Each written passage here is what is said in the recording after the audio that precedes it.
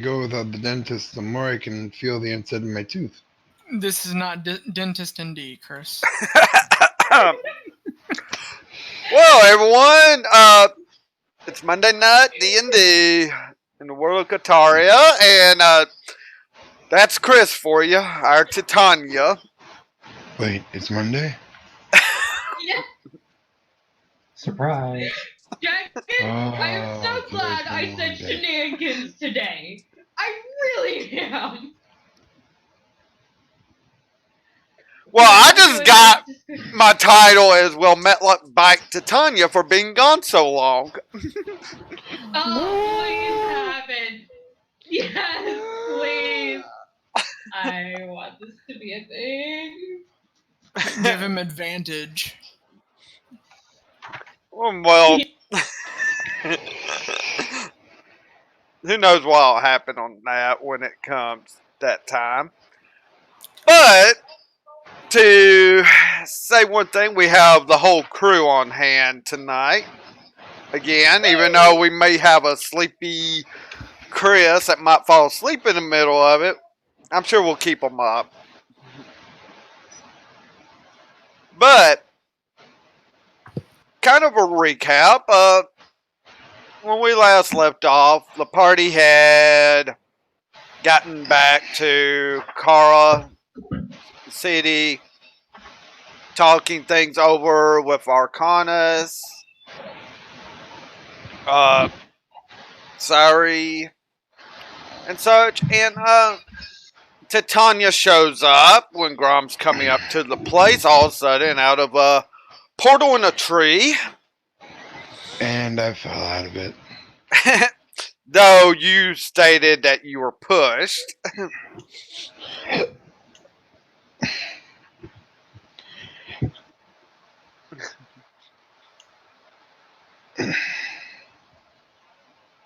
Ellen got mad when they just kept on talking about sensitive topics out in the open and told them to get the fuck inside. Yes. Then they started talking about important things, and I did a perception check. Yes. And even though that's going to become a mute point, hopefully, in the future here, as this is basically right at a milestone point, actually. So everyone is now level 4, got access to cooler stuff and almost game-breaking stuff that... I don't know what you're talking about, Turner. Actually, you're not the game breaker. Game breaker right now is Titania. Aww. Oh shit, what'd I do? God damn it, Chris. They're passive checks. I mean, considering that it's going to be... Oh, yeah. But, That's right. yes. That's not a good thing considering how tired Chris is right now. Oh, this is going to be awesome. And that there's some sort of strange spell workings going on with Helen right now whenever she tries to learn her fire spell. I have magical powers. A spellcaster has magical powers. Who knew? Yeah, well, whenever she learns a fire spell, it becomes a ice/fire spell, actually. So, explosive things happen. Handy. I make stuff go boom. This is the best thing ever. Wait, I'm confused. Are you the boom man from Avatar, or are you Shoto Todoroki? I'm confused now. That can be figured out at a later time. So, the last thing we left off, Grom was starting to say he was going to go interview the prisoner sort of thing. He was going to go get the poison to give the person so the thing can be removed and all, is what he was stating. And we're going to start kind of lead in with Siri, the wizard from the pack of Lily. Yes, but give us tonight at least ready spells to dispel along with that poison tomorrow, Grom.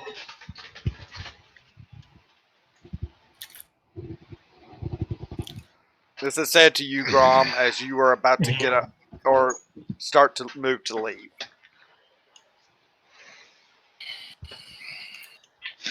He stops and thinks about it, then nods. Okay. That makes sense. Yes, but go ahead and have the poison. That way we can be there first thing in the morning. We will meet you there. And I'm sure you all need to get some things figured out. Maybe you need to share more information with each other.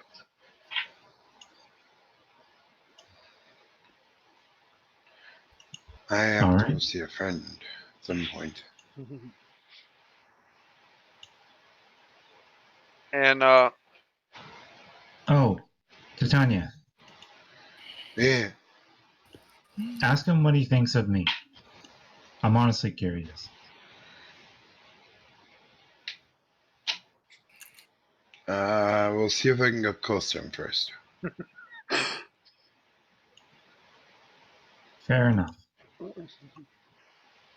okay. He then heads off towards the apothecary. All right. Wolf, are you going to do? What are you doing? I'm going to go to the inn and get rooms for us. All right. Well, when you get to the inn, you find out that the two rooms you had are still in your. Bill. Yeah, it's still. They just did not charge for the nights you were not there, basically. So you still have a few days paid. That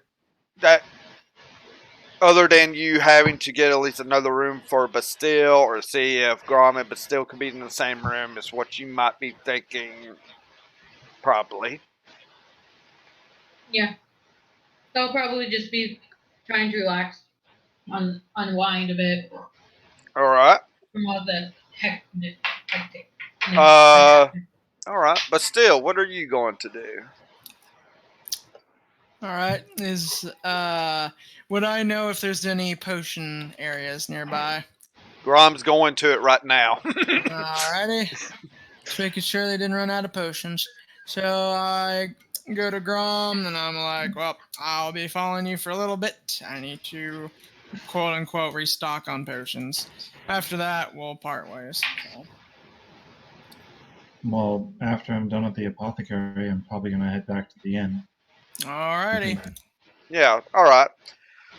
And I take it Titania's going to go talk to Metlok first. See? Yeah. All right. Yeah. Let's do that first. So, Titania, you leave, and first thing you do, you go to the south gate, go out to where Metlok would be at. And with your passive perception, since I'm not going to even bother with the rolling, you're already able to spot him pretty easily. Can I see what he's currently like? What's he currently doing? He's actually kind of looks like he had just had a couple of rabbits for a meal. You see the bones there of the rabbit, and he's currently just kind of laying there. Titania yells Matlock and runs open armed for a hug.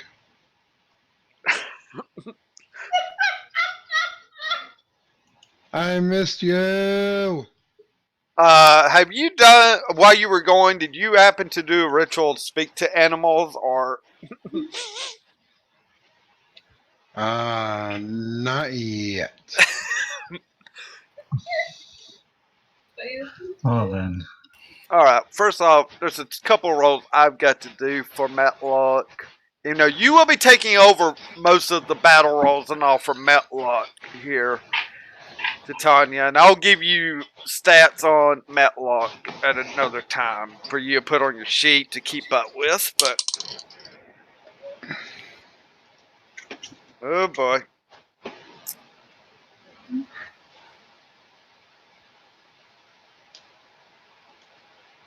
As you run up to try to give Metlok a hug, Metlok did not see you coming. And you're startling Metlok. GG. And I think 17 plus 7 does hit, correct? That would be what, 24? Yeah, a little bit. Now speak my AC, right? Which is 12. Yeah, your AC I believe is just 12, so I think Yeah. I hit you pretty hard. But I'm not going to multi-attack it. It's just going to be a bite. Aww.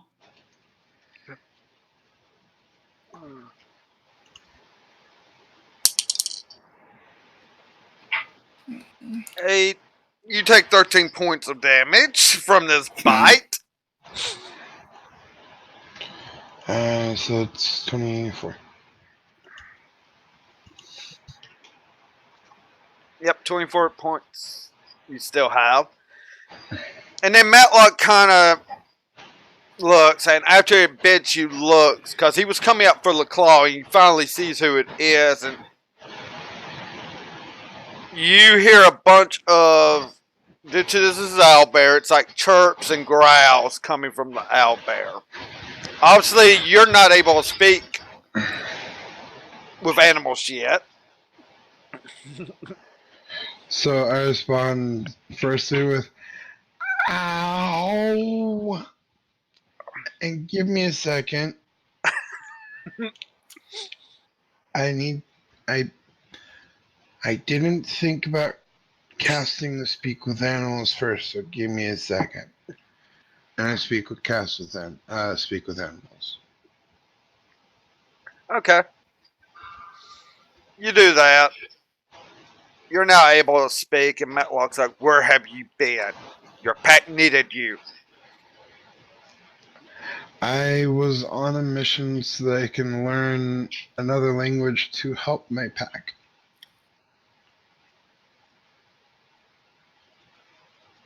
We needed to translate a letter, so I went to find the necessary knowledge to translate the letter, which unfortunately meant disappearing for a couple days. You've been gone about 6 days. Wait, shit, has it been that long? In It's game, been it like has been. 3 for me. Time flows differently in each plane, so.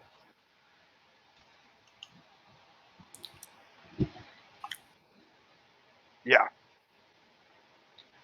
Wolf-eared girl got hurt bad by men with weapons. Who got Day or hurt two. bad? Woman with wolf ears. Helen.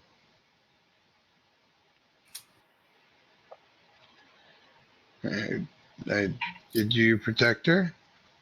I did all I could. She helped protect me. She is part of pack.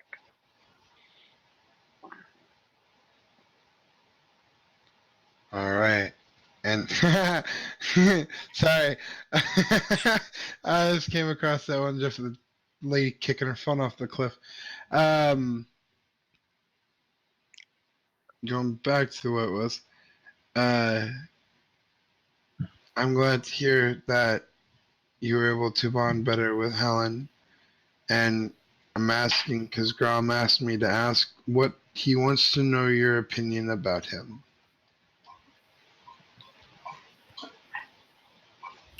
Grom.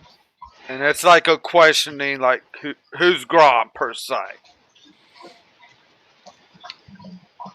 It's the burly looking Half orc.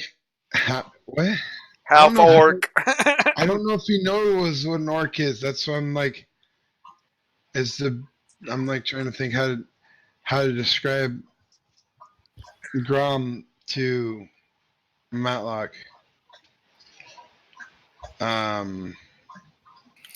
What skin color does he have? That is actually a good question. A greenish gray. I thought it'd be like a Grayish. greenish, Grayish. grayish. Okay. He's the big grayish looking dude that's been traveling along with me and Helen. Oh, He has the you have a wolf, a dire wolf, right? For your Hush. yes. yeah. Metlok goes, oh, sort of leader in fighting. He's good.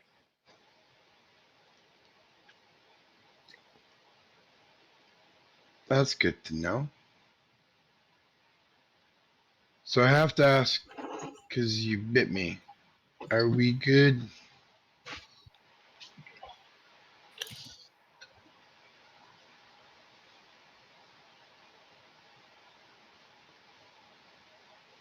Do not leap back again without even talking to me.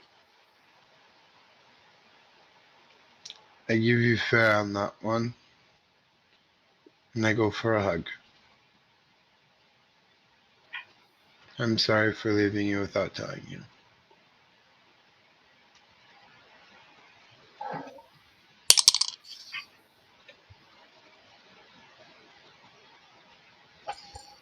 He seems to be relaxing a bit, though he's still unsure of what this means with the hug.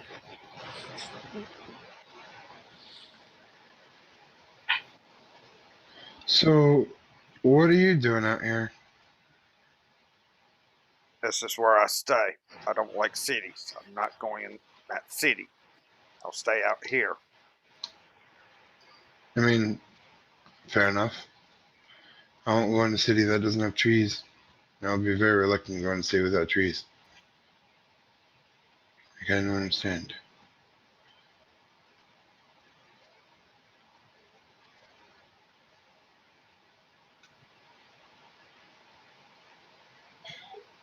Understood. You're not going off again, are you? If I am, it's not without my knowledge. Or it is without my knowledge.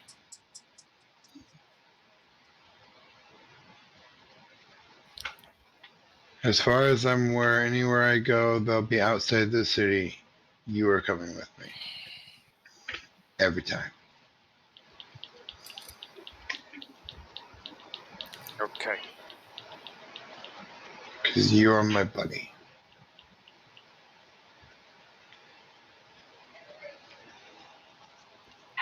Okay.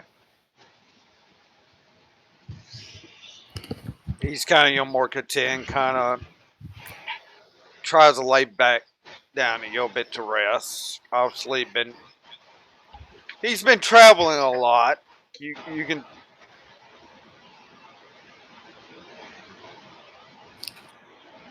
obviously from what you just found out, he's been on the road for like a few days.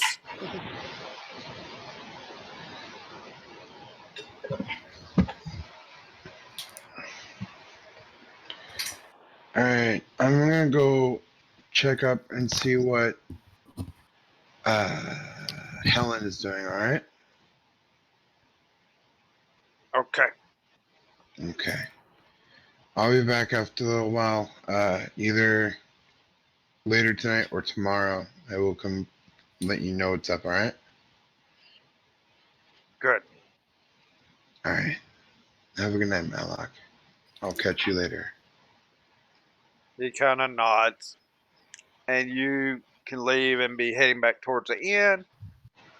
Grom and Bastille, you have made it to Apothecaries.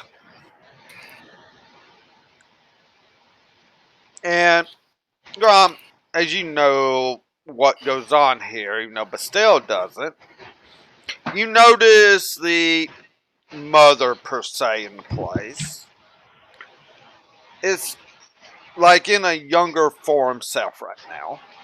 And you don't see her daughter anywhere.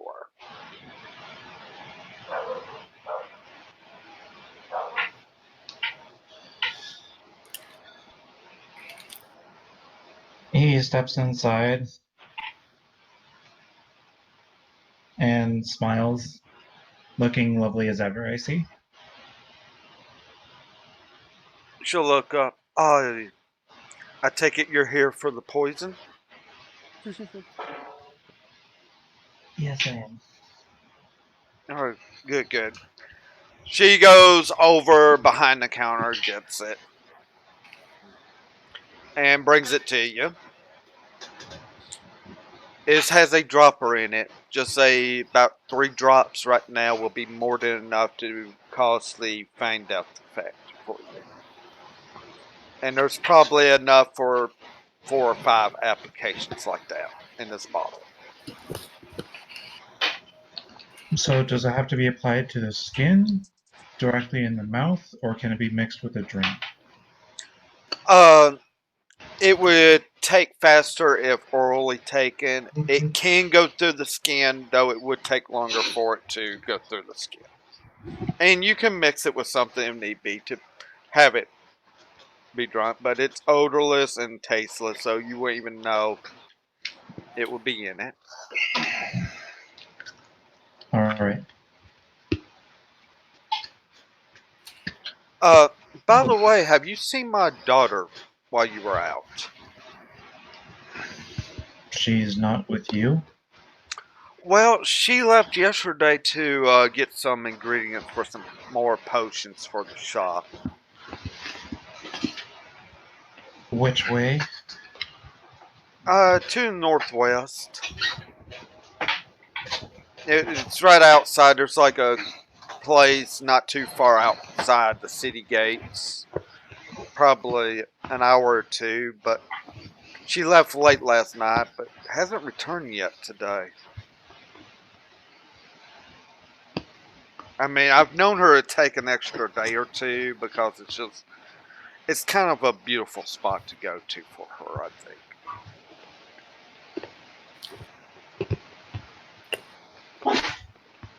I haven't seen her, no. Okay. I'm not too worried yet. I mean, even though with what all's going on, I figured she wouldn't stay out there, but maybe it's nothing.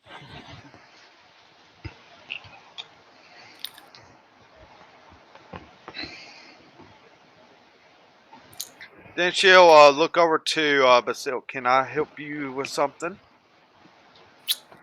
No, sorry. Yes, my name's Bastille. Was just thinking about your situation and if we could afford possibly looking for you. I'm one of Grom's comrades. Can you get me 5 health potions, please? Uh, Let me check my stock over here. And she goes over to one of the cabinets that has like glass fronts. And she's like, okay, I have 5 health potions here. That would be 250 gold. Good price. So I take out 250 gold, and we do the exchange. Woo! Okay. Okay. Anything else, or you're all good? Not that I can think of. Grom, is there anything Helen gets here? Not that I think of. Okay. Unless you Just want to get her a fire resistance potion or something. Mm-hmm. Since you two are sharing spells, it might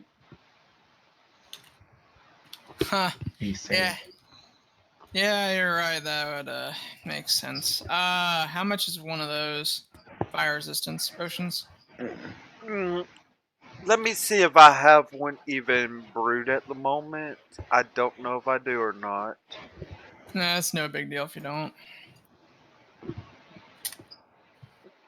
Yeah, as I say, just give me a moment. Let me see if I can find one.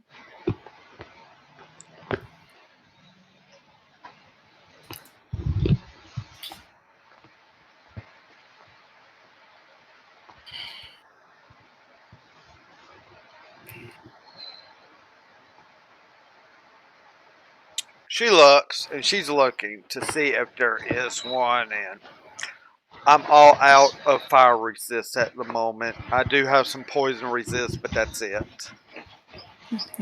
Gotcha. Well, thanks for checking. Maybe we'll come back later. And I'm sure I'll have some made in a couple of days when my daughter gets back.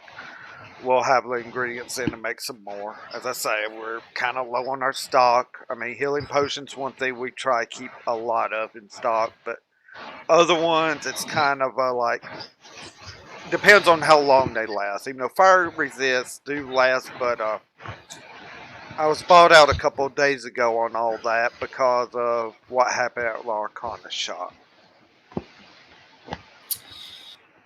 well, again, thanks for checking. Thanks for the health potions, and I'll see about talking about your daughter to Grom and everybody. We were kind of busy, but hopefully it won't even come to us helping your daughter. So I hope you have a good day, and we got to leave. At least I do. Okay. Yes, okay. Well, thank you. You know where to come and get your potions. Have a good day. Thank you very much for the poison. Of course. Grom, now you know this is kind of our character because this is later in the evening and she's like a younger redheaded version. So you know she's having to take her youth potion more. Even though, but still would not be caught on this. But still, this is his first deal.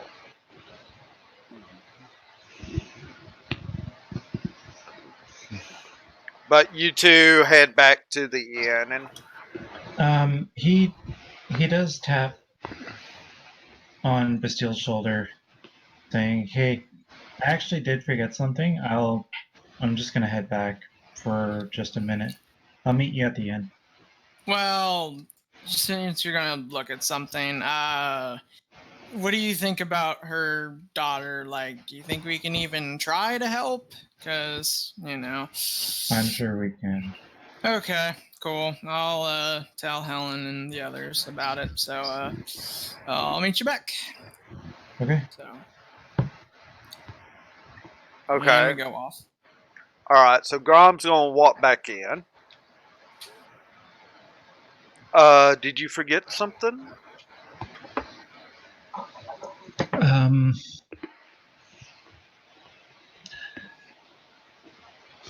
I do apologize if this is not for any rudeness, but when did you take your potion? I'm having to take a year more often due to my daughter does this. It's an agreement that I would take it at least 3 times a day instead of just twice that I usually have to in a 24-hour period, just to not go as senile with the older age. It's not surprising you noticed. I am grateful that you do keep discretion.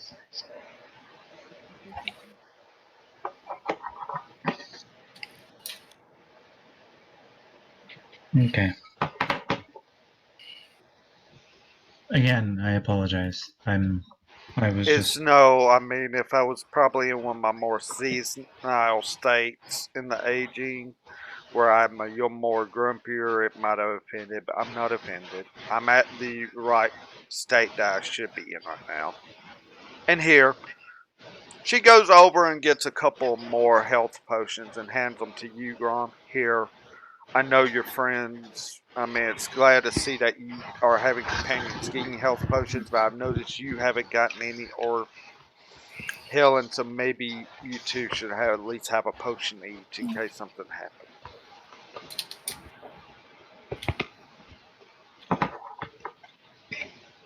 well. Thank you. It's the least I can do because what you are doing for the town here.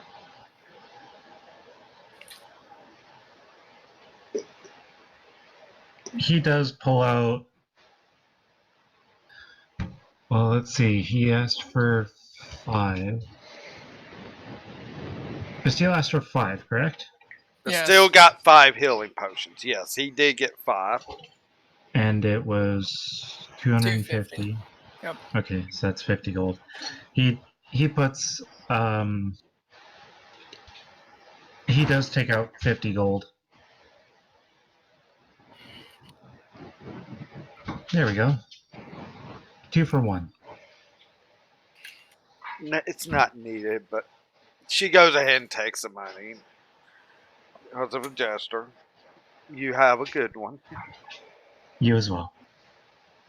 He nods his head respectfully. Sleep well. And then he heads off. And of course, she says you as well as you're leaving. So, by timing and such,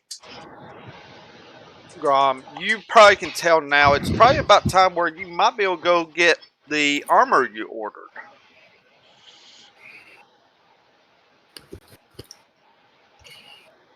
As such. From the blacksmith, the half plate with the shield attachment. You can tell that about time. So you're welcome to go there if you want. I mean, it's there close to the inn. Yeah, I'll head over there. Okay. While you're heading over there, but still, you're getting back to the inn, and you're coming in about the same time Titania is to the inn. I sigh a little to myself. Well, let's go talk to Helen. Directed at Titania.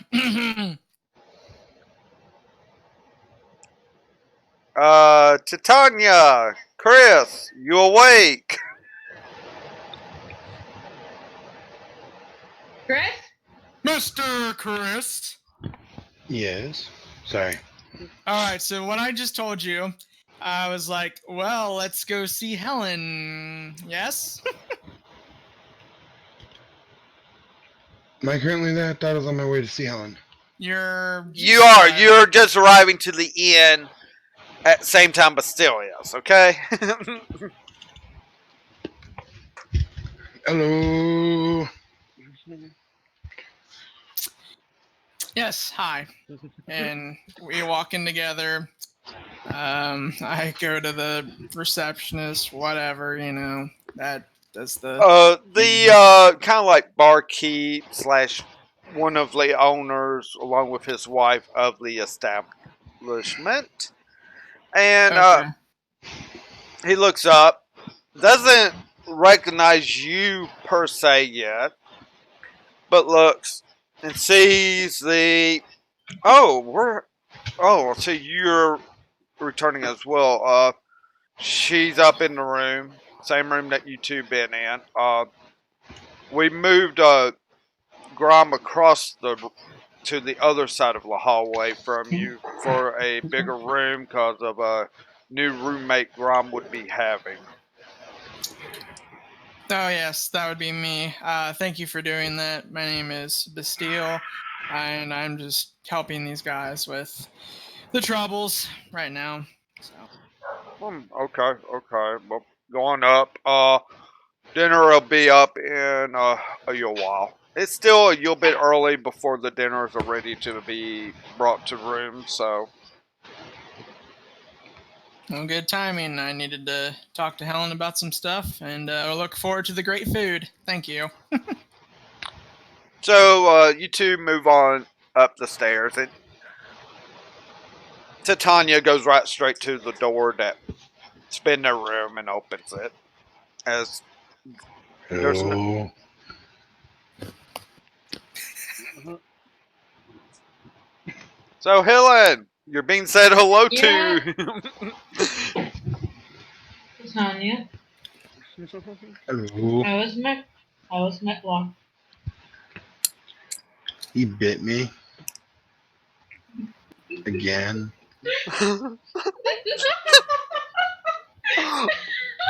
Now, but still, you're just standing right behind hearing this. You're like, oh. I facepalm pretty hard.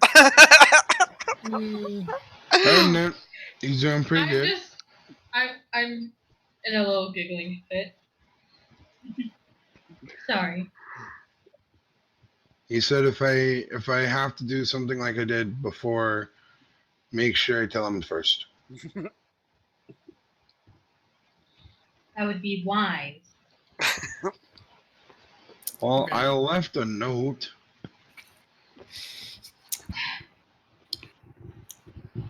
So you left a note. Can the owl bear read it? Did you No, make but he sure? understands common. Uh, Think. Yeah. I'm fairly certain he understands common. Tell you what, there, Titania. We will. How about you both get into this room right now? How about this? Well, she's standing in my way. Please go in the room. I've been needing to get out of this dress for a little while anyway, so sure. Wait until our guest leaves, please. What guest? Bastille.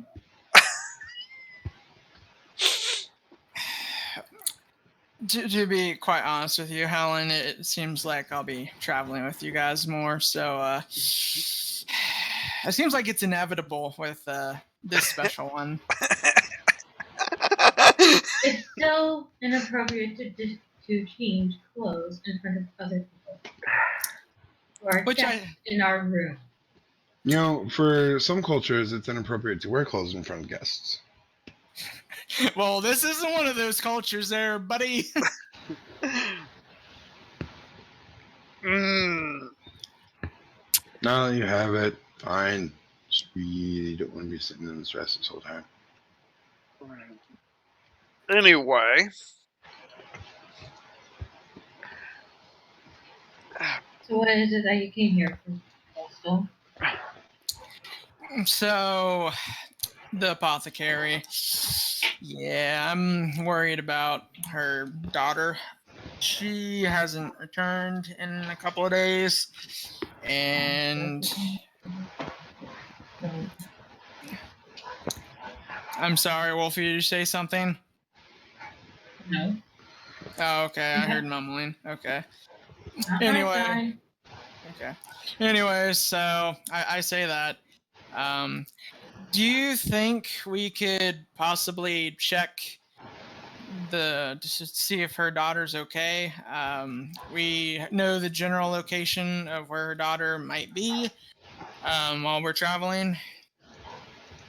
That depends on everyone in the group, not just myself.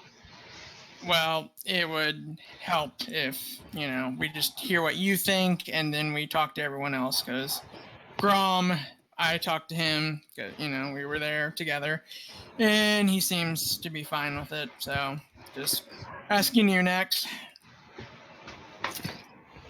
If we somehow make time for it, then yes, we can go look. But we do not have time with the current situation, and I'm afraid we can't. Yeah, I'm just trying not to be one of those, I have to help everyone type deals, because that kind of, the feels, just to see her suffering. Yeah. And not to mention, let's see, I probably would have had to have rolled a perception check. Because I wanted to say something like I just felt like there was something else going on, but I don't think I probably would have picked that up. Wait a minute. Hold on. Let me look at something. Actually, on your passive, I could have told you this. I forgot what your passive initiative was. I thought it was below 15, but it's not. You actually, you could tell Grom noticing something was out of ordinary there, but you're not sure what exactly. You Good could have stuff. told that. You could have noticed that. I didn't mention that, so you could probably say something to the lines like, it seemed like something was off. Grom was noticing something about this young mother worried about her daughter. So I say those exact words to Helen and then wait for her to reply. Personally, you were understandable with her situation. Yeah, but Helen, when he said young mother, you know how often how Hence the reason why I said with her situation. okay.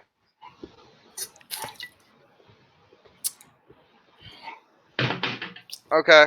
So that's all So, you're gonna say with her situation. Yeah, that's with her situation. I'm not going into detail. Just with her situation. Okay. alrighty. And also, if you want to learn any more fire spells and all that, we might be able to get fire-resistant potions in the future. So we'll bring that in mind. Grom actually thought of that idea, so he definitely deserves some props.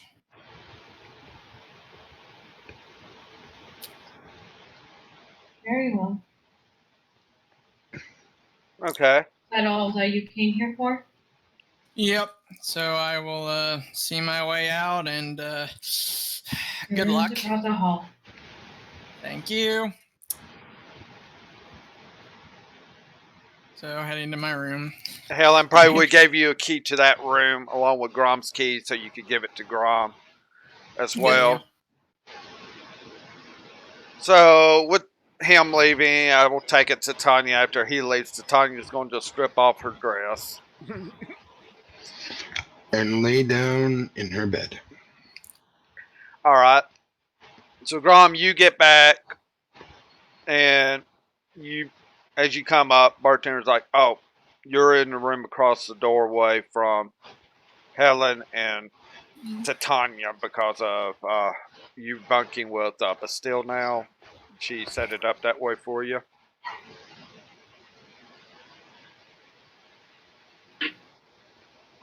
Buzzy!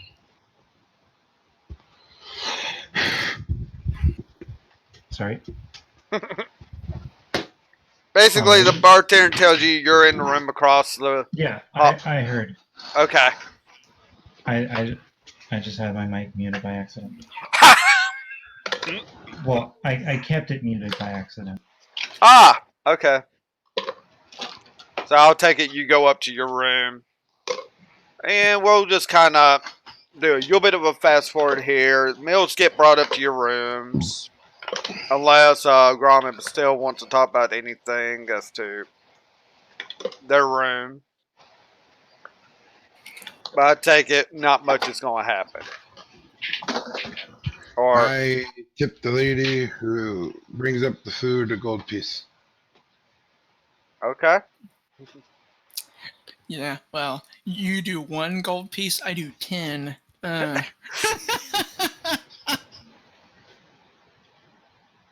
Okay.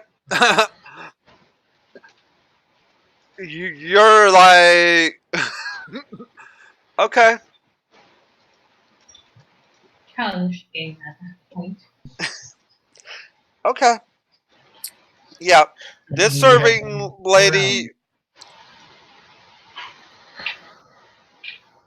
getting tipped by a. Well, this one's kind of knows that anything unexpected can happen from the room Titania's in, aka from Titania itself. But when she gets tipped 10 gold, it's like big eyes, like okay, and news on. Oh All right. shoot. Okay. Grandma decided not to go to the blacksmith. Then, No, I went there. okay, you went there. You paid. The armor fitted perfectly. You paid them the gold and such, and I forget how much was it. 700. I think it was like 760, something like that. 1 whole gold.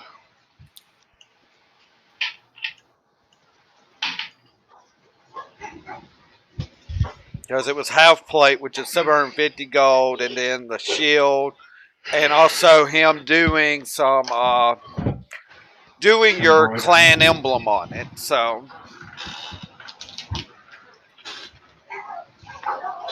Doc, shut up. 750 plus, I think it was like an additional 20 or something like that. okay, additional 20, so 770 gold total was the final price. And we're Well, the shield is 10, so I figured like an additional 10 gold for the getting it onto the engraving. armor Yeah, and the engraving. so you have this armor. You probably wore it when you got back because you're already liking the feel of it. And you like how it's got that shield that's like a buckler that is strapped on the arm of this armor. And impressed by the engraving that he did into the armor of your clan insignia.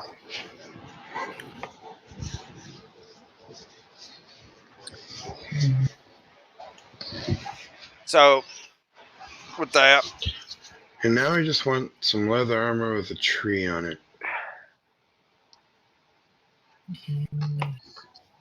okay, well, with that, you all, after eating your meal and you finally ready spells for the next day,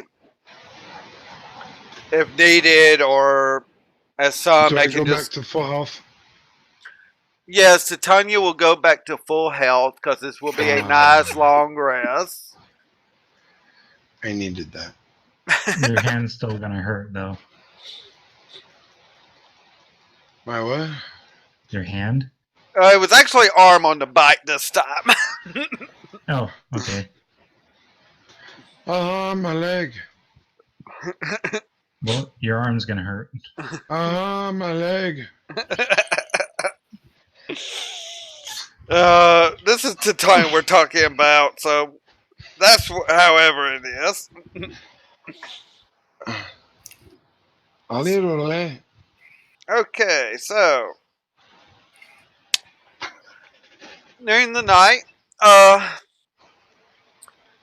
basically Titania, not Titania, sorry, excuse me, Helen. Mm. During your sleep, you're visited by that familiar presence of the Silver Dragon. And he's like, I see you're learning a ancient form of magic now.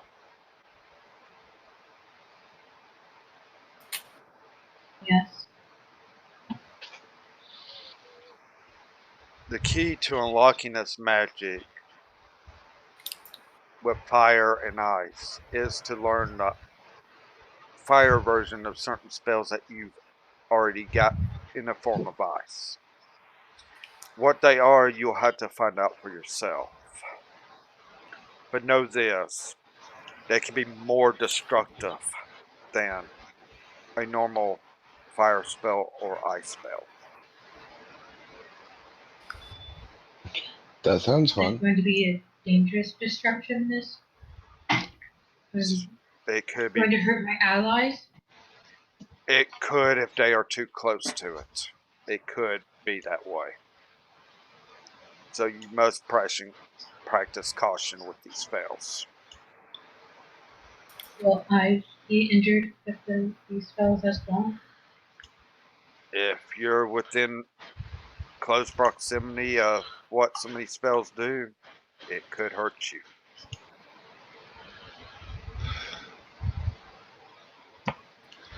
I would use with caution, but know that not many can even use these type of spells, so it can be an advantage with what you're facing.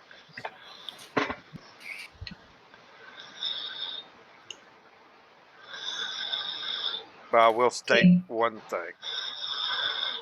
The combination of the spell that you're doing now, demons fear it. Use it to your advantage there at least. What other combinations of the demon spear done as well? What was that? And Chris, I What think can you, you're. Sleepy boy. Yes. What? You You were fell got. asleep. you're falling asleep. Okay, Was so the demon spear the other ancient spells that I combined yes, with my yes, I can. If you can find the combination, yes. But as I say, practice caution, because some of them can be a lot more destructive than each of the counterparts of it. I'm just glad it's in your hands than some. And with that, he kind of fades out. What? You don't trust in my hands? You have not seen what this new spell can do, Chris. It's Todoroki. That's all I need to know. Yes, though he kind of, as he does leave, he kind of tells you a certain spell to just help you in movement as he leaves. Okay. Which is, of course, your spider climbing ability now. Oh, right. I forgot I picked that. Yeah, but the thing is, you're able to walk up walls or walk on roofs. I mean, Oh wait, hold up. Does that mean my character gets a visit from Sexy Goddess Lady? Oof. actually, what happened is you kind of learned yours while you were gone. You don't get a visit this time around.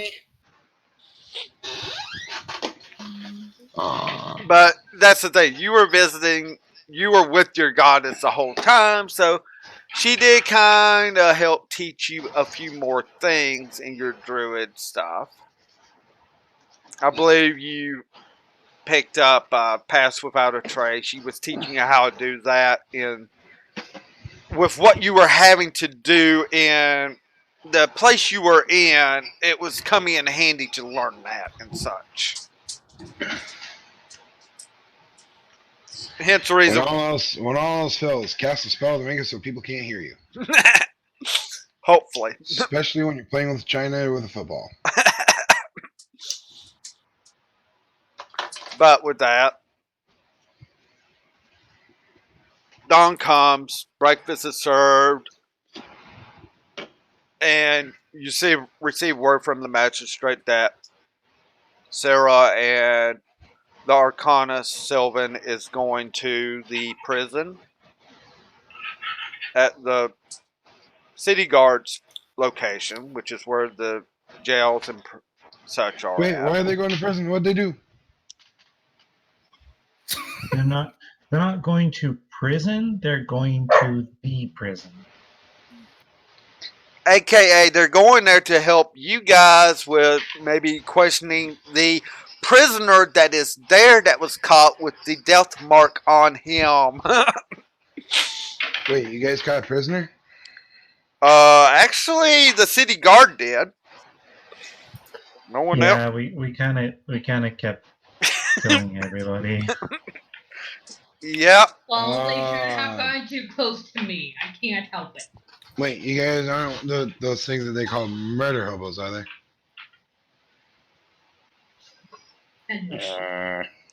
Don't worry about Says the person who crushed a wizard head. With a bear. Hey, he was running, I was defending things. Do I even want to know? Don't.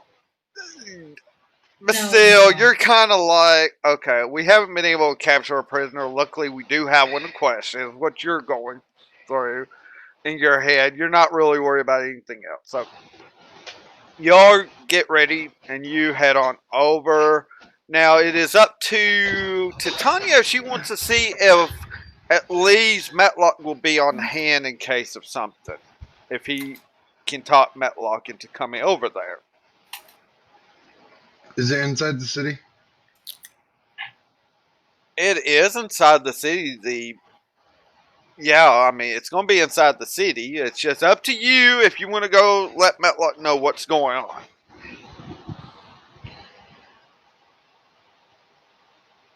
Hey guys, I'm gonna go check on Metlok and give him an update on what we're up to and see if he wants to join us.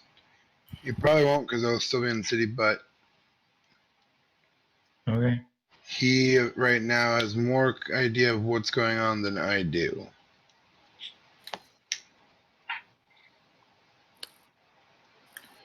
So I head out to where Metlok hangs out.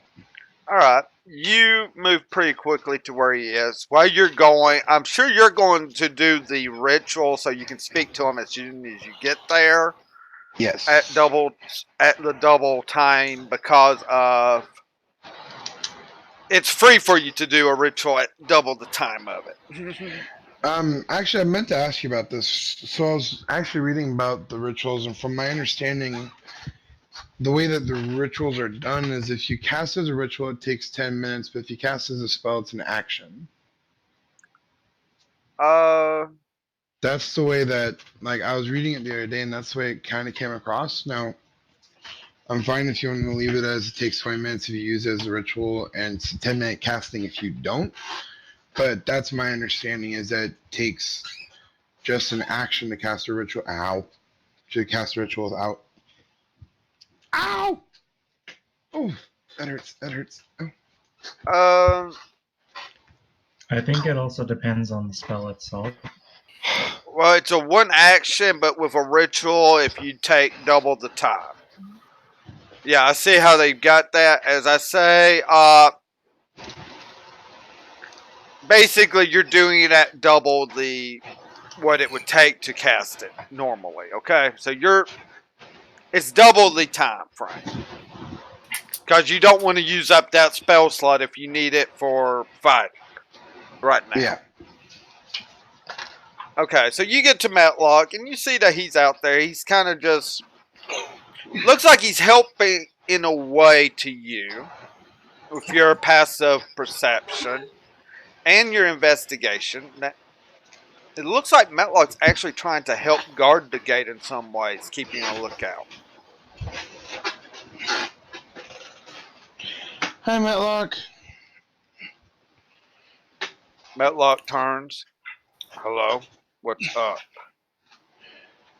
Not much. We were about to go and interrogate a prisoner, so I was wondering if you wanted to come join us. I know it's inside city, and I know you don't like going in city, but I figured I'd ask. And second question, what are you doing?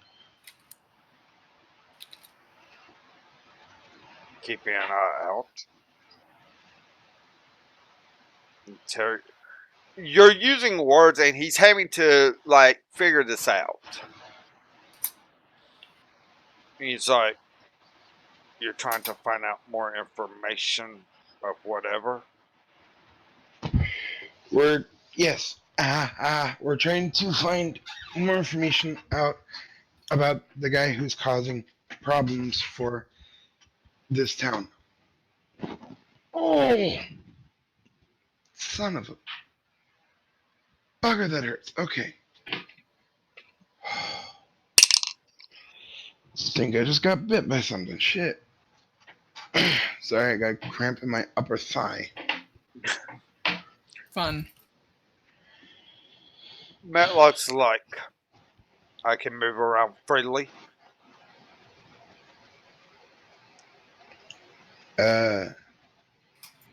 Yes?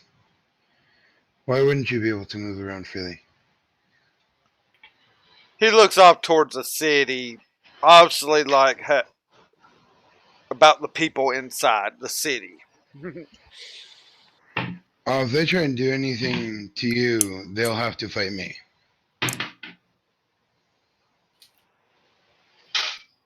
He gets up, and it looks like he's going to follow you. Okay.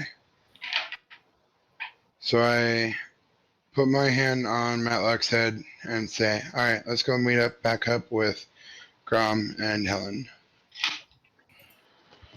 Okay. And you move due to the way it is, the way you had to do it. Helen, Grom, and Bastille, along with the Arcanas and Siri, are like right outside the prison waiting for you to show up.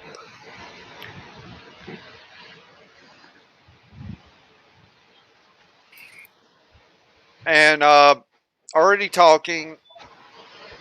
Basically, Siri, we are ready to be able to help dispel the magic. How do you plan to make them look like they're dead? Exactly, again. As she's not fully understanding the whole plan here. We stab him, make him bleed out till he dies, and use resurrection magic. Luckily, you're still having it come up, so you can't actually answer luckily, Titania. Please don't actually say that to Tanya. Using poison. I had the apothecary brew up a feigned death potion. Okay. And I take it when they are fully in the feigned death state is when we're going to try to help use dispel magic to remove the mark, hopefully. So we can be able to ask questions. Yes. Okay. And Titania's up to at that point here in the last bit. Hey And guys. and of course you see Metloks with them. Now you've seen people kind of moving off the street a little bit as this Be back in a moment. okay. As you notice, Metlok is coming along with Titania.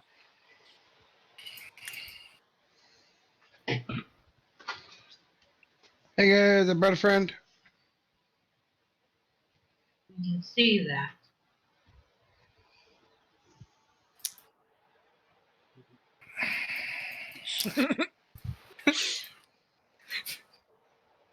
I mean, people are kind of. The Arcanist is just like, this is a druid. We don't ask what druids do. In other words, she's like, druids do some crazy stuff, and this is not unusual for a druid to her. Series. Druid do as druid does. In this world, it's kind of that way. Even though Titania takes it to the extreme. Unintentionally, may I add. Very true. You have to be taught, but Metlok was moving it was like he was moving generally coming here. And you know Metlok's kind of like, it looks like he's on guard. To even you, Helen, you're seeing that he's like, it's like he's almost protecting his friends right now.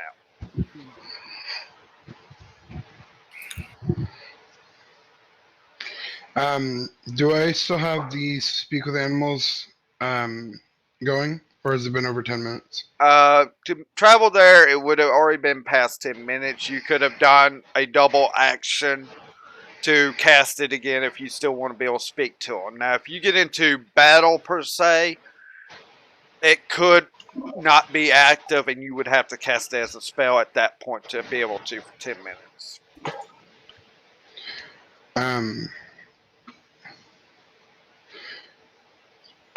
I want to go ahead and cast Speak with Animal real quick before we do anything with the guy. Okay. Just in case Matlock sees something I don't. Alright. Okay. So, that will be active for 10 minutes, and you do the double cast action as you all are led, even though the captain at first was like, what's an owlbear doing here? And Arcana's just like, it's a druid thing. Just let it go. The owl bear is friendly unless you provoke it. And the druid is friendly unless you provoke the owlbear.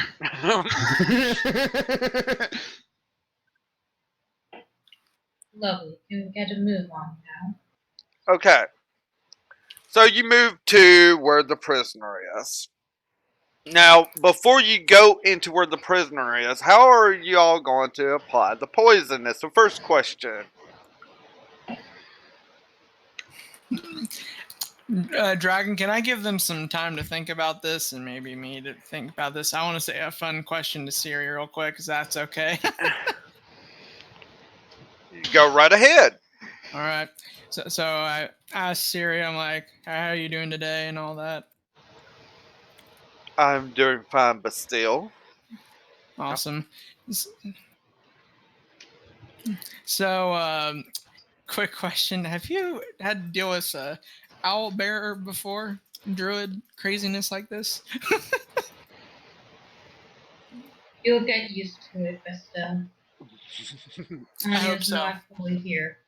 Nobody ever gets used to me. It just happens. Of course, I still wait on Siri to ask the question. Yes, and Syria is like letting them answer. Well, I have heard of druids doing some very crazy and wild things with animals. It is not uncommon to see a animal with a druid like this. It Of course, there's is. always that one legend about a druid trying to tame a trask. That one didn't end well. Yes, well, as I say, sometimes it doesn't work out, but obviously this is working out. Definitely after seeing the owlbear protecting people here. And realize the owlbear is. This is a tight fit for him to go in right now. Because he is a large creature. Hey, Metlok, how you doing? I'm combined. Let's just get this over with. I mean, the good thing is if anything goes down, you got us. Because there ain't no way anybody's getting around you.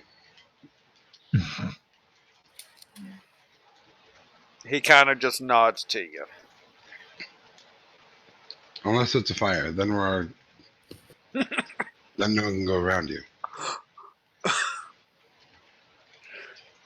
Anyway, happy thoughts, happy thoughts.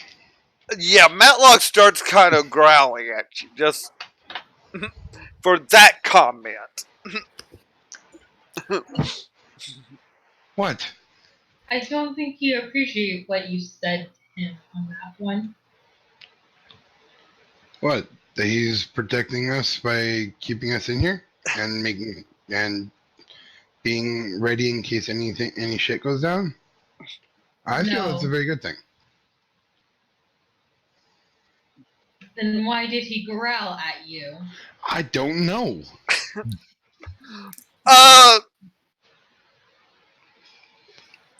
need a deception check from Titania and a insight check from Helen. Ah, darn it. I'm not sure if the deception, but let me. You're not telling her the honest truth, so you got a +0 I'm to not. deception, so it's a 1d20.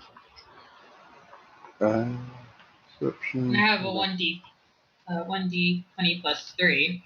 Yep, and you're actually proficient in insight. 13. Helen, you know he's leaving something out. You know she's leaving something out to you I don't know what I left out. about the fire. I mean, everybody heard it, but I don't think my character necessarily took that.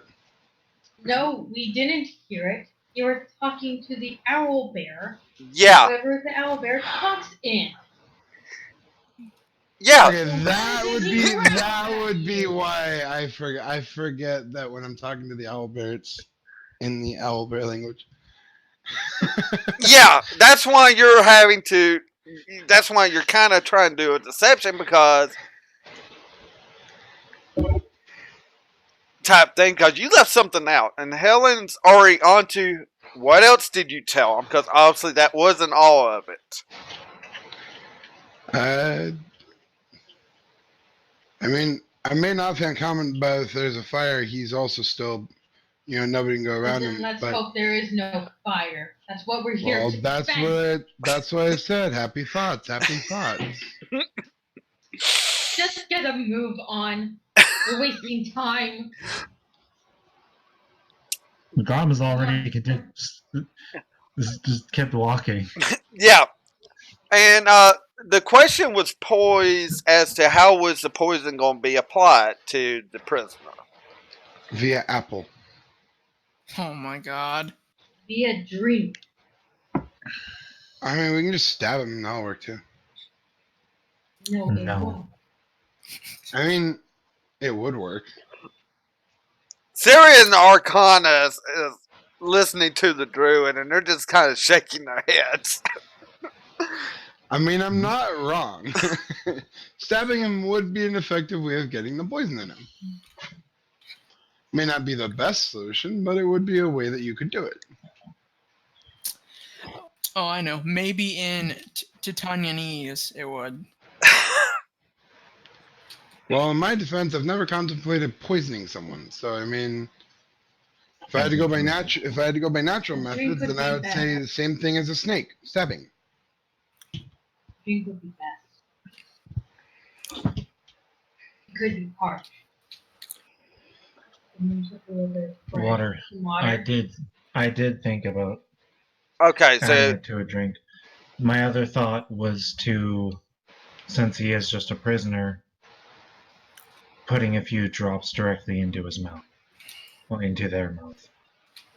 Just don't do it into his eyeballs, because that would probably hurt like a motherfucker. okay, so you thought about either putting it in some water or in the mouth directly. Or directly in. Yeah. All right. Well, this prisoner is a female, not a male, which is Hence why I corrected myself. I didn't remember or know either at this point. it is a female prisoner.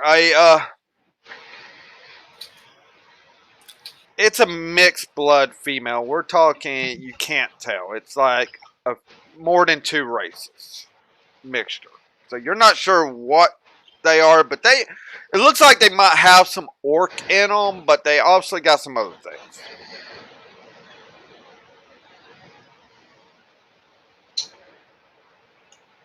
I say in Druidic, we could always just ask her. Nobody else understands Druidic. I know that. Actually,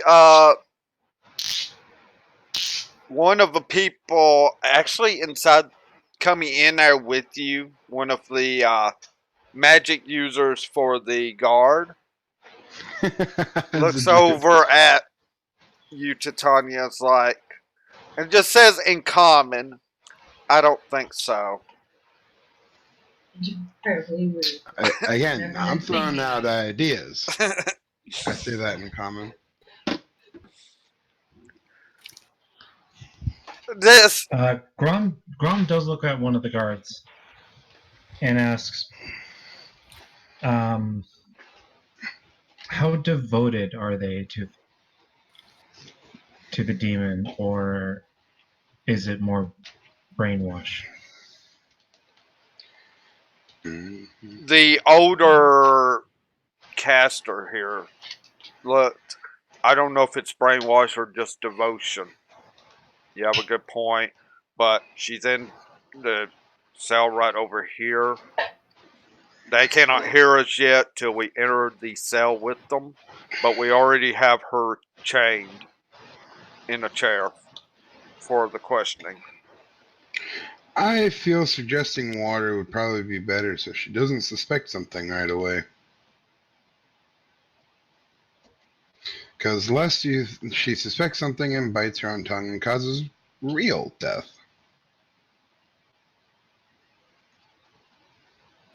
Someone just pinches. I step inside. Alright, you're going to step inside. I follow behind. Alright. Everyone kind of follows in behind Gromus. you have the older cleric. Metlok is not going to be able to come into the cell per se, but he's right out the side of the cell, so you're not going to escape through Metlok. Metlok's basically got it blocked. I say hello to the prisoner. Hello, prisoner. And I say her name if I know it. If I don't know it, I just say prisoner. You don't know her I, name, and she I just say looks hello, at prisoner. you with a angry look. Not saying a word. I mean, it's like a look that can. Let's put it this way: if looks could kill, it would kill you. Okay.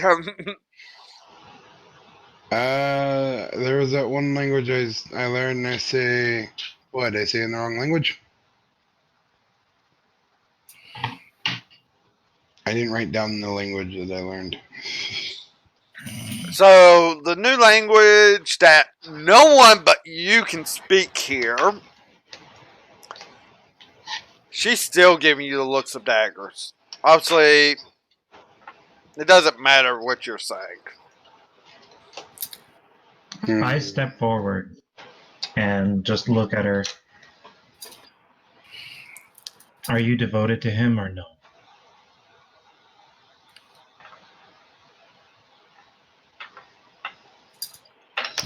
I don't know what you're talking about. You know exactly what I'm talking about. You can't bullshit your way out of this one.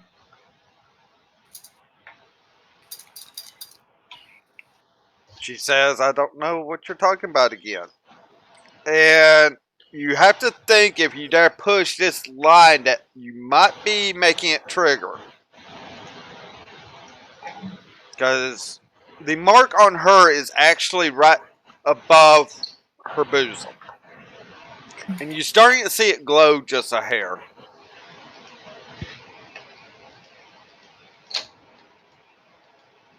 Would you like some water?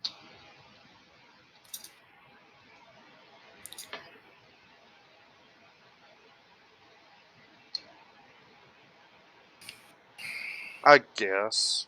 But I'm not talking.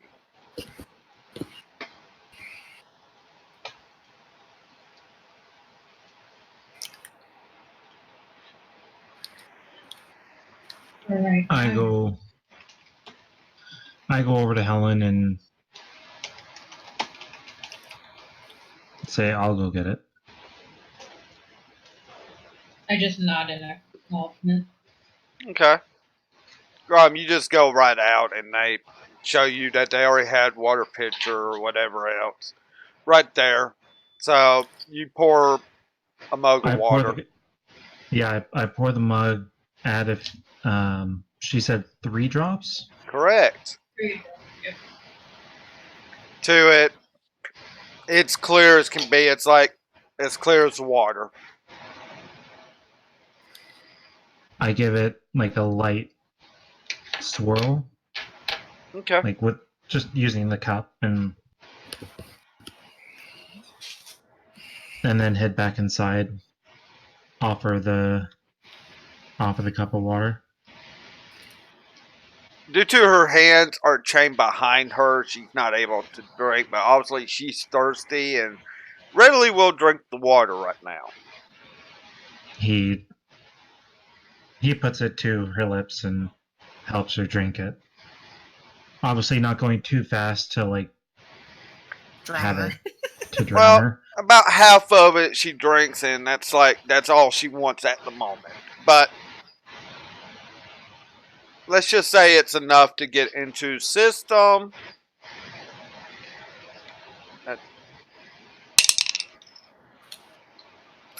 Definitely enough to get into the system, and you start seeing her eyes. It's like she's starting to have a problem staying awake all of a sudden. Just like me. Wait. We're going to take that out of character context because Yeah, of you, that's not Chris. in Are you character. sure? But it looks like, and after a couple of minutes, it's like her head just falls forward. It looks like she's just gone out.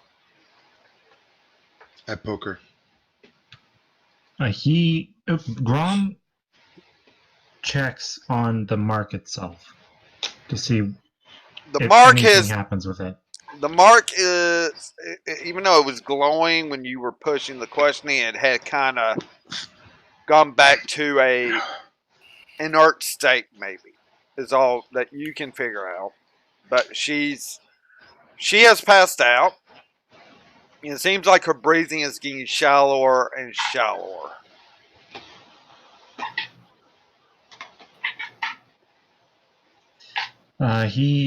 He's gonna wait until the effect fully kicks in.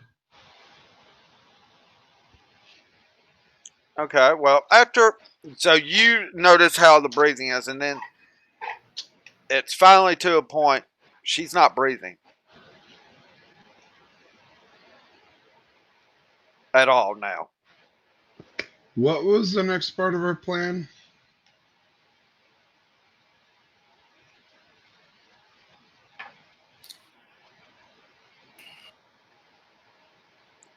Well, as I'm saying this, she is basically, it looks like she's dead now. The one of the two guards comes up, it's like, she's dead. What did you? No. It's a feigned death poison.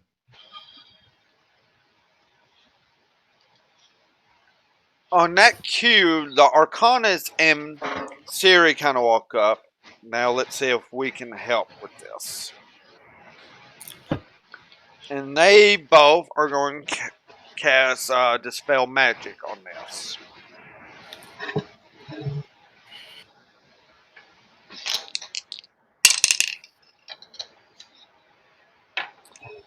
And you see them concentrate on this for a few moments, and it's like took a lot. Nothing looks to have changed on the market at the moment.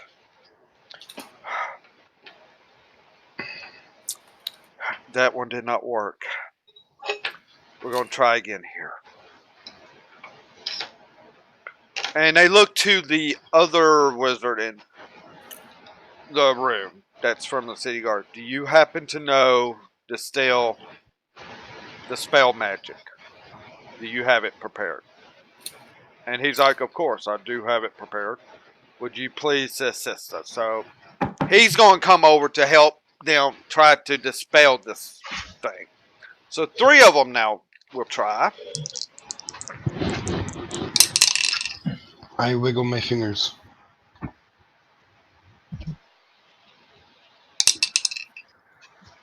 Okay. Okay.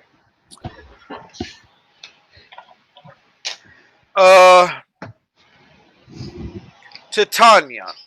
Everyone else would have to do a hard perception roll, but with your perception, you're starting to see this mark. It looks like being pulled a little bit from the skin.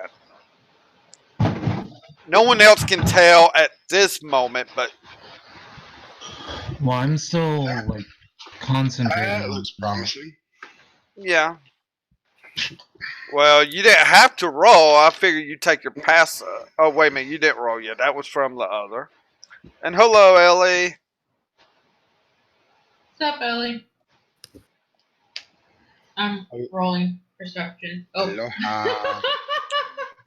Helen is seeing this. You're seeing this, Helen. You're actively looking. Titania just passively is able to see this. It draws her attention easily. You're seeing that the mark's coming.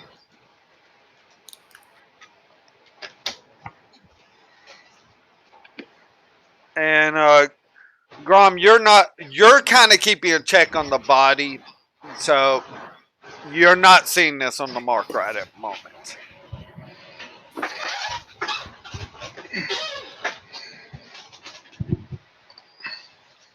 So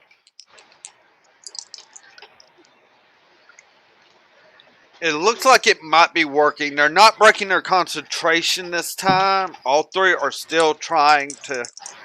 They're really putting it into it as much as they can. Okay.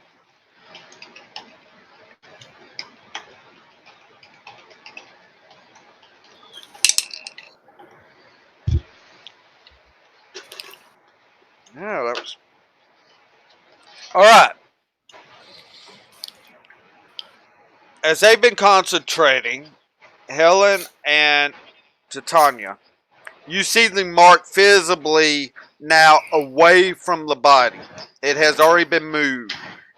It's not fully dispelled, but it's definitely been moved off the body. Can we stick that mark onto something non-living?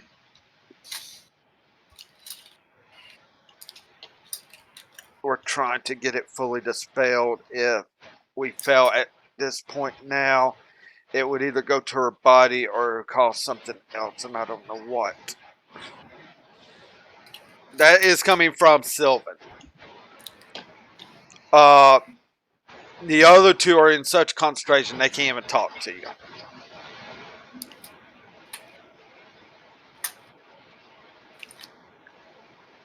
How much space is in between the body and the mark? About a foot to a foot and a half right now, Gron. You're able to move the body if you want to. I mean, she is chained to the chair, but the chair can be moved. Even though it will be a strength check to see how far you can move it. Because we're talking someone as He's hefty gonna. as you and is kind of chained. Can He's gonna. I hold a wizard's book in between the mark and the body? I was trying to say he's gonna hold his regular warhammer, regular one. Regular Warhammer. Okay. You're going to try to Okay. see if you can put it in between. Yeah. Okay. Well, when you reach for your regular Warhammer, you are noticing your other hammer glowing.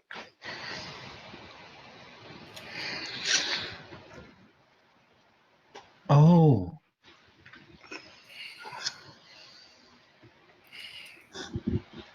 He gets an idea. Okay. He grabs the Law of Sharam and tries to swing it at the mark. Roll an attack. Meanwhile, he does that. My eyes are going, ew, what's this gonna do? Josh! I'm also Ooh, what worried. does this button do? But I'm not like you. I'm worried too. Barky bark. I would say Can you my have character a is spell? not currently worried, though they are very fascinated what's going on. Okay. I stand back a bit. I'm more towards the wall. Okay. Corner. Roll Just your being on the safe damages. side. Roll your damages.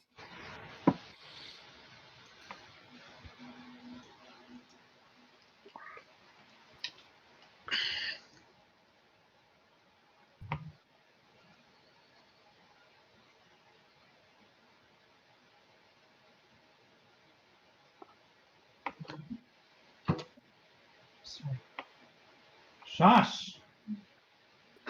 God damn it, dogs. But those are fun though. If You they're love not your barking, dogs. they're growling. If they're not growling, they're barking. And if Welcome they're to not our world with growling, rabbits, and alright? if they're not growling and they're not barking, they're probably doing something they shouldn't be.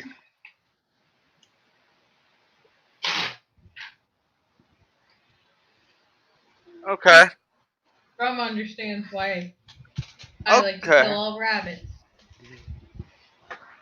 Why? Because Hopper literally would just sit there and bark and growl at the rabbit. And it would happen at like 3 in the morning or 4 in the morning. And she would not stop. And the problem was the rabbit would just sit there and freeze and just stay there. So, fuck rabbits. So they should all die. They're pieces of shit. Smug little bastards.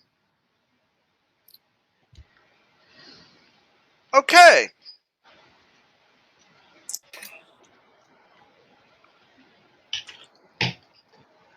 You all see Grom take the lost shamrock. Now the hammer is glowing as he swings this at the mark.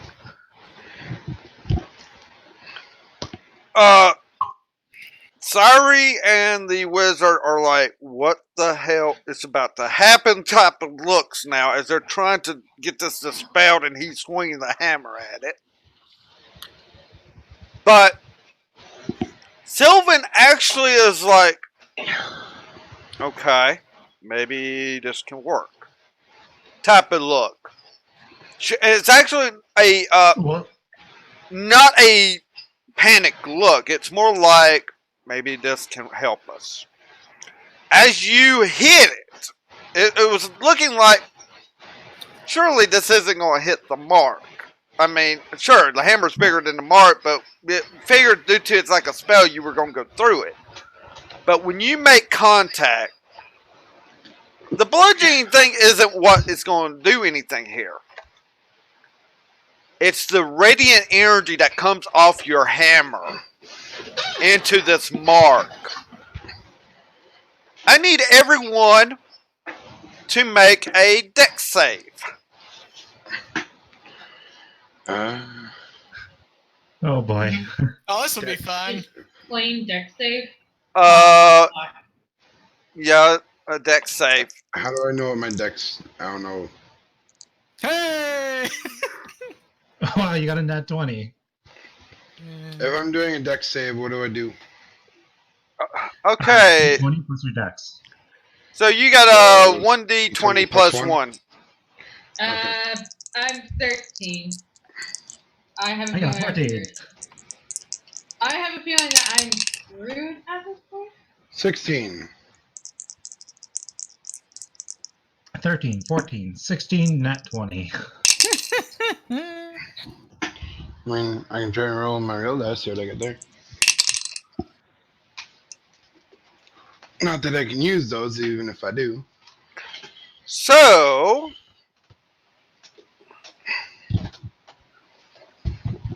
let's see. 30 points,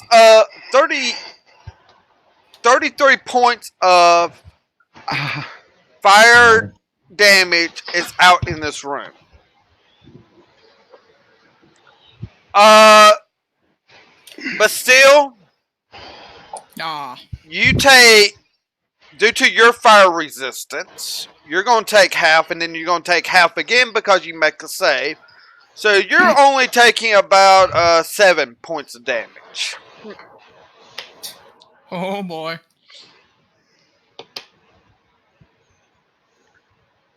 Well, no, actually 8 points of damage. Sorry, that's 8 points. Still, I mean, you're coming out the luckiest here. I'm fucked. I'm probably going to take the full 33 since I was closest. Well, you didn't make your deck save. Titania takes only half, so she's only taking 16. Yay! I'm at 24 health. So right Take now, so much damage, right? Oh.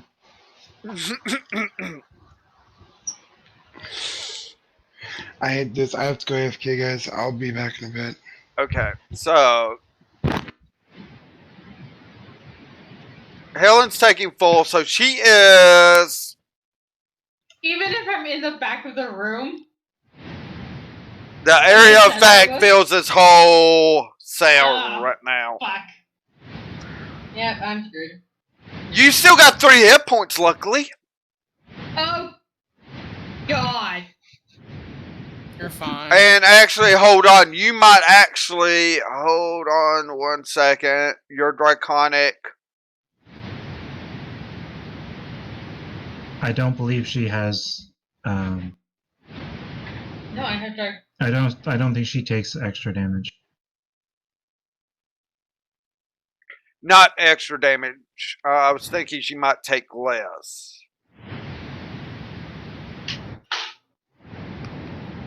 But I don't think it actually will.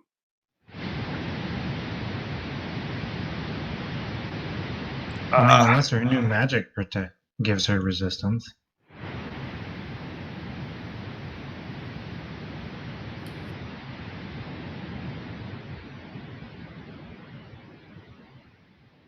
Actually, that's a good point. Does her new new type of magic, give her the benefit of having fire resistance? Not yet. Yeah, I'm fucked. Trying to make sure about one thing, and okay. Either way, we're going to say it's 33 points. You're still up. I mean, barely, but you're hurting. Oh, God. Grom, you take 33, so you're down to. Unless you're I do have a question. Go ahead. Would he have seen the mark, like, starting to break or anything like that? Just before it exploded?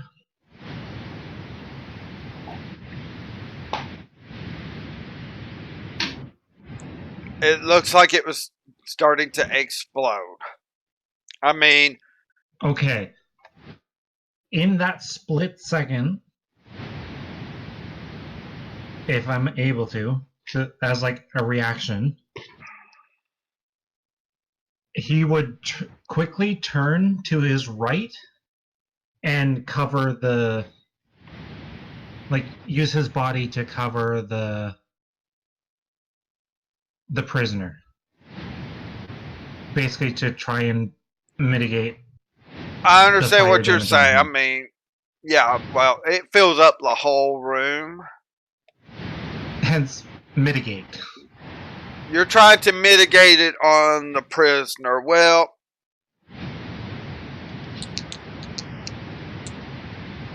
they can't do a deck save. They're taking full damage, but trust me, they're not dying. I Well, know, that's why truly I'm not doing dying, okay? I mean, they're kind of. I mean, they look dead right now. I mean, that's the thing. You know what I'm going for, though. You're trying to help, hopefully, mitigate damage so they don't get hurt. And I know what you're trying to say. The initial blast. Fully die. Yeah.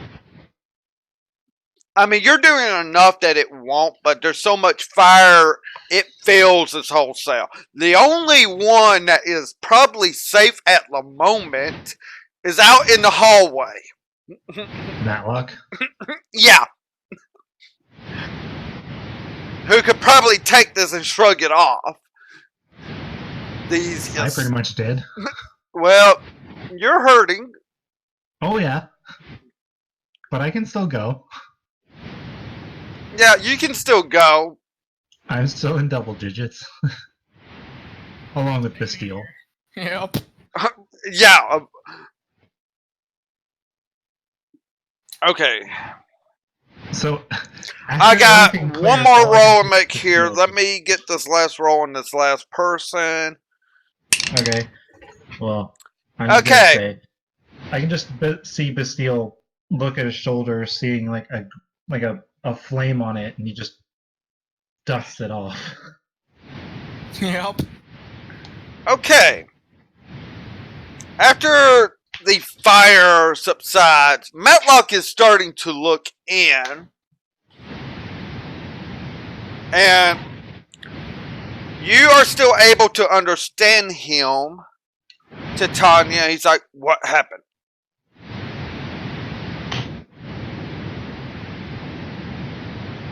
Christine, quick, go. Hey, Chris? Mr. Chris. Oh, wait, no, that's right. He's AFK. Yeah, he told us he was AFK. Okay. So, when he gets back, we'll get that. The fire subsides. The wizard that was helping the other two is down. It looks like he's out.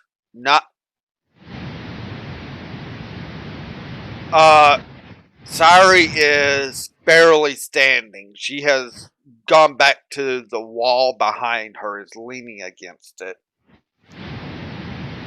The Arcana seems to be barely scathed at all.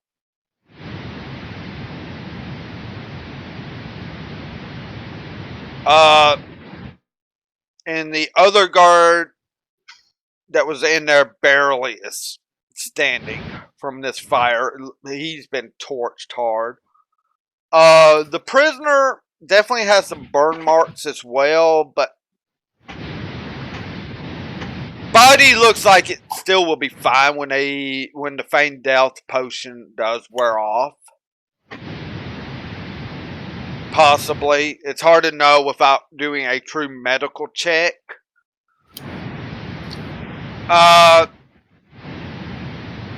But still, you definitely got burned a little bit, but it's like fire, really? And you kind of, yeah, your clothes were a little bit singeing. You've patted them out. It's like, okay. Helen, of course, is you're really hurting as well, Helen. Even being as far back as you with weight, it just failed to sell.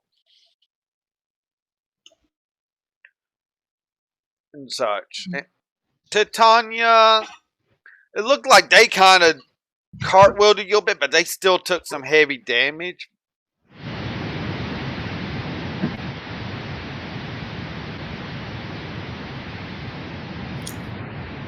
Alright. I'll go ahead and do my reaction.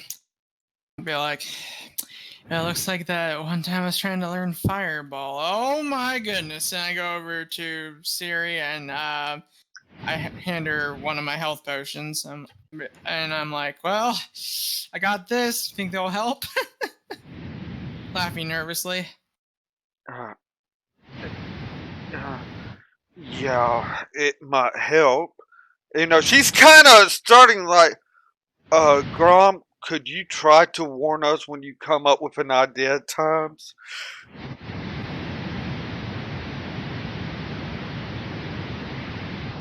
He slowly moves himself to, like, stretch despite the burns.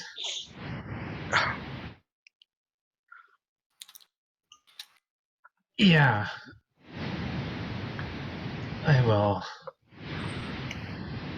I figured since the law handles demons, I figured it might help break the mark.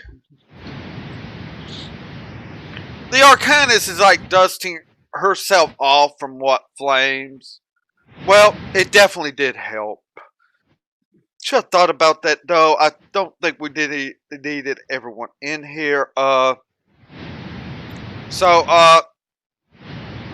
Potion of healing. Let me look that up quick.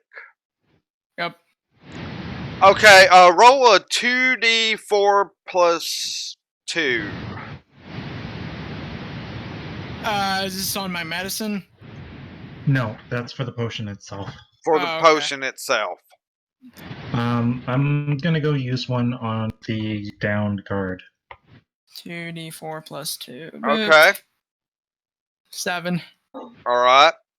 So, Siri's looking a little bit better. Thank you. I see you've gotten some health potions. Well, you're the best teacher.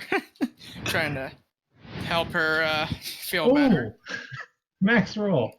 Damn! And so, you know, I try to be happy and stuff, and then I look over to Helen. Oh, damn it. And so I go over to her, and I'm like, oh no, you're learning more fire magic, even if it blows up in your face. And so I give her a health potion, try to help her drink it, if need be. Alright. So, the down guard, the down wizard, Grom wakes up and is like, what the hell happened? The mark kind of blew up on us. Right. Kinda. I hit it with a hammer. It kinda blew up.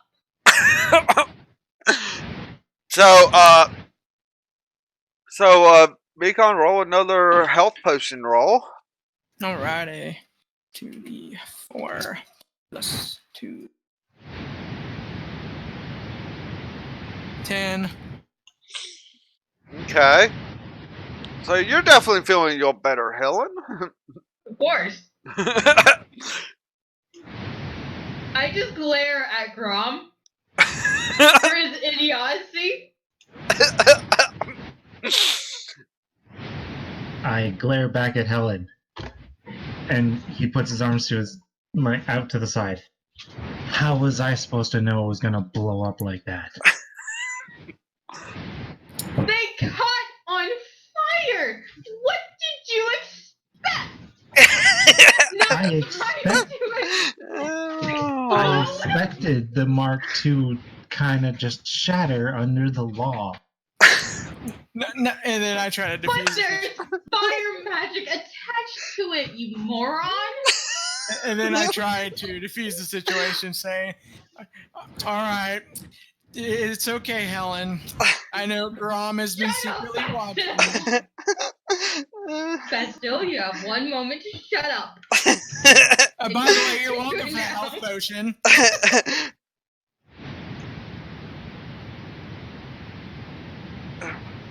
The Arcanist is like, we don't know what would have happened. No. Grom does need to let us know when he's going to do something like that. It was actually a great idea. Because I was afraid our dispel was going to fail, but he was able to kick it off, per se. Hello, sorry about that.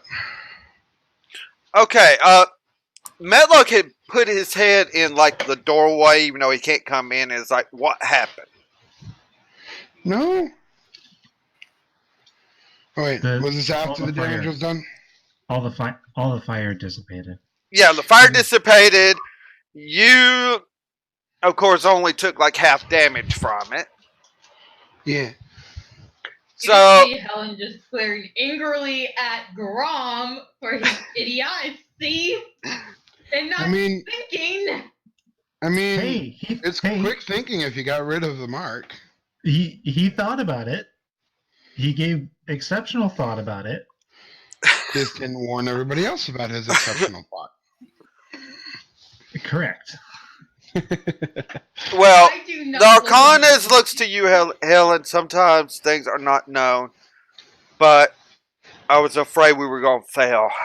Siri and this other wizard barely had enough helping me to remove it.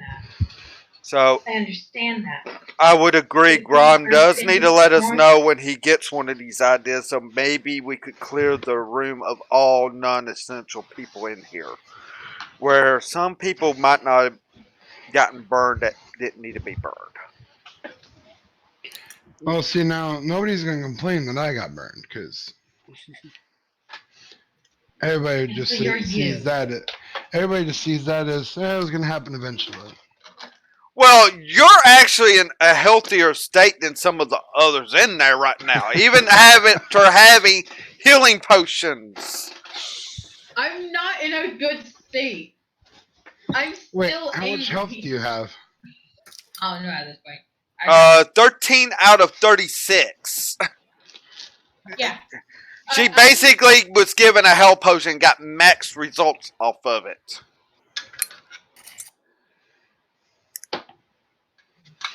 Oh, well, I didn't have to go by that roll. Oh, that's a really bad roll. That's not a bad roll. I'm still leaning against the wall. I have an actual, like, metal dice. Mm-hmm. The very first thing I rolled, when I rolled it, 6. No, that's no good. Second roll, 1. No. Third roll, 1. No. Fourth roll is like 19. That's not so bad. Okay, well, with that, I mean, But Metlok does ask you, Titania, which you can still understand Metlok at the moment, asking what happened. Because Metlok saw the fire coming out the door. Luckily, no one was right in front of the door. They were removing a bad seal. They were removing a bad mark from the prisoner, and it wasn't going so hot. So Grom improvised, which caused the explosion. But the seal is gone, so it was actually a success. Some people are not as pleased about that, though. Metlok kind of is just looking in there with a little bit of confusion, but Pack make Turt. A little bit, but they'll be okay. And I'm actually probably going to heal them here in a second. I actually have a cure wounds, I believe. You do have cure wounds prepared, and Yes. such. I have cure wounds, which would be the only one that would be helpful right now. Okay. Who is most hurt? Would that be... Of the four of you, Helen is very hurt very badly. Grom is also pretty hard, I'll but say him. yeah, I would say Helen before Grom. Because if Grom Okay. wanted to, he could probably heal himself up some with his own stuff. Okay. So I'm going to cast cure wounds at a level 2. At So level it's- 2, okay. Yeah, so it's 2d8 plus 3. Yes, that would be correct. So roll 2d8 plus 3. Heal you 7, because my rolls are shit. Well, another 7 damage. That gets her pretty good. Helen, you are healed for 7. Yay. You're up to 20 out of 36. So you're actually, Above half. yeah, above half. So Yay. you're definitely feeling better as you see Titania comes over, lays a hand on you, and you just feel like a healing energy going into you.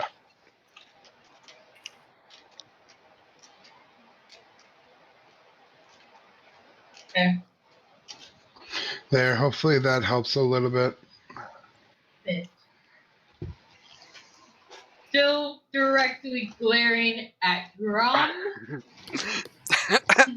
I am very upset.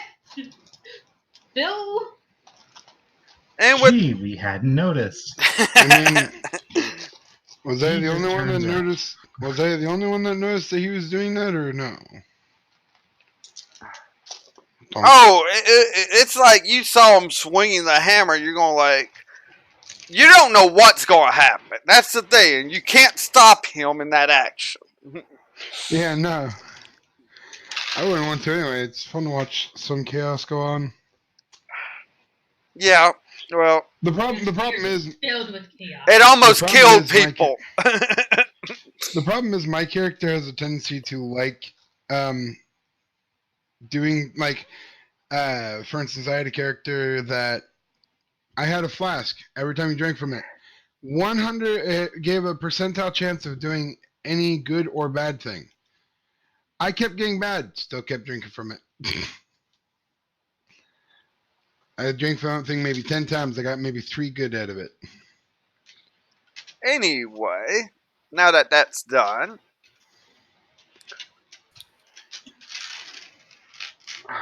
Now that that's done, Helen can glaring at me.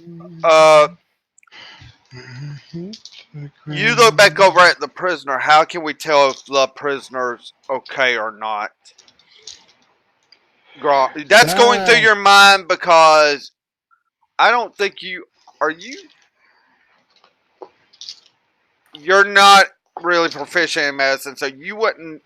You don't know without doing a medicine check to see if the prisoner is going to be okay or not. Uh, can I try a medicine check? You can, Titania. It's just that you're not proficient in the medicine aspect, but you can try to check on the prisoner. All right. So proficient just means I just don't get the proficiency bonus, right? But I still get the other bonus that's listed there, right? You got a +3, but your Yeah. DC is actually higher, is what Higher. it means, than someone that is proficient in medicine. And I think Well, there is one I'm willing to- person, or no, I don't think there is anyone in your group that's proficient. No, I just have I'm a willing to +3. try. So Proficient in what? roll Medicine. D20 plus 3. I'm just +1. I don't understand shit. I have no idea how to tell. As far as Got a you know, fucking 9. it's a dead body is all you can tell right now.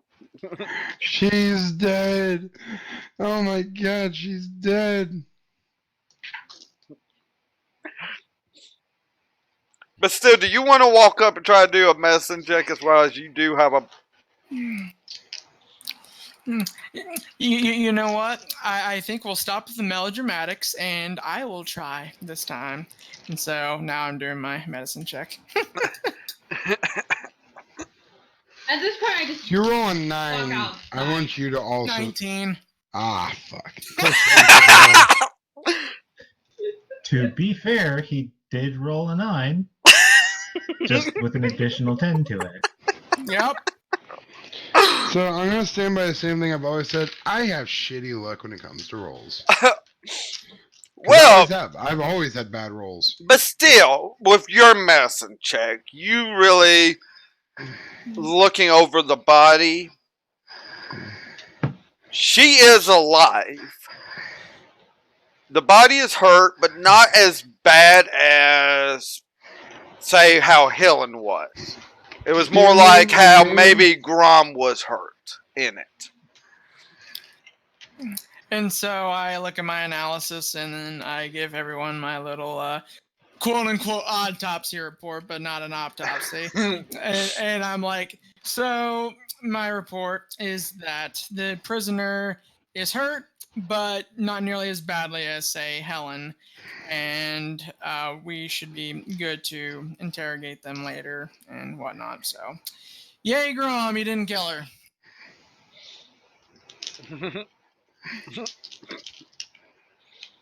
Good. I wasn't Good. trying to.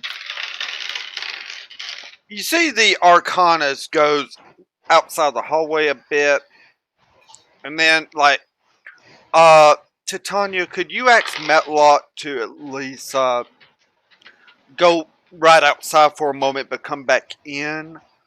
I'm wanting to see if we can't get like a cure potion for feign death to see if we can't get this person up faster. I turn to Metlok and ask him if he wouldn't mind stepping aside to allow the Arcanist out so that she can. Well, one of the people Arcanist is sending to get it. Okay. I ask Metlok if he can stand aside so that we can try and further interrogate the prisoner. Or further question the prisoner, I want to say. Alright. And 'Cause Metlok kind of backs out of... interrogate means. He's like... It's like... It takes him a moment, but he kind of like, alright. And he backs out of the place, but it's kind of sitting outside for the moment till the person returns. About 15-20 minutes passes by, and finally someone's running back into the place. Metlok kind of follows it in behind them, holding a As you'd vial. expect. Ooh. What kind of vial? A vial? A vial with some sort of liquid in it. Oh, big shock. Now, Titania, are you going to do your double action to be able to speak to Metlok close to when this person's walking up the hallway? Yes, to keep the speak with animals going. Okay. He comes in, Congrats. hands the vial to the Arcanist, and she kind of thanks him. Arcanist turns to Grom, tried to give her this. You're going to have to hold her head back and pour it in. This is a cure poison type of potion, and should clear up the faint out. All right. I take it, take her head, gently tip it back, open her mouth, and then slowly pour the cure poison. Yeah, you pour it in and kind of step back, and all of a sudden it's like a little bit of a coughing fit, not much, and then it's like she's coming up. I'm coming up, so you better get this party started. You wouldn't know this song. Anyway, she kind of is waking up and looks at like, what did you do to me? We freed you. She kind of gives you a dirty look, Titania. We were able to remove the mark. We freed you. We need information. She looks down because she could be able to see the mark, and there's no way you could have removed this mark. You're lying. This is some sort of illusion. Do you feel the burns? Why do you think I'm asking what happened? Yeah, the mark blew up. It was beautiful and glorious. Someone was very stupid to do it in the first place. Wow.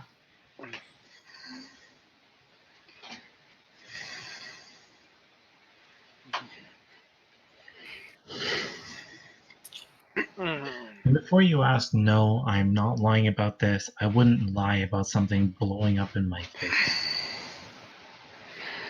We're all covered in burns.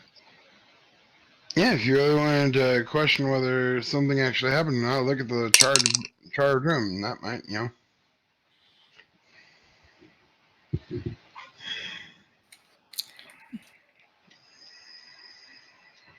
And you think just free me from this mark will get me to talk? Why would makes you a little bit more resilient. Keeps you alive long enough for us to get the information we need.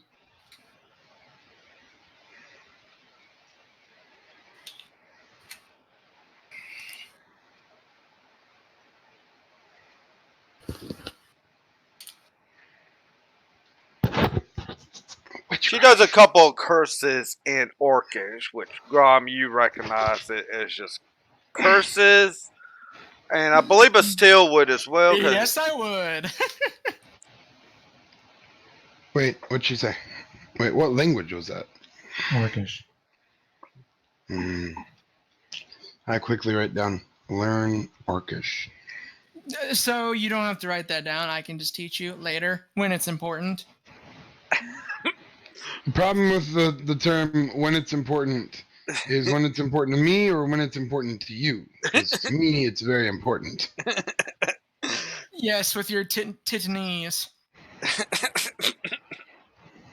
Anyway,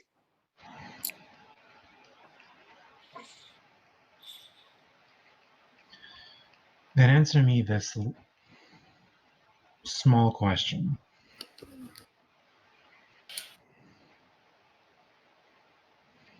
Are you devoted to him? Oh God, not him. I'm saying that out of the character. That's Good. the only thing I can say when you say him is frickin' him from Powerpuff Girls. That's why I said that. All right, Blossom, you can stop. I was thinking more Bubbles. She's the airhead.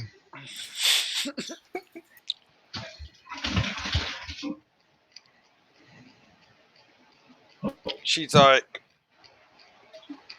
I would have been more devoted, though I failed in my mission. I was hoping to become a demon myself.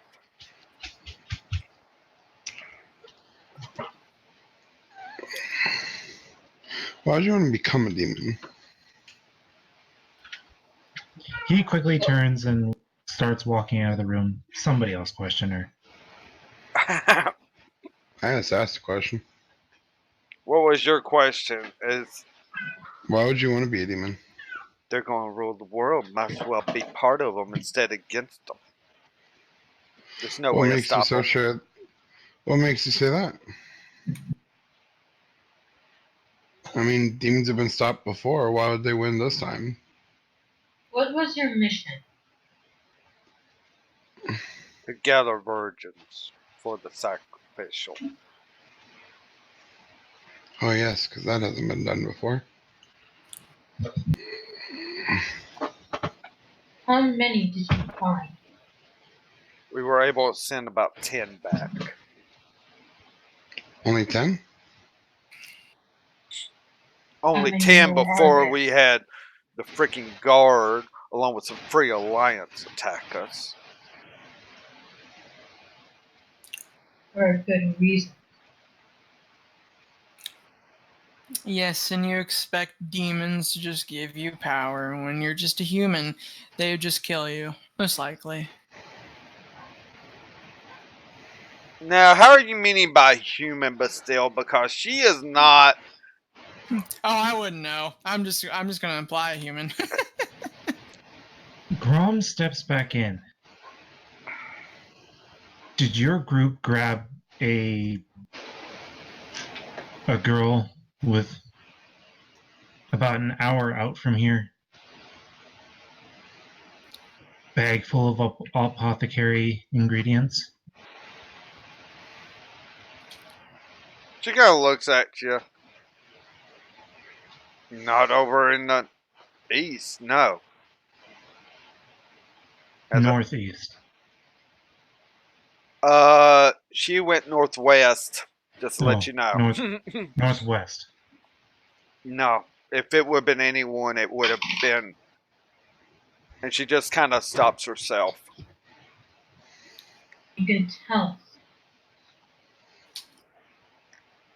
You're not going to die by saying your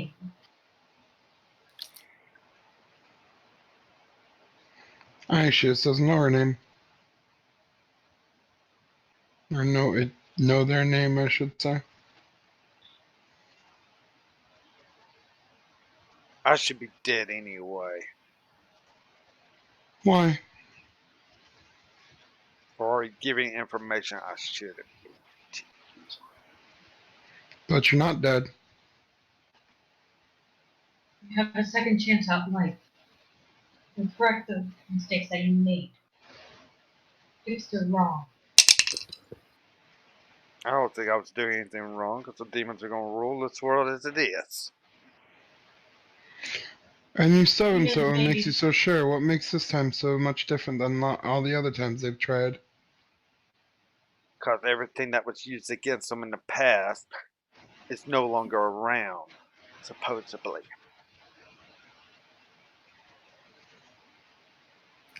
See about that.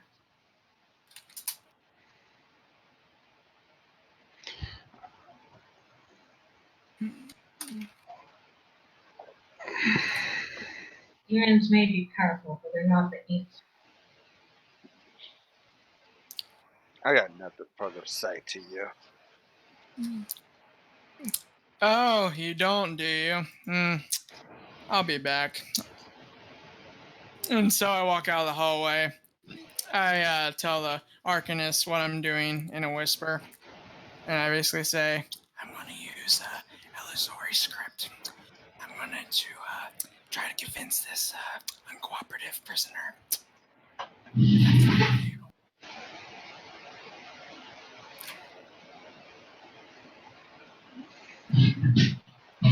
If you couldn't hear that, let me know. I could not.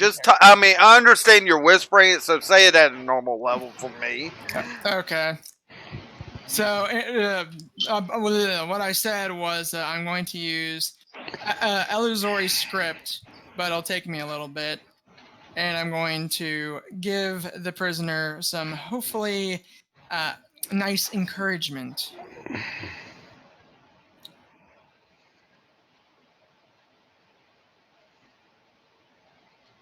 To talk. Okay.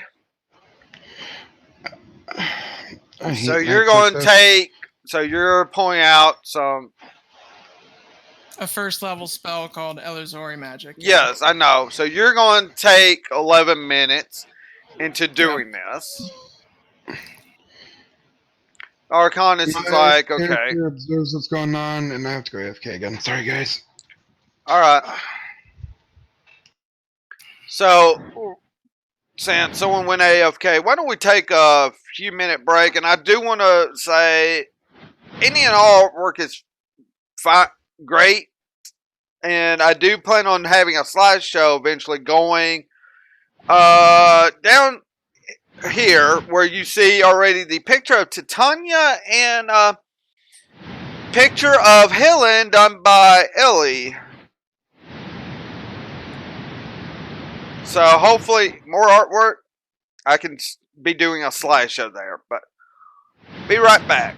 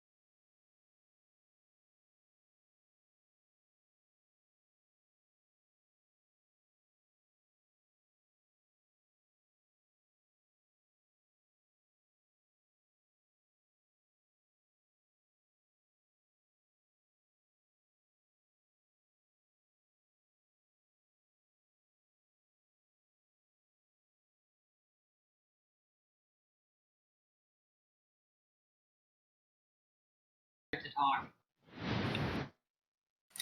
Well,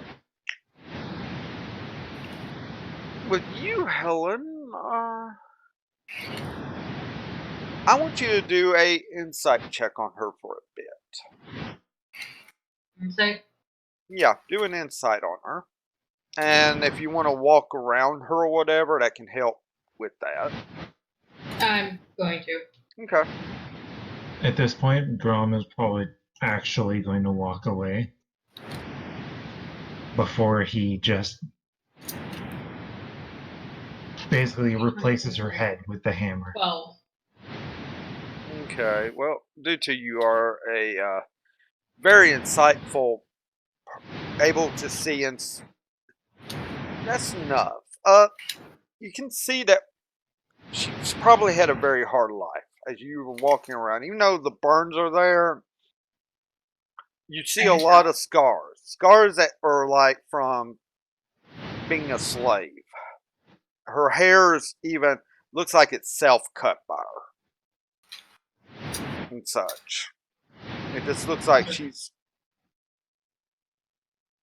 Are we back on stream? Yes, we actually are. Okay. Usually you let us know before you go. Before you do that. Sorry. Yeah. Keep you on your toes. Mm-hmm. Of course you are. Yes, we are back. So, Grom, you say you're going to try to walk away. Well, you got a big owlbear in front of you.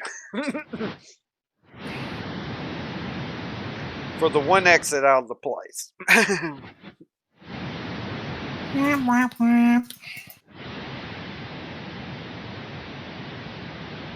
So I'm continuing to circle her and observe her, correct? Yeah. You kind of circle, observe, looking at her. You're kind of getting an insight about maybe she was abused, a slave, possibly, with all the. You see scarring around base of her neck, and kind of getting up closer due to. I mean, she is a prisoner, no armor or anything. You can tell that there are kind of like whiplash markings, scars, and such. They're scars, but your best guess is maybe a whelp or something. I mean, you would have to really do a medicine check to know exactly, but I don't have medicine. It's only a +1. I'm not going to check. yeah, I mean, that's your best guess on that, but you get a feeling that Demon rolling and her having power would be better than what she's been through. You're getting that idea.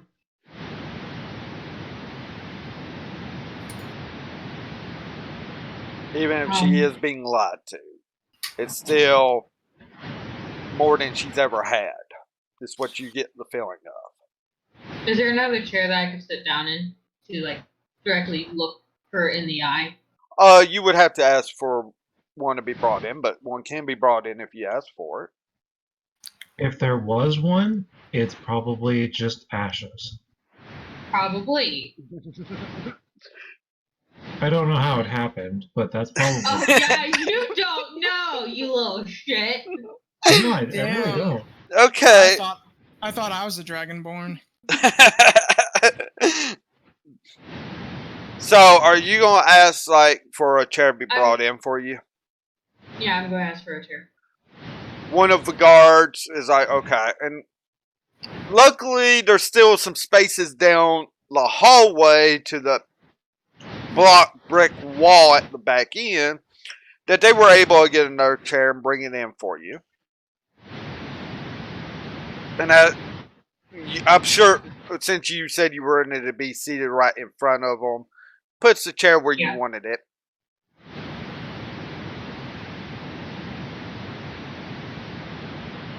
I sit down, I put my hands on the table, cross one hand over the other. There's no table. Oh, of course. Well, I just cross them on my lap then. Okay. Because of course the table must have burned away as well.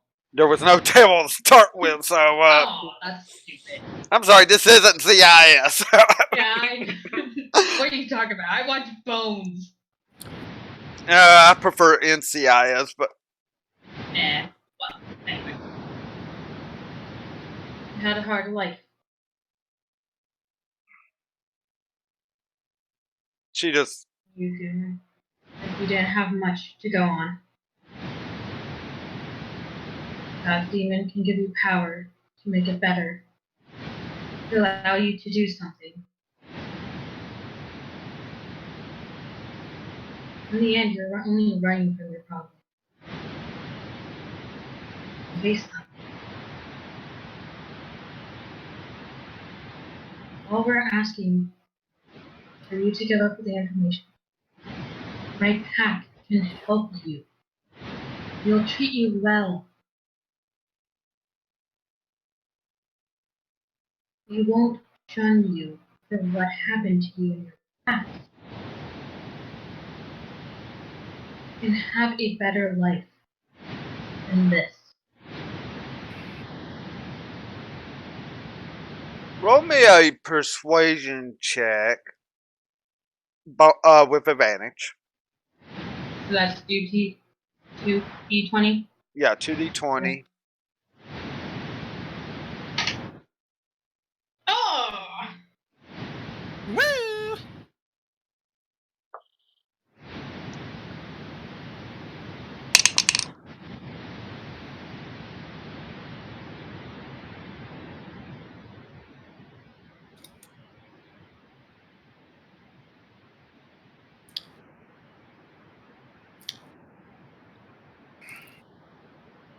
Hello. Whoa. Okay, Helen. She just kind of looks at you. Yeah, well, I'm a prisoner here, not of your people, so I don't doubt you're not telling me the truth, but I'm a prisoner here. How do you think your people is going to be able to help me here?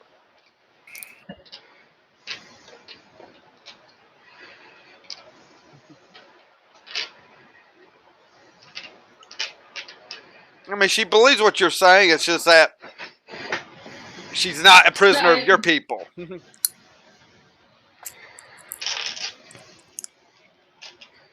I can pay out your bail. I can have someone escort you to my village. They won't treat you as a prisoner. You're not a prisoner. Once you get out of this place, I am not going to treat you as a prisoner. You won't be a prisoner at all. You can have a better life. Just asking for answers to our questions.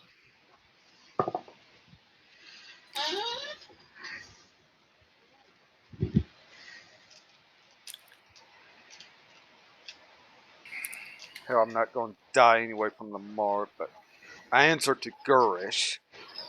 Anyway, our group did, and all the groups around this city answers to her. As for the others, I don't know who they're answering to at other cities that's doing this. Because there's going to be more than one portal open, supposedly. I don't know how that's possible, but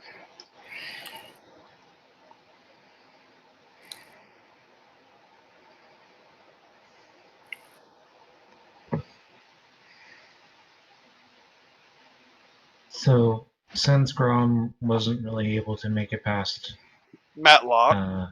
Matlock, he did stay out in the hall, but still close to the door, so he could hear what's going on. When he hears that her and her group answered to Gurish, he does like turn his head towards the door.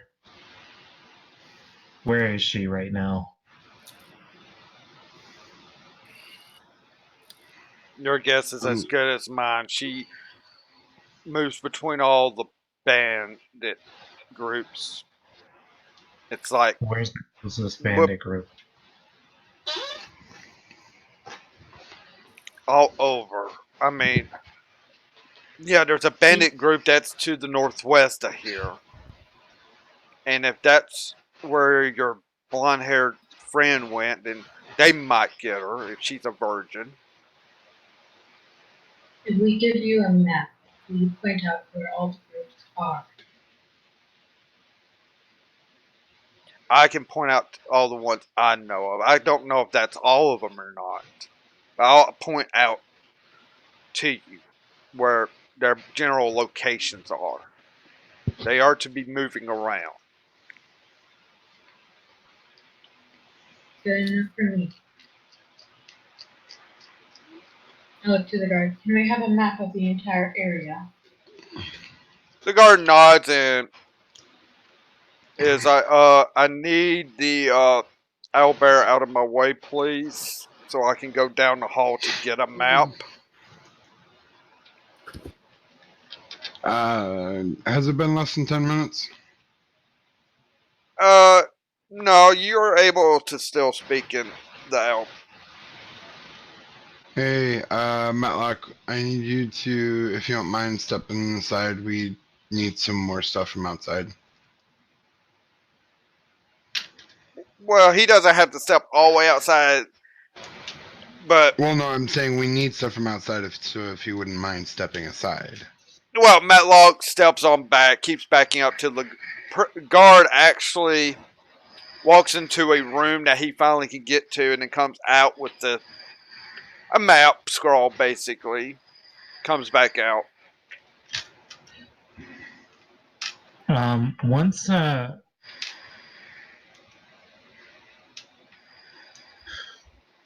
Matlock moves out of the way, Grom pounces and goes in.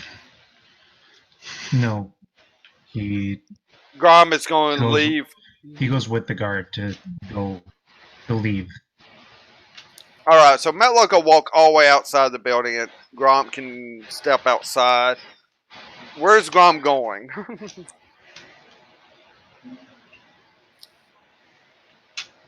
Oh, just before that, he does go. Well,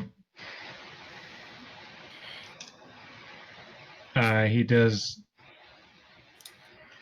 make mention to everybody that he's going to grab the mounts so that we can go to the northwest. Okay. If they are not wanting to come, he will go and look for the apothecary's daughter himself. Okay. Wait, the apothecary's daughter is missing? Yes, Chris. That Yes. was talked about last night. Actually, let's go have Titania say that. Let's see what Helen has to say. Well, considering I've been in and out all night, it's... Yeah, I understand. So, Sorry. yeah, let's just... So, My colon's been are absolutely... you still doing the ritual for that, or are you stopping it?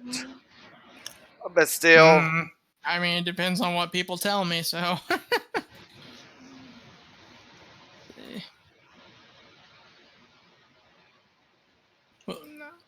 The Arcanists probably say, hold on before you start. It seems like Helen might be getting through to her.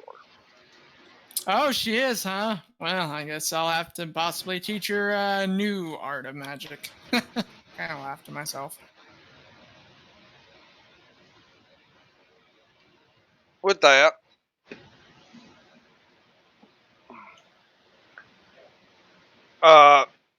Guard brings you the map, Helen, as you start getting... Depending on what you all answer, what all do you answer to Grom? Just say it real quick. Answer to what? About getting... He's going to go get your mounts, per se. Even though Titania's mount is kind of... / Buddy is there already. But it is Helen and Bastille. What would your answer be about him getting your mounts to be able to be on the move, ready to go look for the daughter?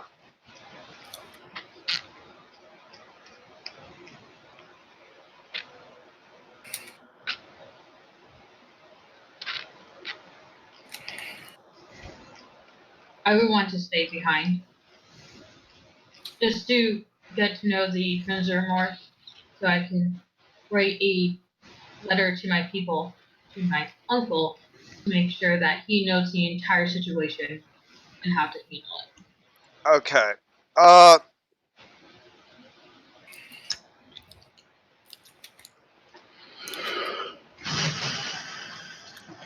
Siri kind of walks up to you when you're she's like, why don't you go with them?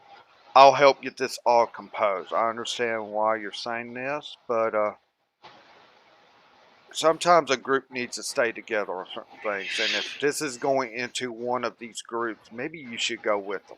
Just finish kind of trying to do your interrogation part. And I'll have to work with the magistrate to do this, as you're promising. As Siri is a Wolfgarian, this is what they kind of try to do at times, is prisoner reforms like this. It's not unheard of, but you've got legalities to deal with here. And Siri's willing to help you on this. I look at Siri to make sure she is comfortable. I will do what I can on that as well.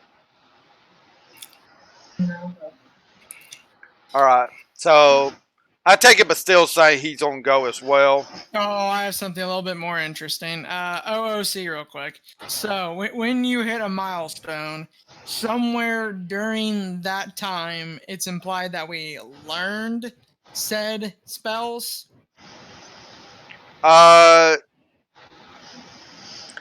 Yes. So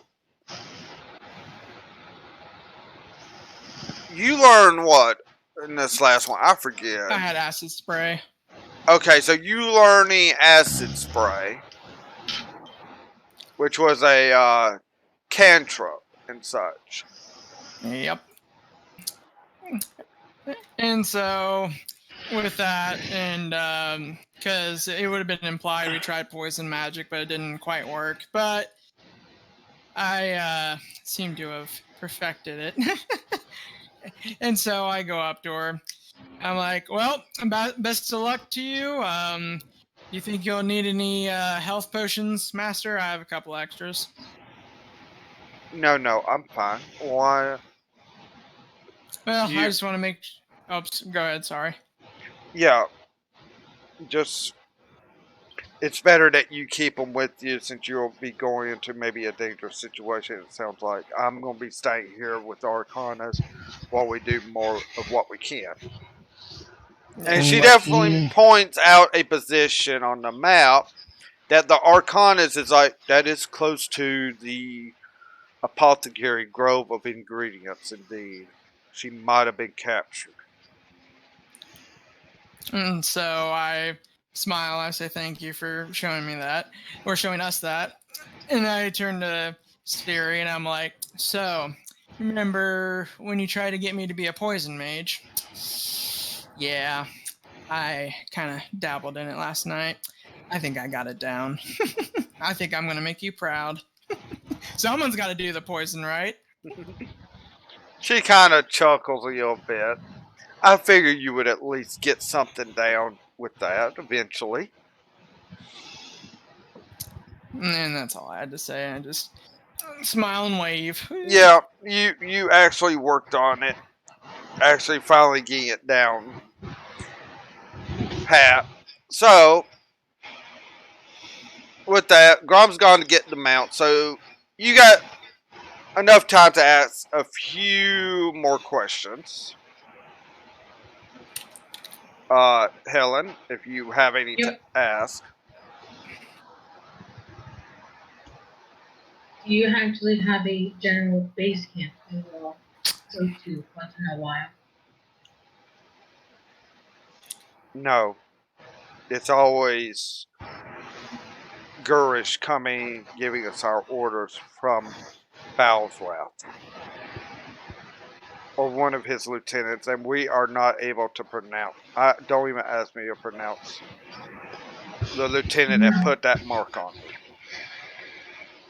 I just can tell you it's a very long demonic name.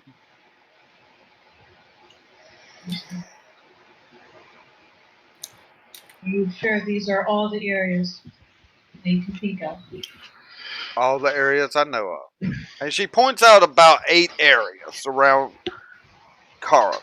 I do know other cities have bandits that are being controlled by usually another succubus, but I don't know who or where or what cities, but I know it's around cities. Are they major cities? A lot of major cities across this whole continent. Oh shit.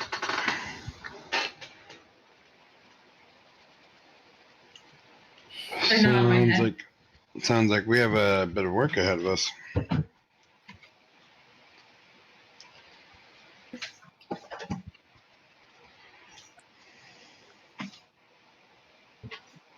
How many people are in each group?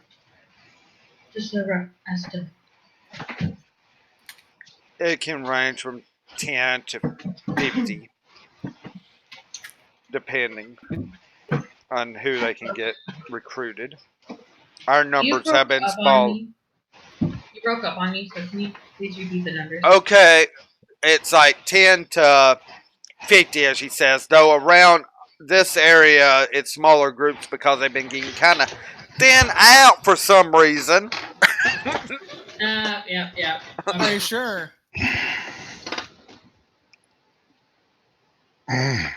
Due to either fire, ice, bear.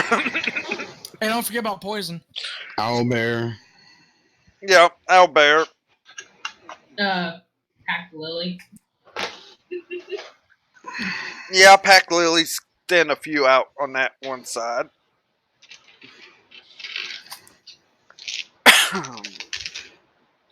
So,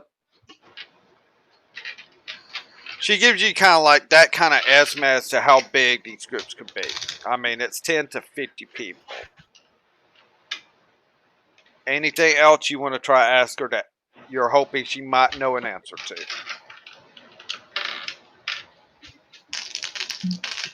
The only reason why she's opened up more is due to the Wolfgarian in the room as well is willing to help.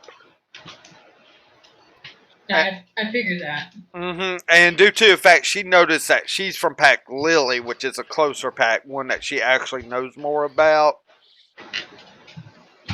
On So I never this. stay in my pack. Yeah, agreed. Pack Rose would be the one getting it because you're the one putting it up. Yeah.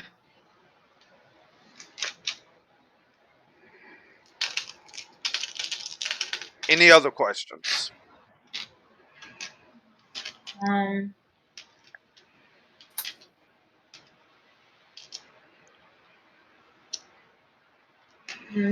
that I can think of right now. Okay. So, just to make sure it's clarified, she said that they were opening multiple portals even though she wasn't sure how that was being done. Yeah. So, I'm sure you wrote all the info down. I'm not looking at your notes, so. I wasn't writing anything in the notes down because I thought someone else would be doing that, but. I haven't been writing anything down because I've either been having to rush to the bathroom or have been dying of sleep deprivation. No offense, but Fuzzy's usually on the ball with that kind of stuff, so I left that to him. Well, you can't always sleep for one person. What? I'll write on the sticky note and add it later. Yeah, it's not on there, but yeah, I'll make sure you remember that. Okay, so with that, Siri's like, I'll definitely work with the magistrate on this to get it done. Hopefully, when you get back, we can make the rest of the arrangements because of what all it is. But I'll try and make sure she's comfortable. Send word to my uncle. Let him know. Just for a heads up of what's been going down.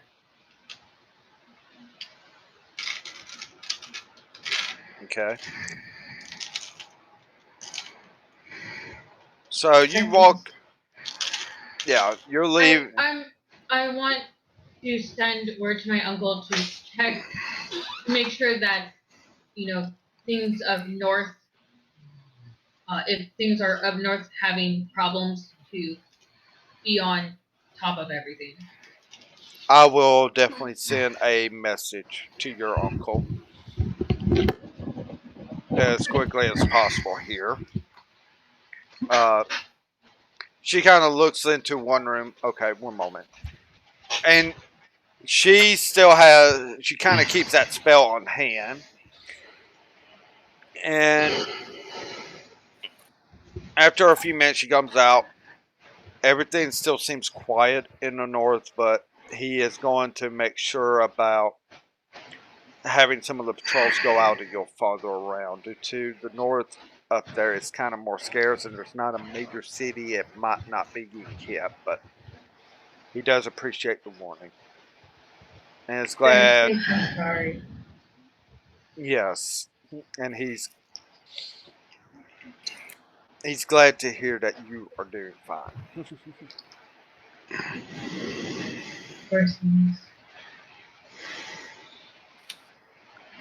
And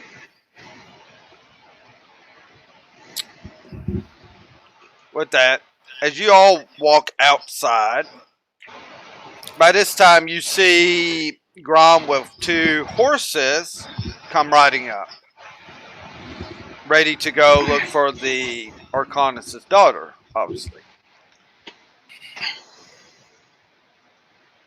Hello. I'm not I just get on my horse. Look ready to go. Okay. Wasting time. Must be encased. That's why I decided to go ahead. Okay. Well, like- I've just smiled, and then when Helen says that, I just get on the horse. So, Titania, what are you doing? and Metlok, do you want to try and save the what was Apothecary's the daughter. apothecary's daughter?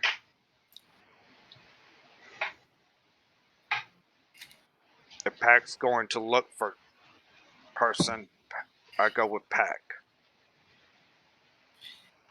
Mind if I ride on you on this journey?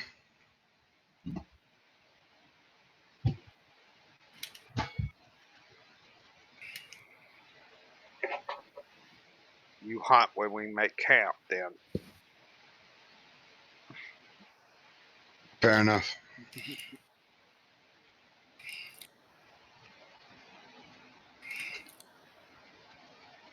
And with that, you're able to get on Metlok's lane, you get on him.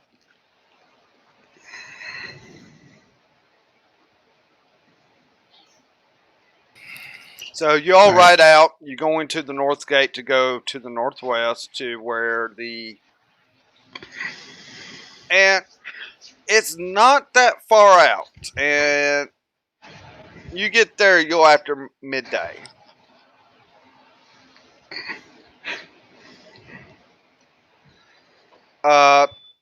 Do a perception check. Okay. Perception would be. Okay. Do I get the proficiency bonus on that? No, non-natural 20. I don't know how that does. I just rolled. No, for you, I mean, I know your passive is a 20, but on this, you are actively looking, so you only get +5. Okay, so 1d20. D20 plus 5. Yep.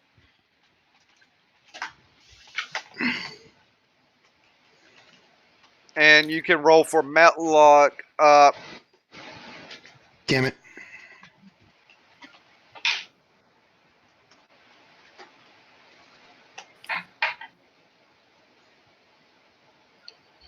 Yep. Oh, there. What the Can Celiana fuck? get advantage if she's looking at, using perception for hearing? see if there's anybody moving around. Yeah. This is just kind of looking around. I don't. Well, wait a minute. She has that observant. Let me reread observant real quick here. It's keen hearing and smell. If she gets advantage on perception rolls, if it uses scent or hearing. She can roll another d20. I'll go ahead and let it be rolled. And you said I can roll for Matlock as well? You do roll from Metlok. You will be doing a lot of Metlok's rolls from. It'd be 19. What's his bonus? Or does he not have any?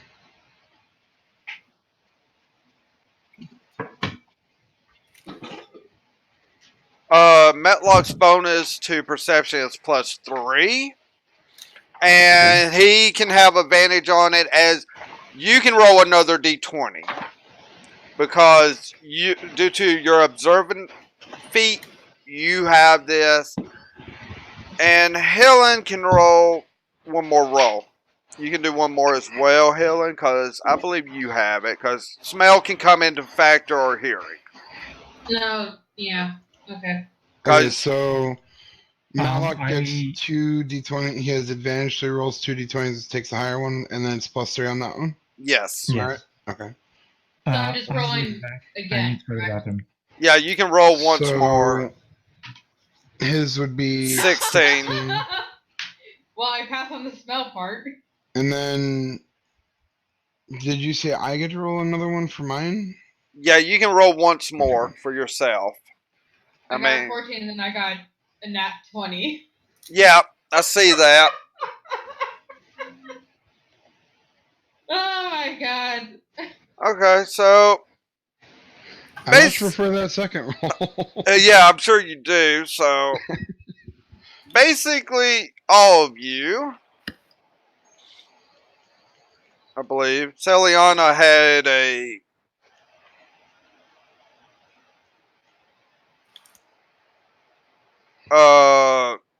not. Yeah, everyone's made it. Okay,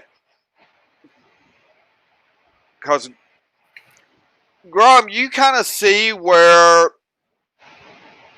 you know, with survival, you would have to do a little more looking at the tracks to see if it would be the Arcanus's foots and all, but you've definitely seen some tracks.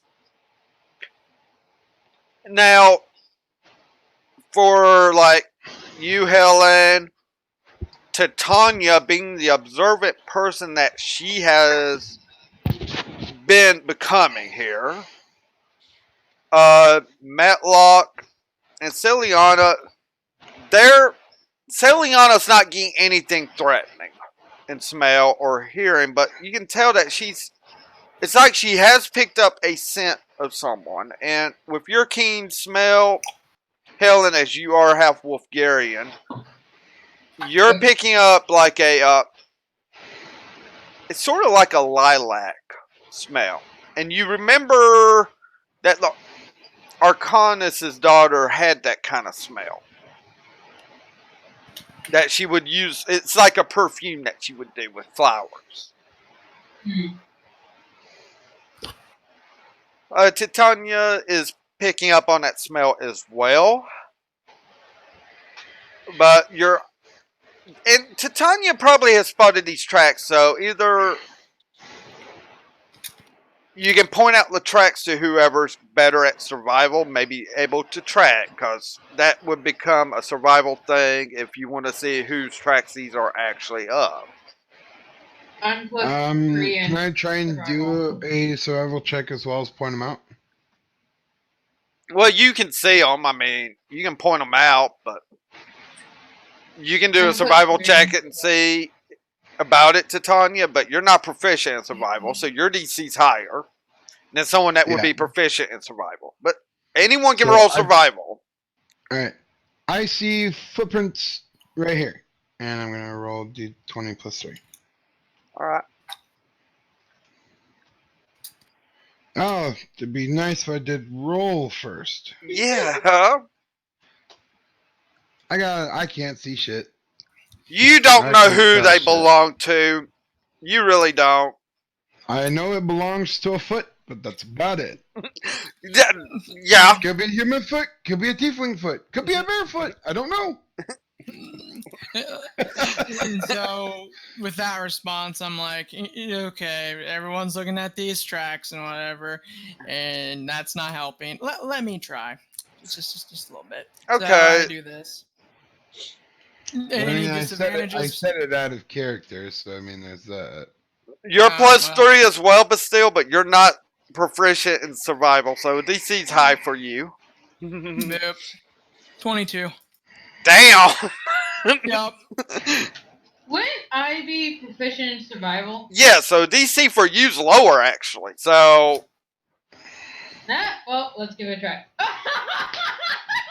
23. okay. We stole your dice, Chris. Grum, are you going to do any sort of survival? As you are also proficient with survival. Oh my god. Like Dragon, I am in the bathroom, but I can try rolling. Yeah. Oh, he's in the bathroom? Yeah. Okay. Beacon, do a roll for him quick then. Yay! And I wasn't mocking him. It's because, cute is the other half and all that. So he gets 15. Aye. Well, he's proficient, so with that. Sophie and I know who the fuck it belongs. Okay. Yep. We'll start with Bastille, as Bastille's never seen the Arcanist's daughter, but he can tell this belongs to like a human female. And the other tracks that you're seeing, you see some other tracks and possibly goblin to you. So as soon as I see those goblin, I'm like, oh goody, Helen, looks like we got some goblins from where we're going, and I bet you probably recognize those other footprints. Well, sorry about that. Yeah, okay. Welcome back. Grom, you automatically recognize the footsteps and you believe they would belong to the Arcanist's daughter easily. Having seen her a few times and all, you believe that would be her tracks that you're spotted. Though it is not sure as to which way she might have gone. Because you're just kind of shaky on this at the moment that you're so close on this, and yet you're seeing these goblin tracks. Helen. Yep. You believe these are Arcanist's daughter's footprints. And they're like going on about 3 days old. You can definitely, and you've seen these goblin tracks, and you're just like, you're able to track this. You're actually being more of a tracker than anyone here. As you're following, you're actually following how these tracks are going into this area. And she goes like 120 foot. Everyone's kind of like, okay. And you see where obviously she was taken because you found a gathering basket for obviously apothecary stuff. You found her basket. And you see some ripped cloth. Obviously from maybe one of the dresses she wore.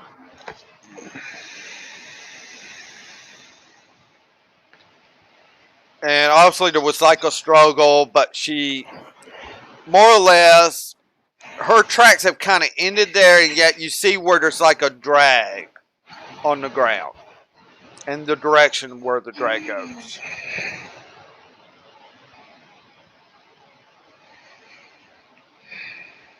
And I'm sure you relay what you found to the others.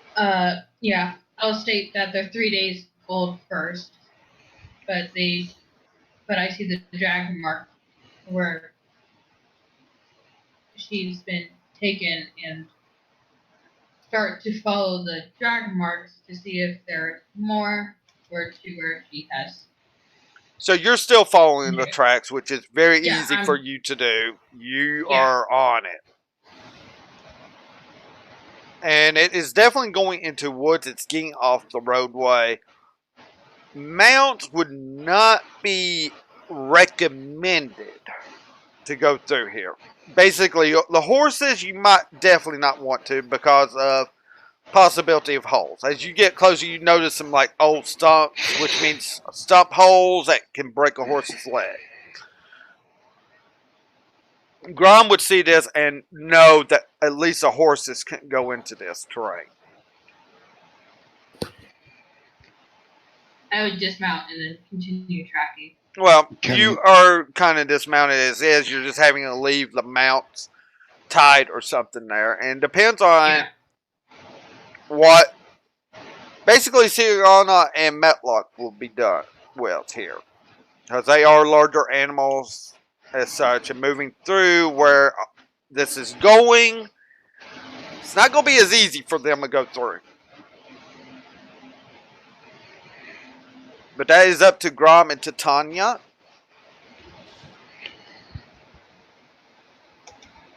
I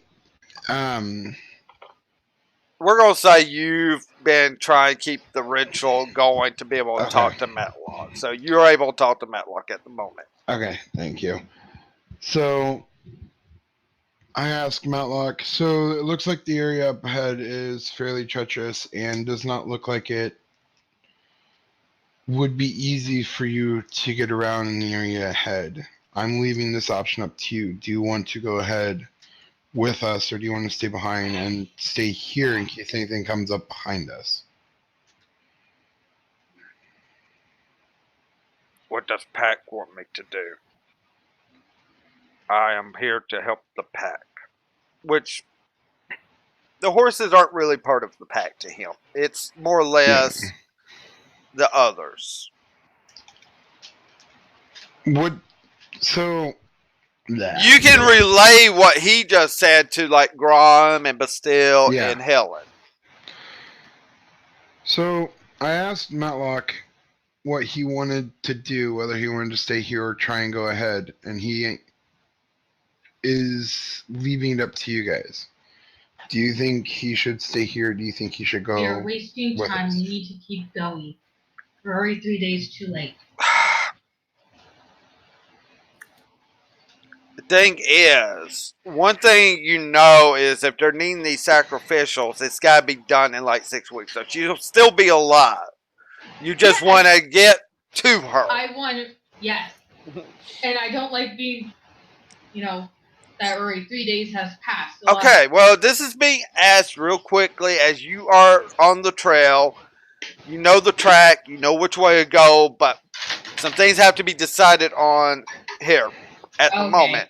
So you have to make these kind of decisions. This is normal. So Okay. I didn't know. I'm sorry. it's okay. You're still new to D&D. This is always something that comes up. So get used to it. This also has to deal with Star. Yeah. Stop staying behind Star? Yeah. my horse. Okay, you're leaving Star behind, which is probably the smarter thing to do for your horse. Yeah. I'm gonna have Celiana stay behind to look after the horses.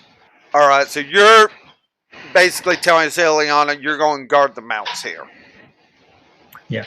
Okay. So, you're asking Celiana to do that. So, as Titania has put out, Metlok is part of the pack. Are you wanting him to stay behind, or do you want him to come on with you?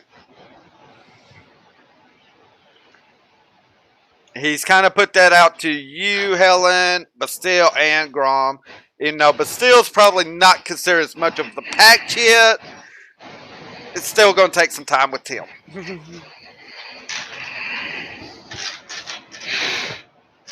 I'm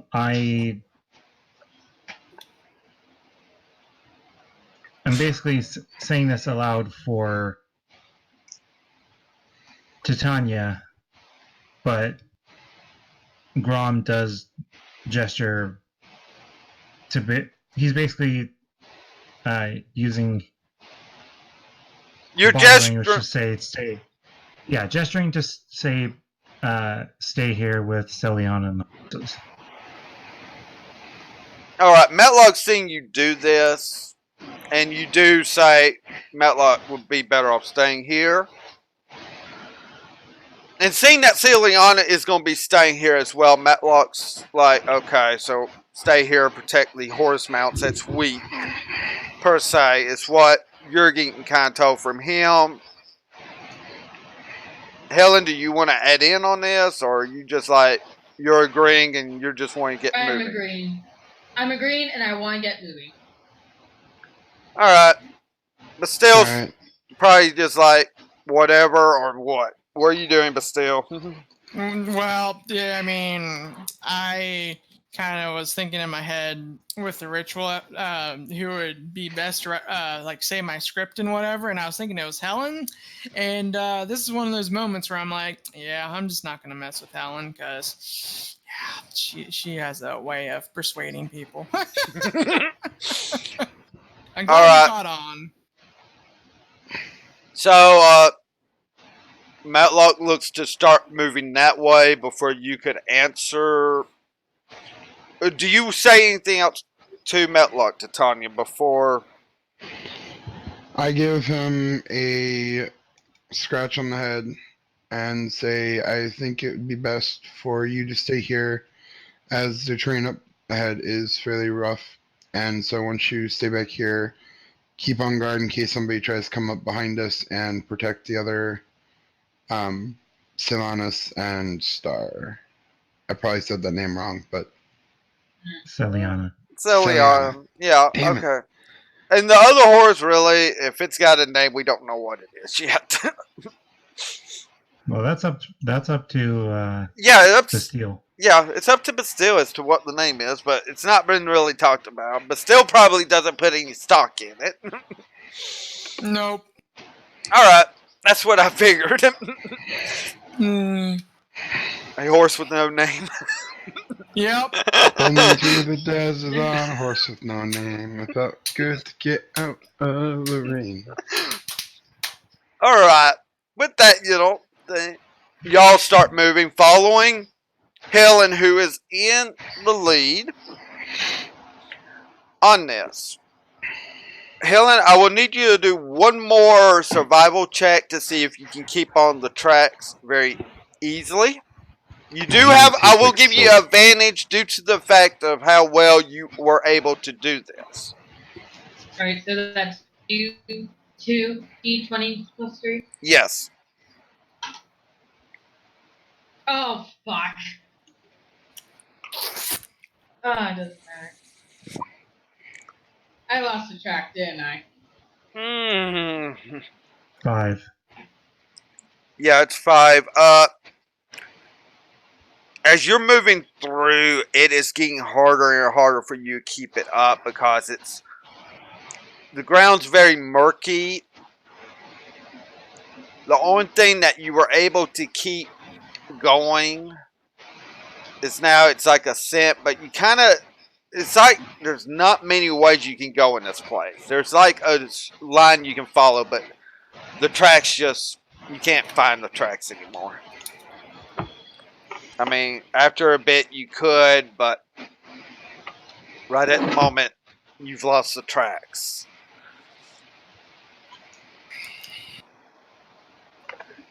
But you have a general direction as to where to go.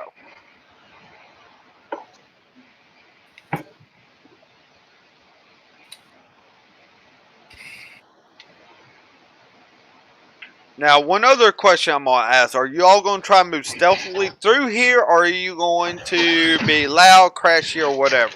I'm going to try and move stealthily. All right. Yeah. I'll try stealth as well. All right. I will try my best. Yes. Same here. I have a quick. Wait. Can I cast Pass Without Trace? It says a veil of shadows and silence radiates from you, masking you and your companions from detection. For the duration, each creature you choose within 30 feet of you, including you, has a +10 bonus to dexterity, stealth, checks, and can't be tracked except by magical means. The creature that receives this bonus leaves behind no tracks or other traces of its passage. If you wish to cast that on the party, you can. Oh, I have Ashes Dude, do it. Mistletoe. Do it. I already did nat 20, so I don't give a shit. Actually, it'll go to like a 30 for you. But here's the kicker why I believe Grom might be saying yes, please. Grom's got disadvantage on stealth checks with his armor. Yep. Alright, so it's concentration up to 1 hour. It's a second level spell, and so are we just gonna say I have Ashes of a Burned Leaf? Yeah, that Like, is. we can easily do that in like 2 seconds. Where I have forced, I believe. You have. That's a very common magical component. You have a bag that has some of that in it with no problems. Okay, so I cast that spell. So cool. Alright, so everyone's got +10 to there, so Bastille's at 23.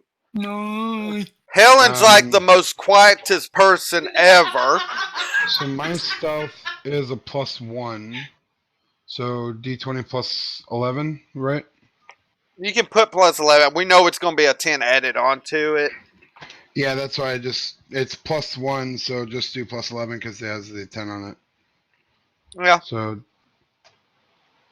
24. Okay, 24. Did Grom roll or no? Grom has not rolled yet. Not yet. I'm just trying to.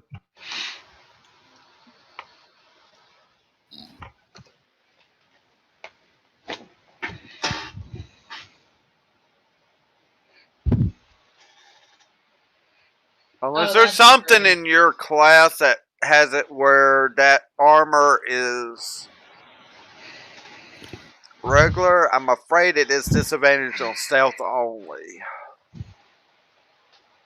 I know. I was just trying to. I was just actually just updating it. Oh, okay. No problem. Updating my armor, which I can't actually do. Okay. Override AC. The Yeah, you're close to what? 20 AC now? I'm trying to remember off the top of my head.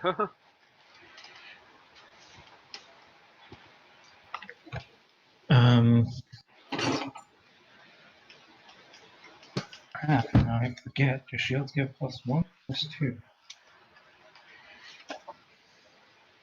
Shields give +2, so I'm at 19. 19? Okay.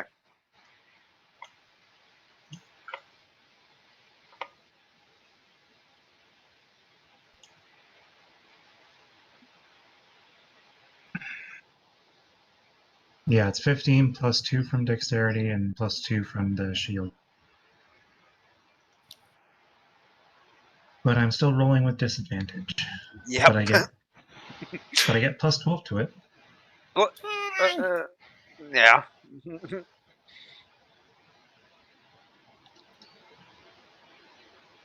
20, 15. I just want to point this out. I loved how Grom was like super quiet and I was super loud, and we just basically swapped places. He's Well, I'm quiet. Luckily Thanks. for Grom here, due to the new armor he's wearing, you all have noticed, and it's very high quality armor.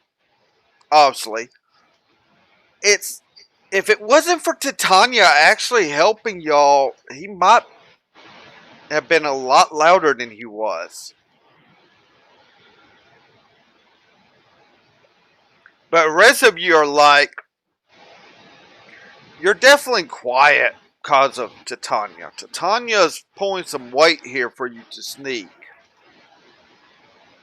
And after about another hour travel, now it is starting to get dark. And no signs of anything yet. Though you can do a very hard active search to see if maybe you see light coming from somewhere.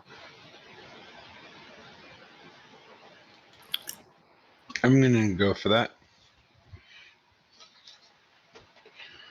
So the perception. Yeah, that'll Yeah. be perception. All right, so it's +5. For you, I believe so. So roll d20 +5. Fucking 7. God damn it. For you. For me too. 7, 8, 9. Woo! Can I make it a 10? Come on, Fuzzy. You Oh, fucked it damn up. Fucked it up. 7, 8, 9 times I'm 2. gonna roll twice this 18. time. You're not gonna get any smells on this one. I mean, Oh, that's what it was. This. Okay. it's Nice. gonna be by eyesight only, so you keep people with keen senses are kind of out of luck on this one. And womp womp. But Fuzzy Grom, looking around, you're seeing in the distance. This is probably like from your days being a soldier as you are. You can tell this is like another good half a day's march at least to get to wherever this light's coming from. You see a faint light, but it's like way far off, and you're starting to think it might be a good time to just post up, get a long rest in before you push your way on through. So I do look at the group. I do actually have dark vision. I believe everyone. Well, does Bastille have dark vision? Because everyone has dark vision, but does Bastille? Yeah, I have dark vision, 60 feet. Dark vision, 60 feet. Let's see. So I'm assuming it'd be It'll be under- racial It'll be under features and traits. feature. Yeah, I've looked over there. I'm not seeing it. Rip. It'll be by senses. Actually, no. But still, Yeah. the one person here that actually doesn't have dark vision now. Yep, rip me.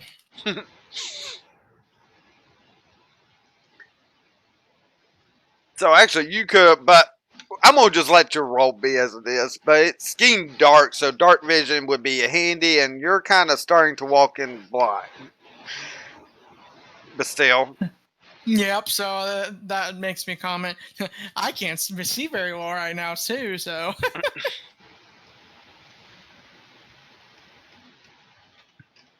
so Grom, what were you going to say?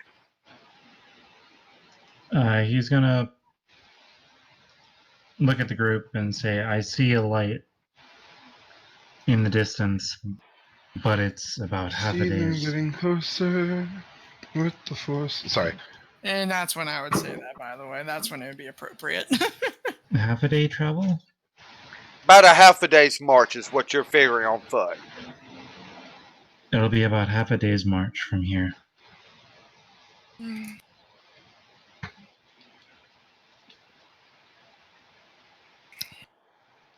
So I say we set up camp here.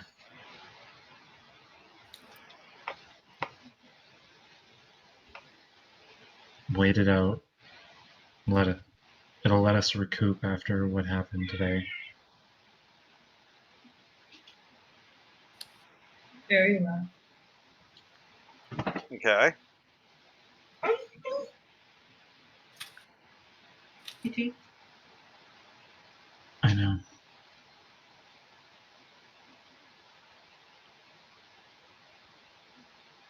So with that, you guys set up and While this happens, well, just before the setup, I I go over to Bastille and tap his shoulder to let him know that That's And your what? I'm tapping your shoulder to let you know that I'm just beside you. Uh huh. I have this 50-foot rope. I'm gonna tie it around your waist, give us some distance, and then tie it around mine so that you don't end up getting lost. Sounds great. Thank you. And then I do that.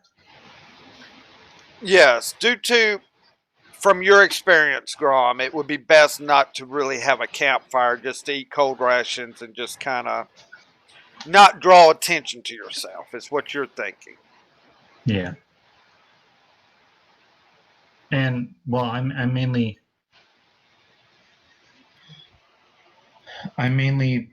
trying to look out for Bastille since he's the one person that can't see dark.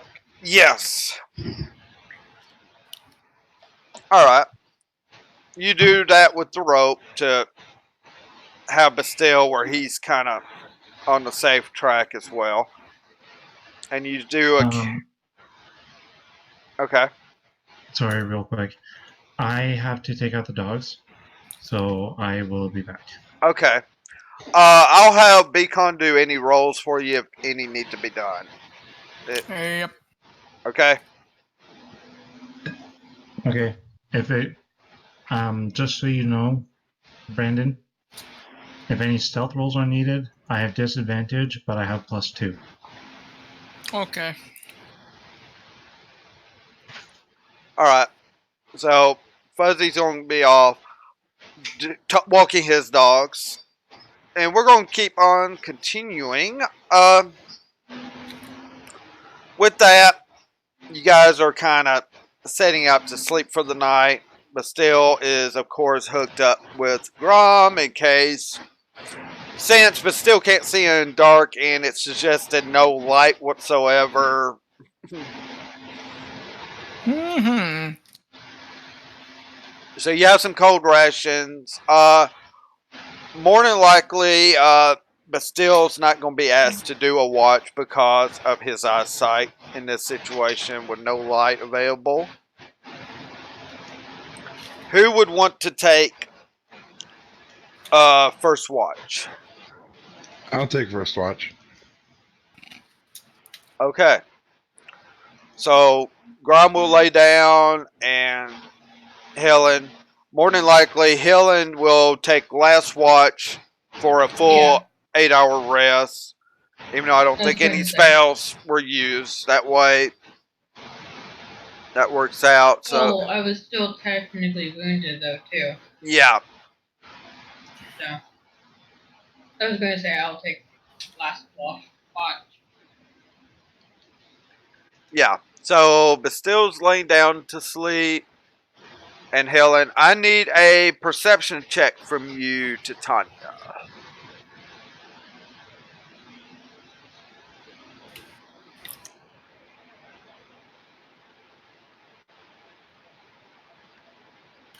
Did I miss something? And you can do it with advantage because you can be using your smell and hearing as well. So 2d20 plus whatever.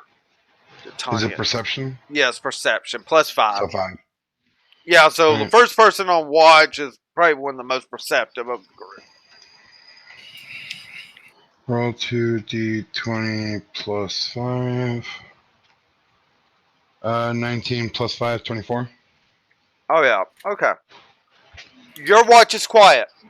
I mean, you actually seen a couple of rabbits hop through quickly, a squirrel at night, just last minute things.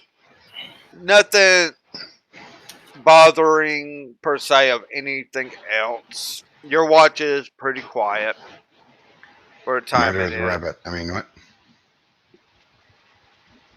Are you gonna murder a rabbit or? No, no. I was joking. Okay. Aw. No murder rabbits? Not when I'm sitting on watch making sure nothing happens with everybody else. I'll still murder the rabbits. What are you talking about? Either way, okay. So your watch is quiet. Your watch is up. You wait Grom to take watch. As for a fighter, it's kind of easy for him to take a broken rest the way that is. He still gets a full long rest. It's just his is broken. You prepare your spells and go to sleep. Of course, Vastil had already prepared his spells. And I need a perception check from Grom. He does not have advantage, so it's a 1d20 plus whatever Grom's perception is. Plus 3. Okay, gets a 4. Oh god, he matted on that one too. That rope was bothering him. In fact, he had to be tied to a dragonborn.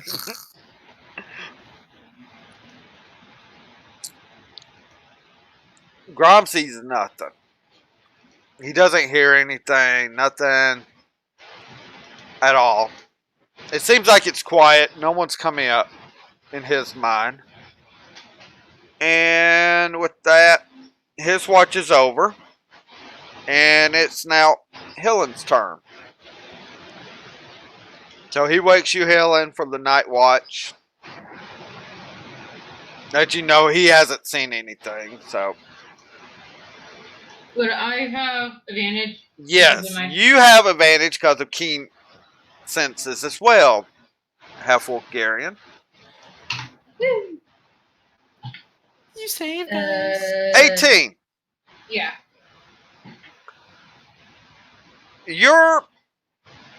It seems to be quiet, though very far in the distance for you. You think you hear some sort of like explosion, but you're not sure. It's like really far in distance, but you think you're hearing some sort of explosion, but you're not sure. But that's about it. That's way off in distance. Nothing really threatening a camp and such.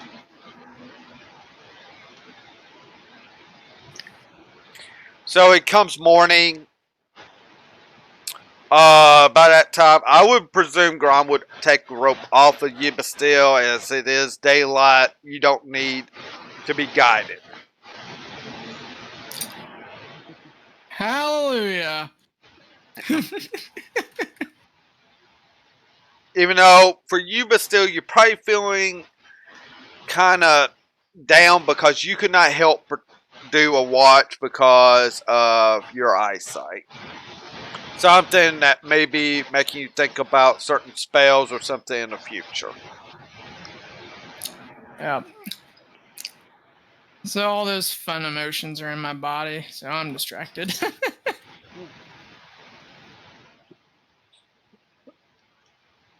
Okay, so what's our marching order going to be?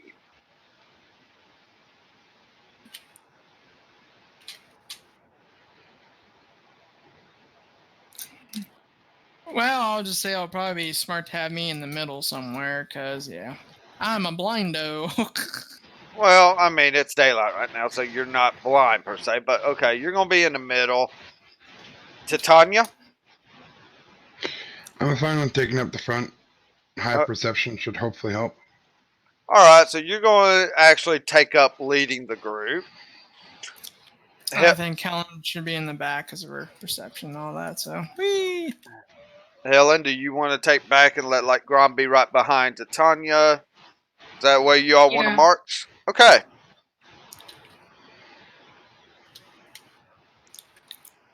You start moving out back in the general direction as before.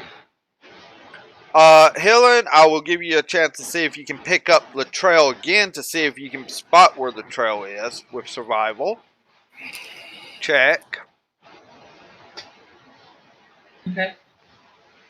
Alright, did you say I'm doing a roll as well? 17. Perception? You can do a perception check if you wish. Only the sight this time? Yeah, only was. Well, you can have advantage just due to the fact you're anything to alert you. I gotta let you have advantage. But Helen, you actually start picking up some of the trace of the tracks again as y'all are walking. You kind of was looking. You're like, okay, we're moving in the right direction.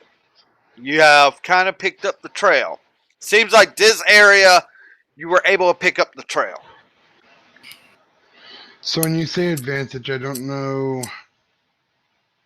like, 2d20 plus whatever your perception is. okay. Yes. If it's disadvantage, it's 2d20. It just so happens instead of the high number, I take the low number. Okay, so I'll roll 2d20 plus 5. So that'd be 18. Okay. Uh, for the first half of this march going towards where you are, which is a half a day's march, so, you know, quarter of the day. What? Robert? Okay. Good night. Good night. Okay. As I was saying to Tanya, you're not picking up on anyone or anything. Due to how far out supposedly y'all were, you thought it wise not to be casting stealth on yourself, even though you're taking it easy. You're kind of being stealthy on this march, but you're still. The way it was, it's like you don't have to be as stealthy. You felt like all of you. And Helen kind of points out to you, hey, we're on the right path. You know, she's going to stay in the back and help direct in case you start, if the trail will go somewhere else. Yeah. Just So, help guide. okay. That's the way it goes. Till you're about probably an hour's march left. Do you all want to change anything or cast any spells on yourself? I'll cast I mage armor. I quickly ask if everybody wants to try and sneak into what's going on. Might as well, but first. Hey, Helen. Mage armor. So I cast that. I Cast it on myself. I already said I cast mage armor. I cast it on myself. Okay, so Finally learned that. Yep. About fucking time. okay, so as I see, the two heavy magic users are casting mage armor on themselves. And people are saying to go in quietly, so I take it you're going to cast Pass Without a Trace again. yes. Alright. So with that, you are going to move. I need a stealth roll. And that's what, plus 10 now? Plus 10 plus your dex, whatever it is, even though I think for Yeah, you. I have no dex. Yeah, so it's a plus 10 for you. 14. Okay, well, somewhat quieter. I have a 28. D20 plus 9. 21. So I need a Yeah, roll for for Buzzy. Grom with disadvantage. So it's a 2d20 plus 12, I believe is what it's going to be for him. Yes, plus 12. You had a 43. No, it's he gets a 26. Oh, Ripper Ernie. So you all basically Helen. Yeah, I fuck up. She's kind of I'm a messing up a little bit, but you're all overall you're all pretty stealthy. Even the fighter with this half plate armor on He seems to got it quiet. It seems like he's getting a handle on it for a change. So, with just a passive perception, Titania, you're now seeing this camp and you see cages as well.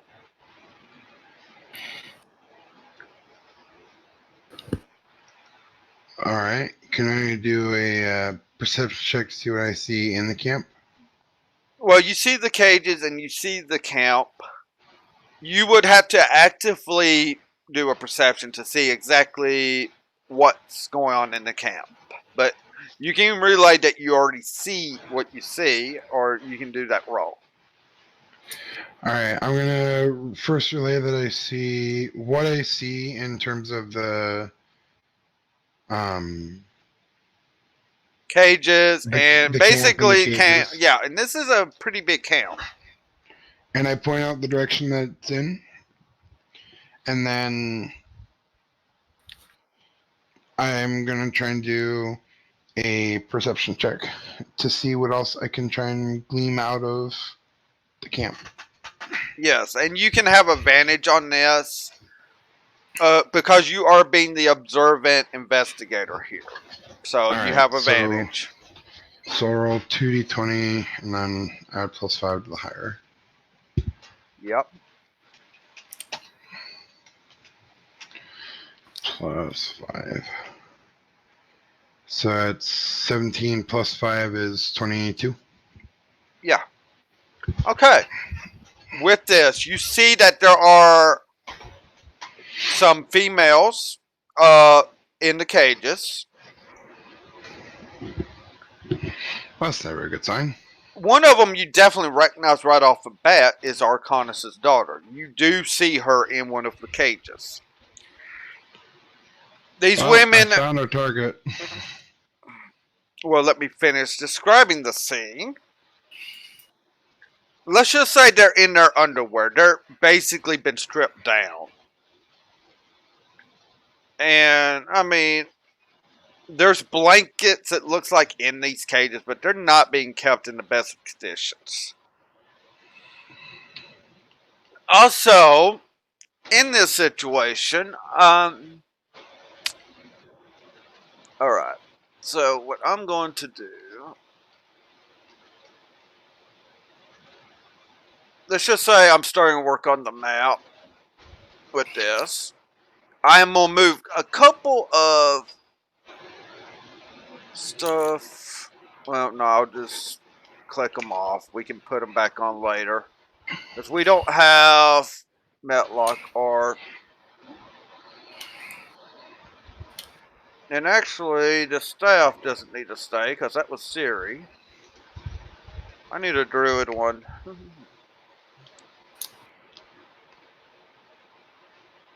Oh, that's a good army.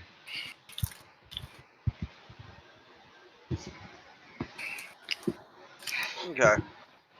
So...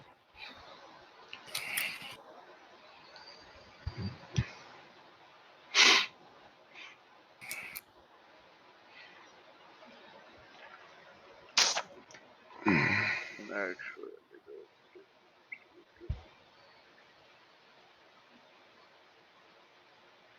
Who's the tree? you're the tree. I wonder. Tree folk. And I am kind of doing this on the fly here, but let me pull up the map for everyone to see.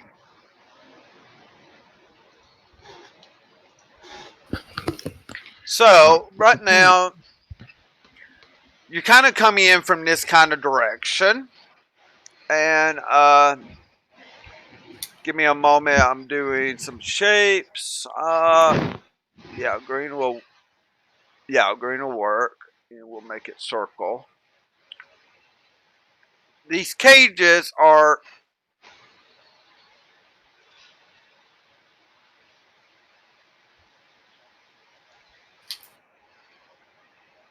Like right there. That's the cages. The two spaces are like doors in these cages. All right. And go into tokens. Let's see.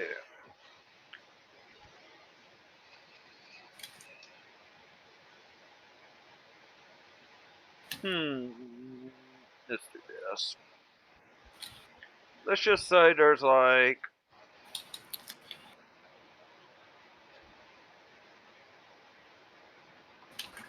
that's all. That's how many prisoners there are. Their exact spot may not correspond correctly with the cage. But let's do. I'm back. Welcome back. I'm setting up a scene.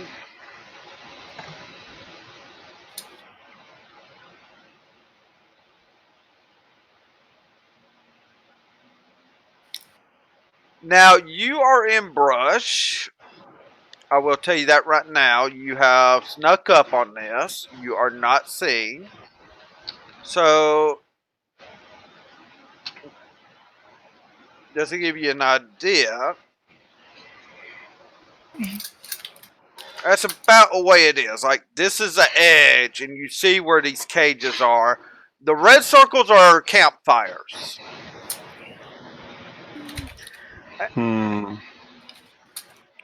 And, now for the enemies that you can see. And we can all see these, right? At the moment, you're the one that sees it. You're the in front, so you're having to tell them, okay? All right. I mean, So this I has see to it be and I'm quiet. otherwise. Yeah. Nah, shit. I missed my trash can.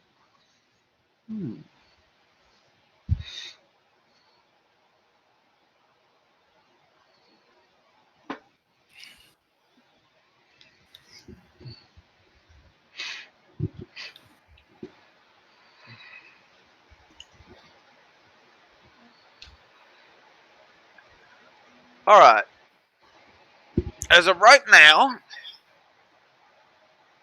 this is what you're seeing. You see a couple of goblins like guarding these cages of women, which one of them is the Arcanist's daughter. In fact, I'm going to change the color so you know exactly which one is the Arcanist's daughter.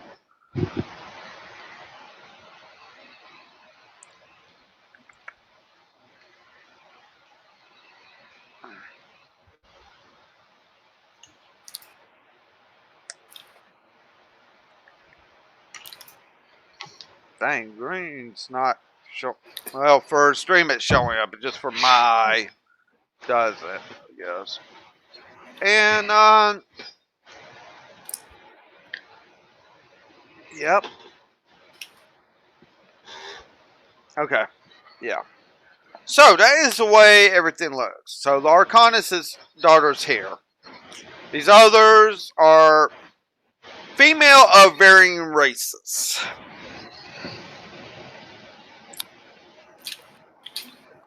Now, So I have a quick question. You were saying? That depends on what you were going to ask. Go ahead. So each square diagonally Is 5. 5 feet. So 5, 10, 15, 20, 25. I'm 25 feet away from that campfire. Possibly, yes. Yeah. Now, understand, combat has not officially started yet. You don't have to have initiative just yet. So anything you do from here on out, you will need to do a stealth check unless you want to initiate combat. Okay, and we still have the, because it hasn't been an hour yet, right? So we still have the bonus to stealth. It's about to wear off, but you still have it at the moment. Okay. Because you put it on about an hour before here. So you got maybe, we'll say about maybe 10 minutes left if you're lucky. Okay. Here's what I'm thinking. I kind of want to snuff out that campfire. Wait, actually, quick question. What time of day is it?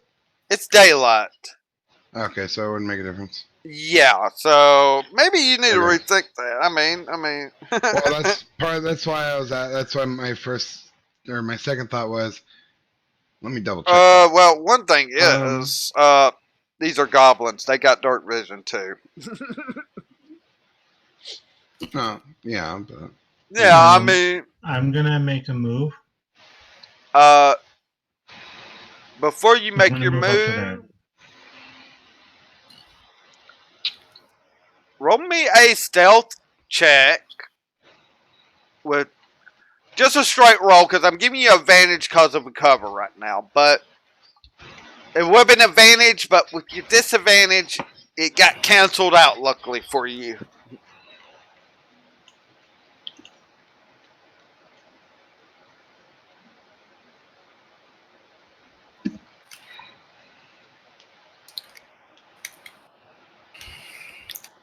Okay. Yeah, they wouldn't hear you. That's Thank you, Chris. I mean, you gotta be careful with that as well, because the pass without trace is radiates. Oh, it doesn't. Oh, 30 feet of me. So you have to be careful about that. So if you're outside 30 feet from me, it won't work. I actually want to move as well. I want to move to kind of falling back here. Oh, shit. What'd I do? Shit. Stop. get under tokens. I'm sorry. Tokens. There we are. Okay. Now I should be able to pick them up, right? I'm just outside. No. There Uh, we go.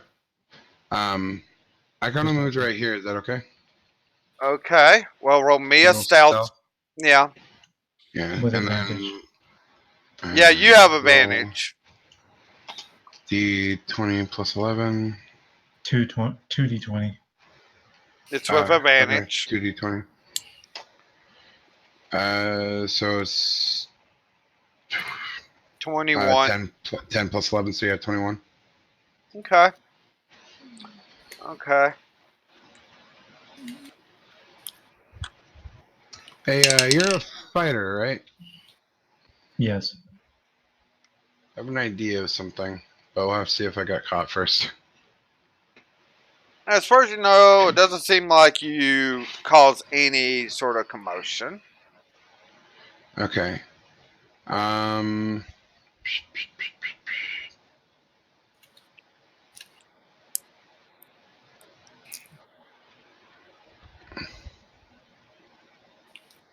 I'm changing one of these real quick, even though it's still a goblin, but I'm just on it. I need to actually change its emblem, make it easier for me.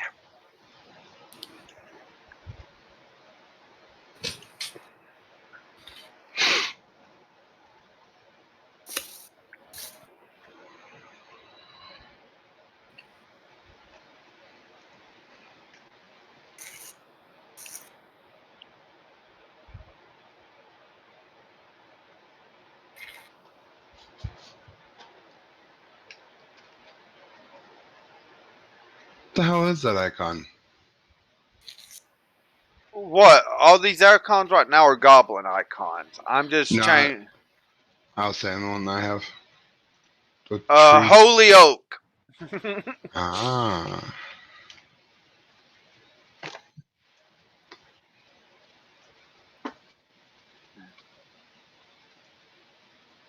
Anyway, sorry, I wanted to make it green. So No, you keep it black for your players. I'm not touching it. I'm not touching it. Yeah, it's Okay, So now this is still a goblin. Don't take what that is. So right now you have moved, but still, what are you going to do since people are moving? Let's see. So next Just remember. helm. Sorry. Just remember, you have to stay within 30 feet of The druid being yeah. the holy tree there, Titania, for your stealth to have the +10. And that is like heavy brush right there, so they're not able to. You got an advantage, but well, see, I'm paranoid when it comes to what was I gonna say? The just stealth. So I make sure I'm close to the druid and stuff. So yeah. Let's see. So that's where my new one is. Let me delete the old one. The map's fighting with me a little bit. Let's see. Thank you. yeah. There Luckily, you just use the default token, so it's not like you can't.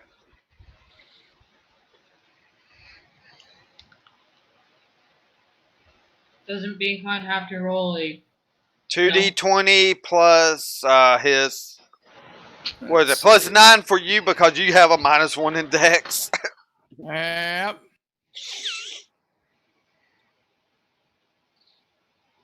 Yeah, there's actually 2 people here that's kind of. 923.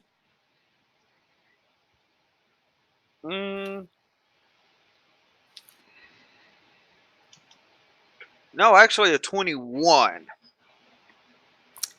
Well, I'm not doing the minuses. I'm just saying the brawl roll. Yep. Okay.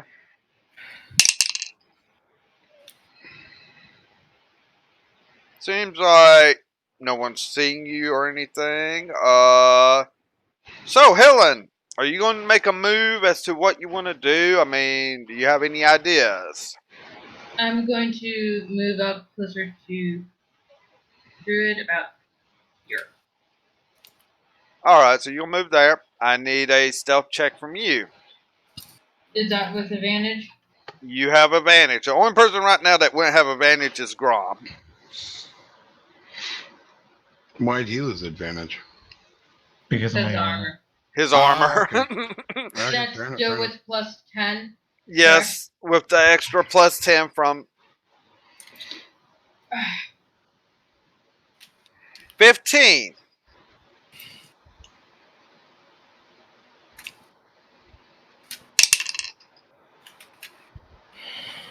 Even though it seems like you weren't being quiet, Helen, they're not taking notice of the group so far, as you can tell. Of course. I'm the noisiest one out of Alright. all of us. And the guy's wearing armor, and I'm louder than him now. Before I was quiet. So, Hey, he's getting he's learning how to move in it. I want to try something. So there's this cantrip they have, which is Druidcraft. One of the options says whispering to spirits of nature, you can create one of the following effects within range. One of the options is you can create an instantaneous, harmless sensory effect, such as falling leaves, a puff of wind, the sound of a small animal, or the faint odor of a skunk. The effect must fit within a 5-foot cube.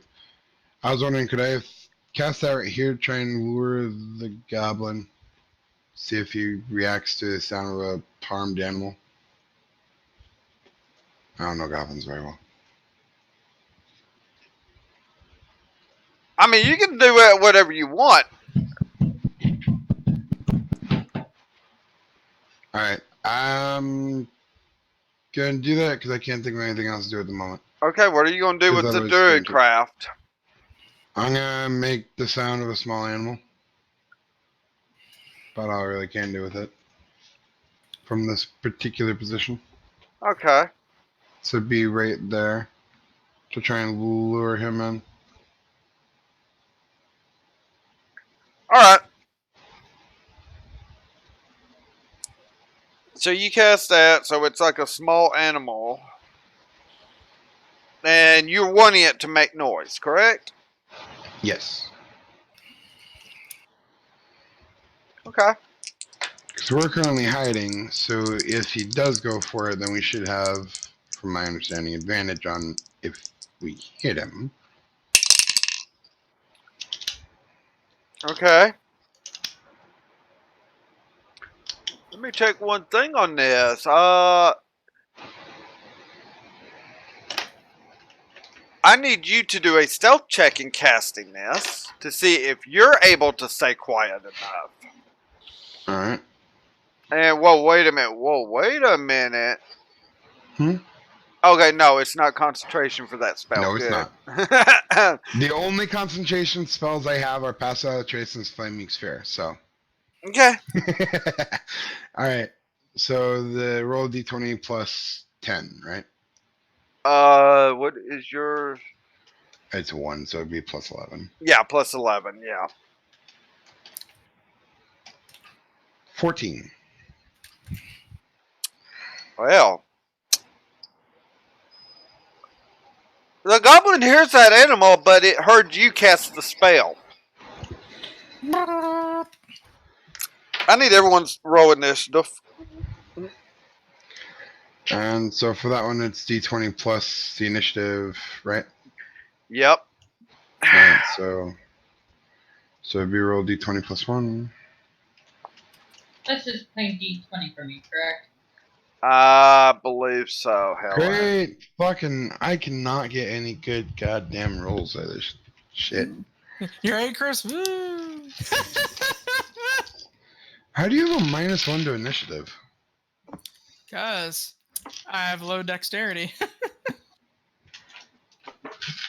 I have no dex.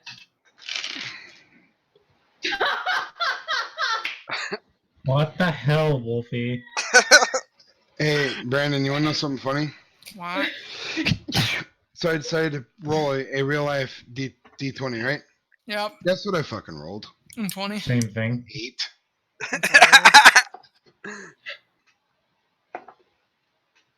I don't want to go first. Shit. Well, alright.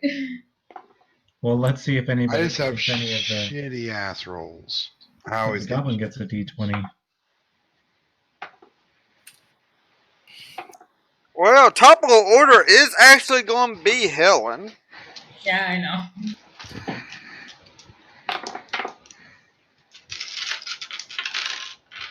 Because I'm a fucking beast.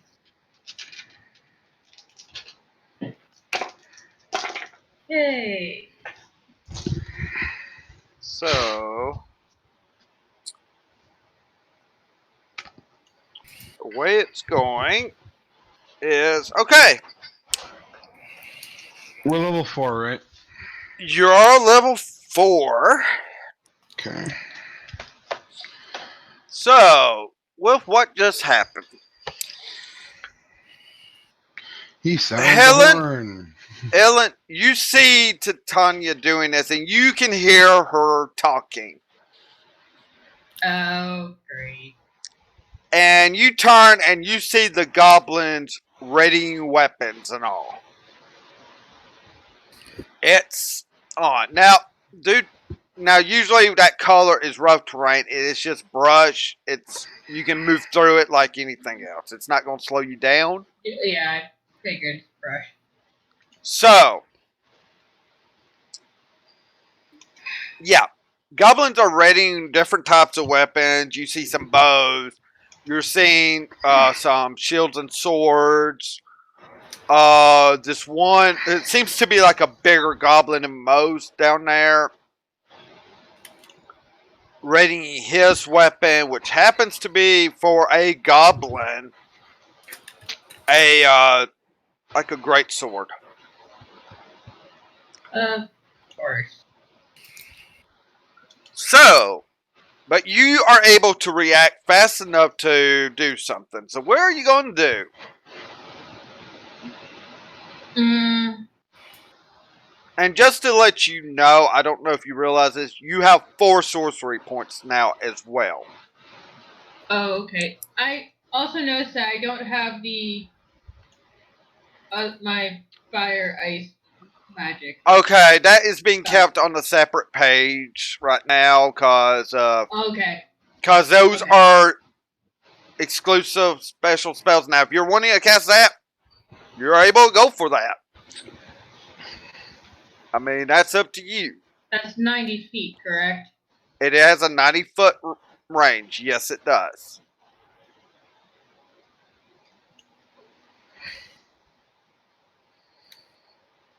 And it is a cantrip, so you can cast it multiple times. So the closest fire pit to me, I am going to cast the fire ice spell combined. Okay. Now, can I cast it at both goblins or just one of them, and the side effect, the explosion, will hit the others? What's the range on that spell? It is 90. 90? 90. You could hit the big goblin directly. I don't want to do that, though. Why? Because if we pick them up... She's trying to go for the closer ones first before the farther range. Farther ones. I don't want to go max range. I want to go to the close range first. I don't want to take out the ones at the cages because, again, they are kind of starters there, so we don't want to hurt the prisoners. So I'm doing the next closest ones to me. Okay. Which would be that fire pit. Okay. So, which one are you going to aim? Because either one you aim at, the other one will get the explosive blast from it. So, the one right of the dot. one right of the dot. Okay. Yeah. And that is a spell attack roll. What is that attack? I believe it's a +7 for you. Yeah. Is it just D20 plus 7? Yep. Correct.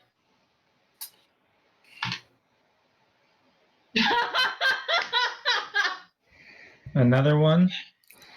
Fucking another one. That hits. It's a crit damage, so you're rolling double the dice. So what's the damage then? I need to tell me. We have it on. Okay, it is a. So you're rolling 2d12 for the damage right now because it's a 1d12, so it's 2d12. Change that to 11. Okay, and then roll 4d4 because of the explosive. 4d4? Yep.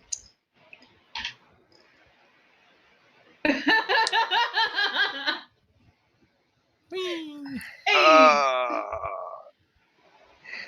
Did I kill them? You may have killed the one. Oh, these are beefed up goblins, but Well, the one is taking 22 damage unless he saves it. he saves he's only going to take 4 from the explosion, so. And neither one saved, so. Neither one saved. So didn't they have to save my deck? The dex? The dex is 15. Neither one made the dex. It was 2 low rolls.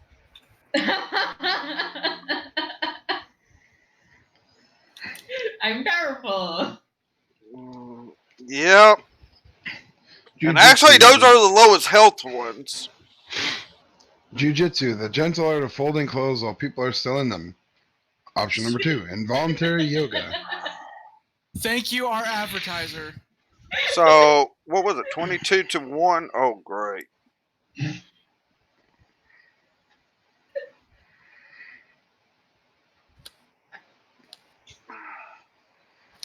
fucking love this spell. Definitely when you crit.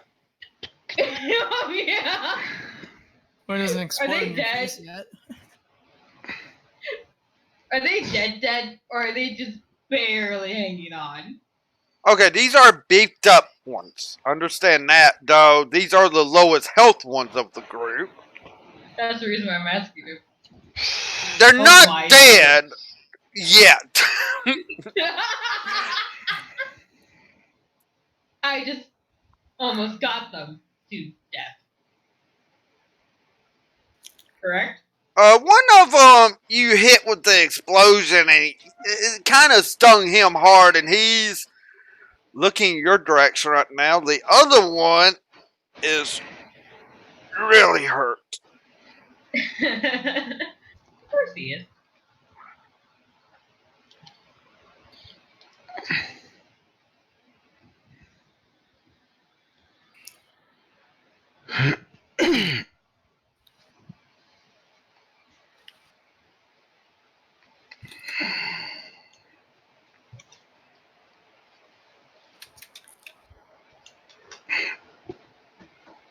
Okay, with that, yeah, let's put it this way. The one that she hit here, he's barely standing right now from all this. What the fuck was that? Yeah, this is your first time seeing the spell, Titania, and you're seeing like a red beam with ice surrounding it, hitting its target, and then it's just an explosion that happens. This is a spell that you've never seen before. Till now. I repeat, what the fuck was that? That was me helping her learn something, but then that happened instead. Let's just say I got another spell in my belt. A bit more powerful. Oh, Yeah. yeah, what are you going to call it? I still don't know yet. Gosh dang it. Well, with that, Frostfire arrow. That's not an arrow. The Mm. D, I say- not an arrow. I say frostfire or something.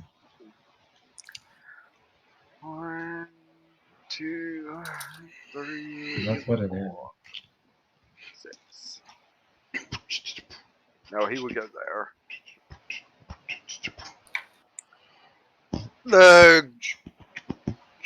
That goblin moves there, and he's wearing some hefty armor for a goblin, along with that great sword. And he's kind of moving towards you because he feels like you're a serious threat right now, Helen. No, of course. Oh, yeah. I mean, I just nearly took out 2 of his companions. With that, Grom, it's your turn.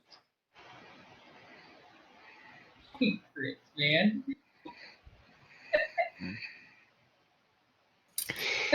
He still doesn't know I'm there, correct? Uh, They know that we're here. Well, they know I'm there.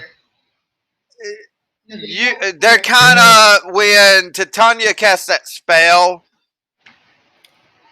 you're kind of found out. It's Titania's fault there.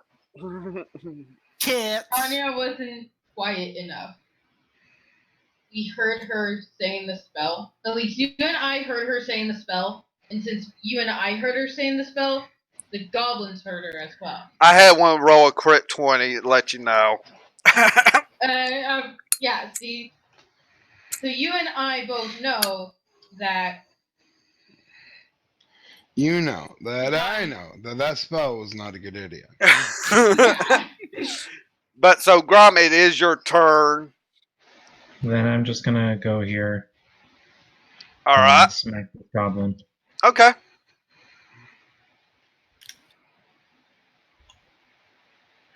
As you move up, I take it you have the Law of Shamrath in your hand. Yes.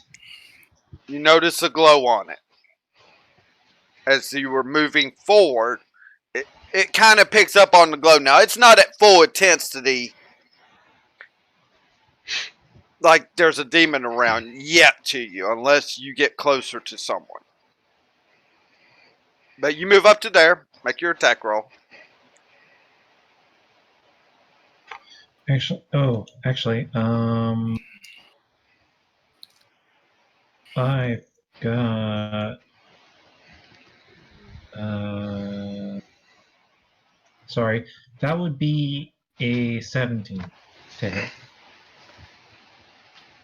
Because you have an extra +1 with Law Shamrout. Which Yeah. is fine. 16 was going to hit, so yeah. You hit Well, him. just to be sure. Yeah, you hit, actually. I mean, this is... So you come up with this Law Shamrout. It's starting to glow red on the lettering as you swing on this. What? 1d 10 plus 1d 20.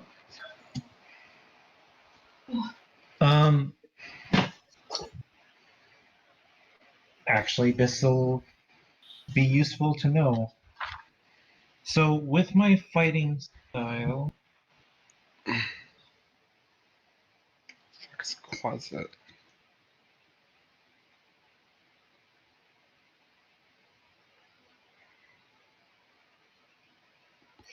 yep. Well, okay. I have the Great Weapon Fighting style, Yes. and it says when I roll a 1 or 2 on a damage die from an attack I make with a melee weapon I'm wielding with 2 hands, which I'm doing. Since it is part of the damage, can I roll the d12? Yes. Re-roll a d12. Yes, you may. It is part of a damage of Law Shamrout, so yes, you can re-roll the 2 on the d12. Okay. And I have to use the new. Yeah. You have to use the new roll if you wish.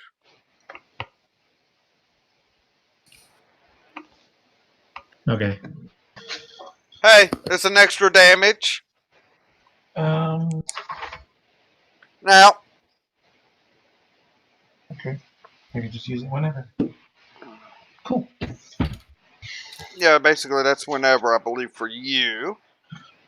So you run up to this goblin that was pulling out a bow at first. Kind of wasn't totally expecting you. Knew there was people there. But you come up and hit him.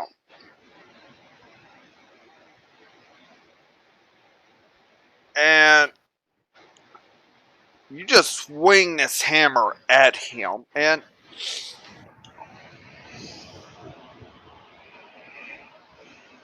when that radiant energy hits into him, because it's like it comes right after a blow, and you see that radiant energy flow in.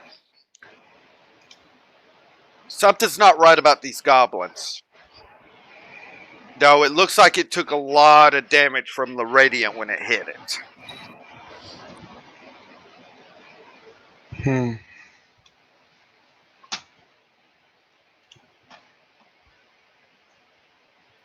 And right now, on passive, Titania. It's my turn.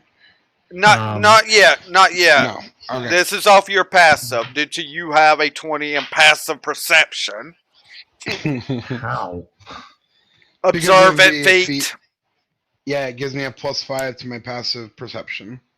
Oh my god. I can And it see also why gives people plus- want to say it's game breaking at times, but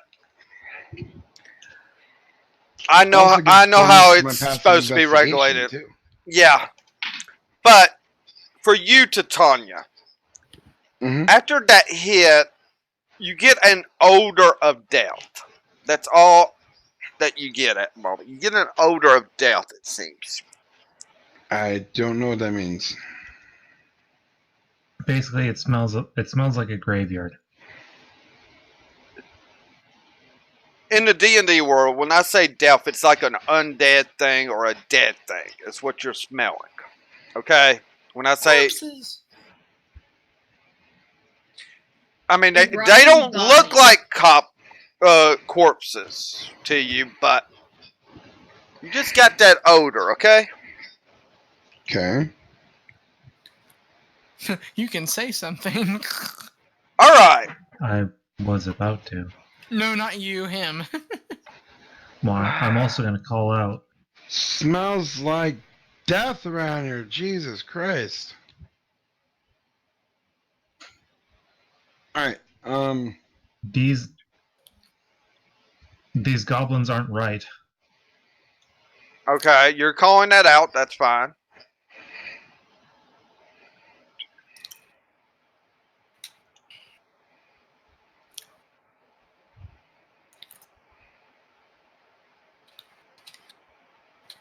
Wait.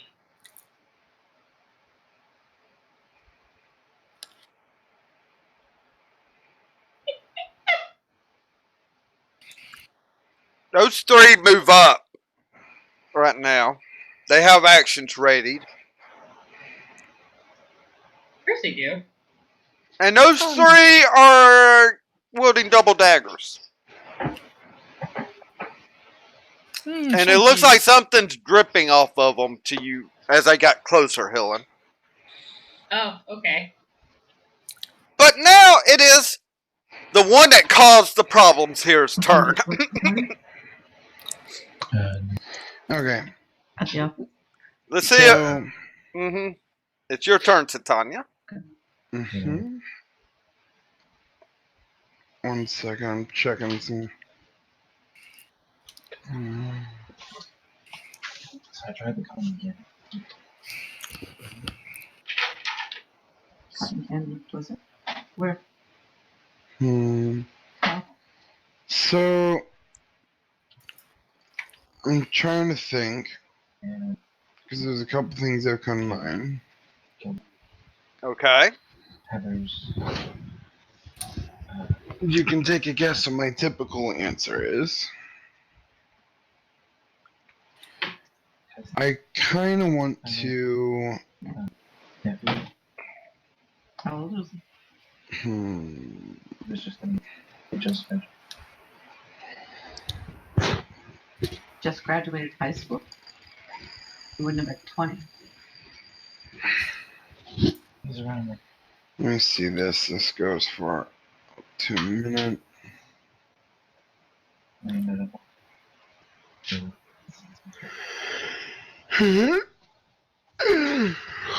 me and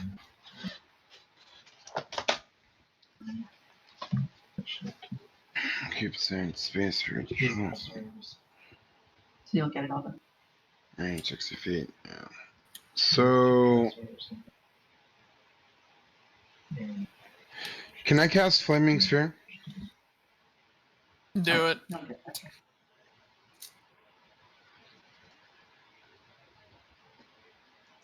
I mean, if it's one of your spells, yeah. I mean, you can cast Flaming Sphere. It's got a 60-foot range with a 5-foot area. Yeah, so I want to cast it on this guy down here, the one next to the little orb.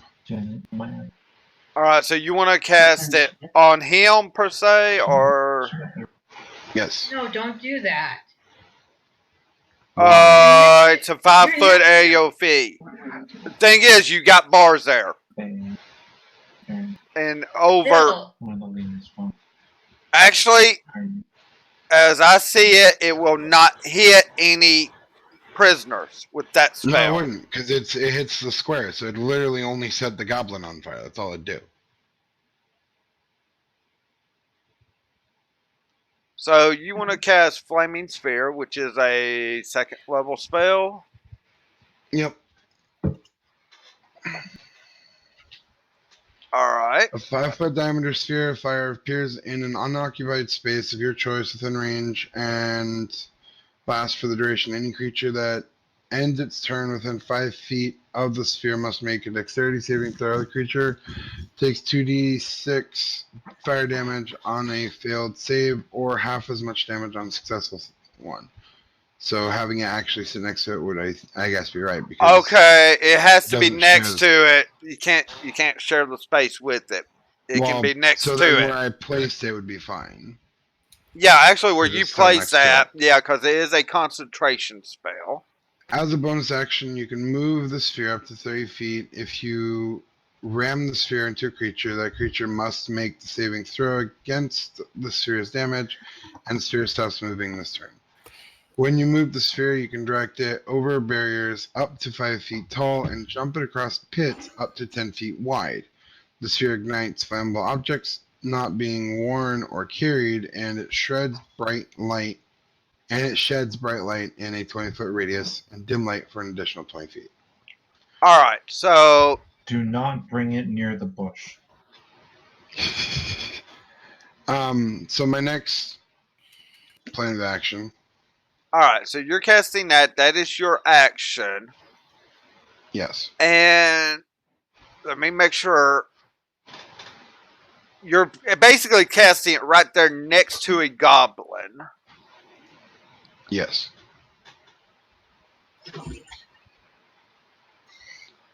And then my next action is actually a bonus action, which is to turn into a bear, specifically a brown bear.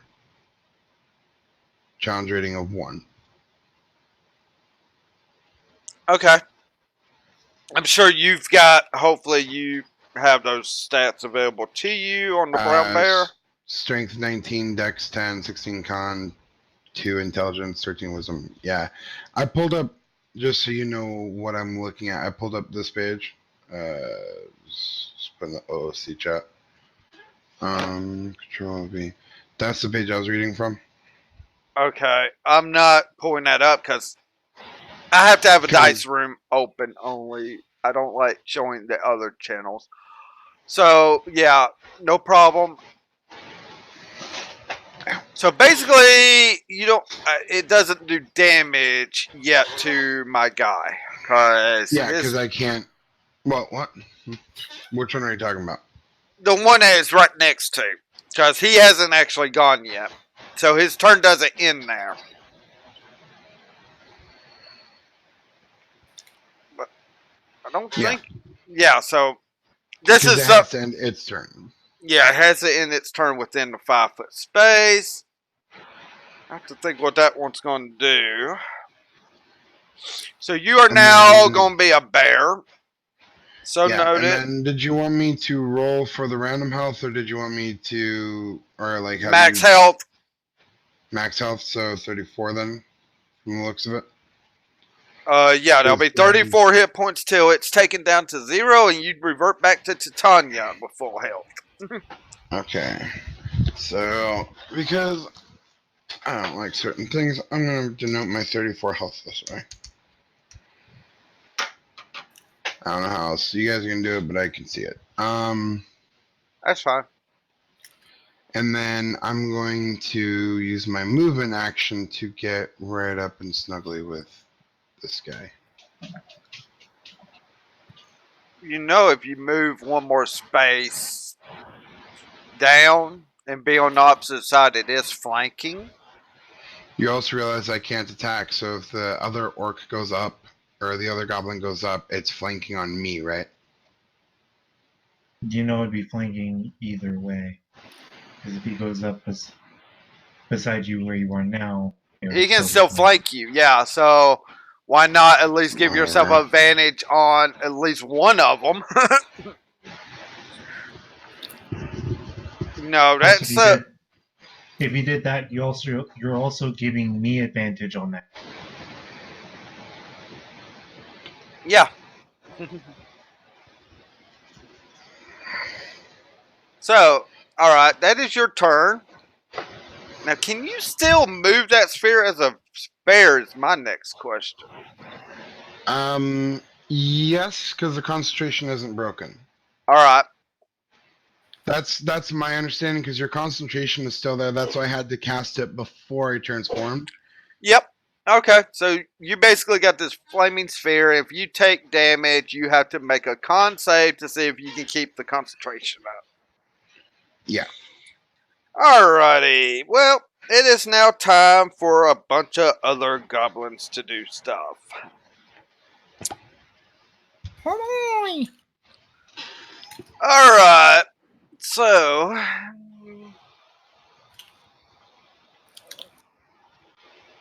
Okay. Well, we'll start with the one that's in flank. Now, he doesn't get this advantage, I don't believe. It's just advantage on him. He's going to drop his bow and pull out his short sword and attack. Well, the one that attacked him, Grom.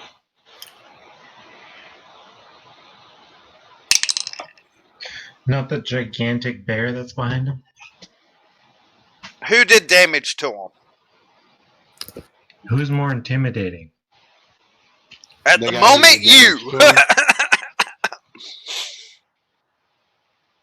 Either way you look at it, he's attacking you because you attacked him first, so he's pulling out his sword because he can't attack with his bow. Damn, actually pretty good roll. 19 plus 3, I believe, will hit you. Yes, it will.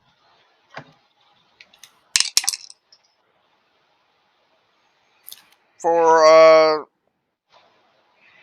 5 points of damage only. Dang. Well, good for you, bad for me. Full health bar, I will take that. Yeah, oh shit, I didn't heal you back up to full, so, there we go. And then we do 5 damage. It was 5? I thought you said 3. Nope, 5. 5 total.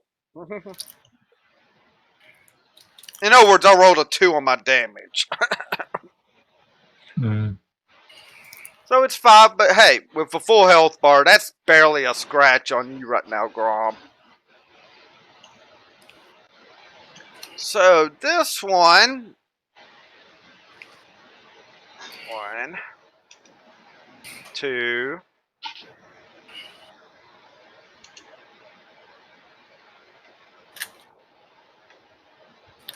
Gonna move there. And he's gonna take a shot at the bear.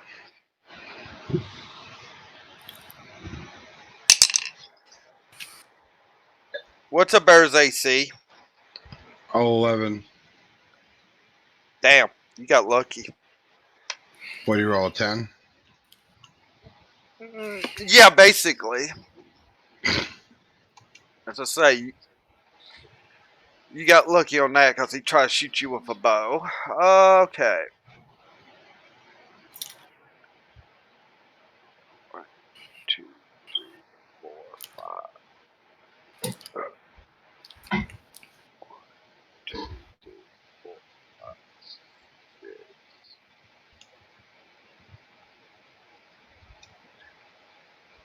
Alright. That one is going to move up and shoot at the sorceress that literally has caused an explosion to happen. Eh.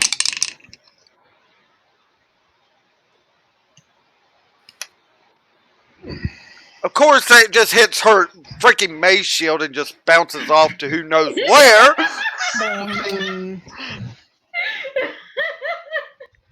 I keep telling you, Dragon, it's.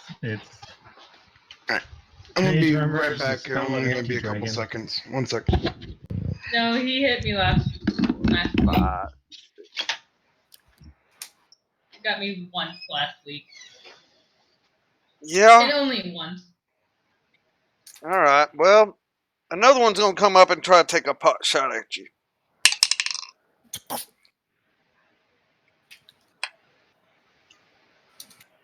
That one just clearly misses you, bounces off a steel shield, and goes off somewhere. Hey, Helen, I like this armor. Pretty great, isn't it? Yeah.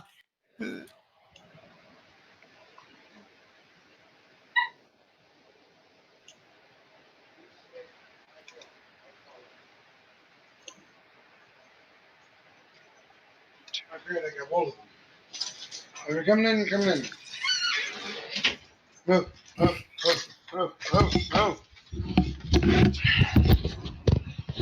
Hello. Hello. Sorry about that. Okay.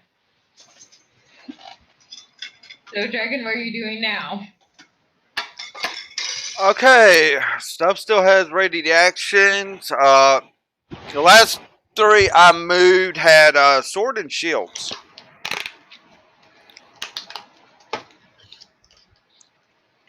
I see them Currently, getting Dragon is contemplating how to get past mage armor. Yep. But still, I I think- still could get past easier than Earth. Yep. He was very lucky last week. That was the only reason why he hit me. Was pure RNG luck. Okay. But still, what are you going to do? Because you're last man on the totem before he goes to the top of a round for Helen. You're damn right I'm on the bottom finally with -1. So, my OOC question. I have looked and I have compared with other spells. I see that there's actions and there's cantrips and whatever. However, when I look at everything else, it'll say like 1A or cast. So my first question, if it says 1A and a cast, can I cast that spell? Does it have to charge by anything? And it just doesn't tell me because it doesn't say anything. One action, cast. It takes one action to cast. So you cast it then. It's one action. Sweet. All right. So I can do a lot more than I thought. Okay. So I look where Titania was, and I'm like, so yeah, Helen, I think our good old druid can do a little bit more. I keep getting this flicker, and it's kind of something like this. And so I cast. You ready, Chris? Flaming spear. Yep. At the 1, let's see if I can describe it and not confuse you. So look where Helen is. Go down a couple of grids, and it's to the right. Flaming spear on that goblin. Cannot occupy the space as the. Are you saying right there, Brandon? Because it has to be put in an open space. Open space. I see an open space. Okay. So it's not to the right. It's just one other. You should see the spell. It looks confusing as fuck to fucking cast it. Anyways, it's Don't just put it there. No, why. don't put it there.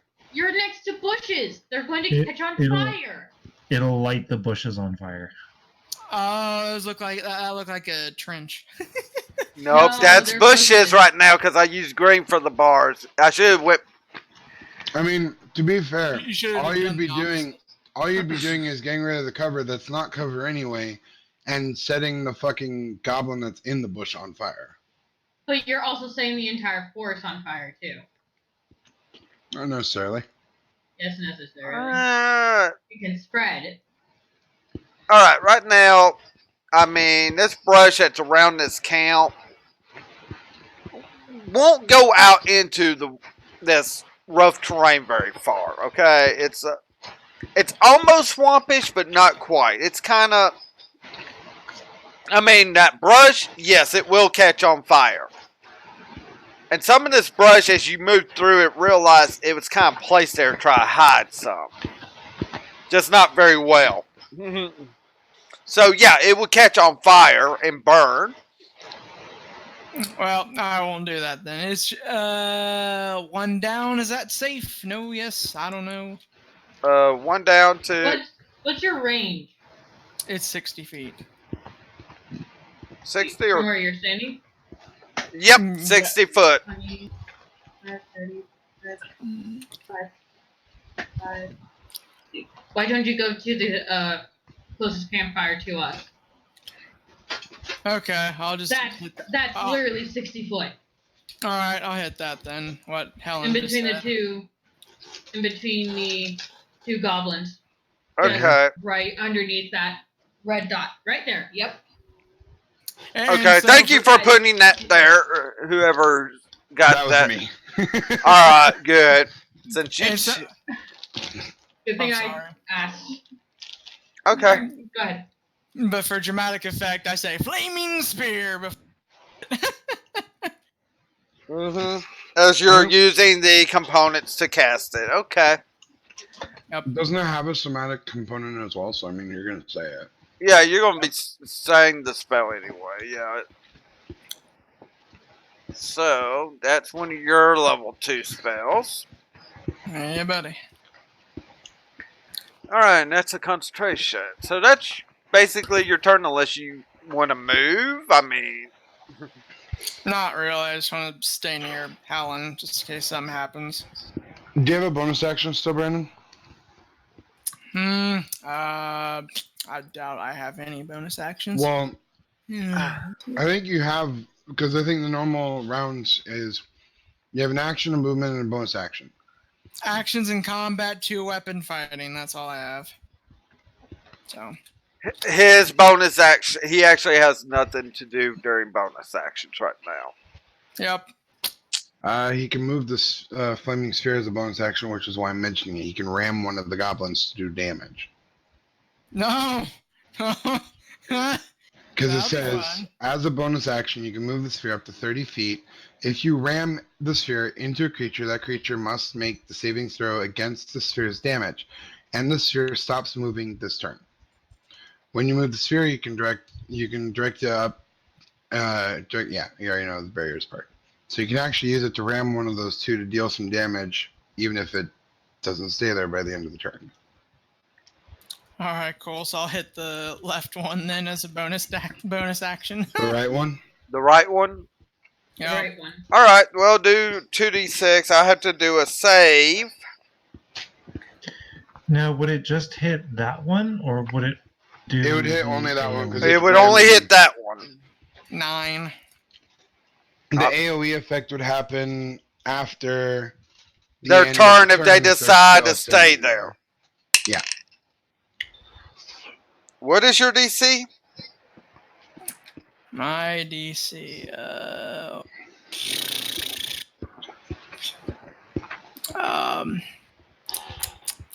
Wait, are you saying the roll I just did? Well, like I'm confused.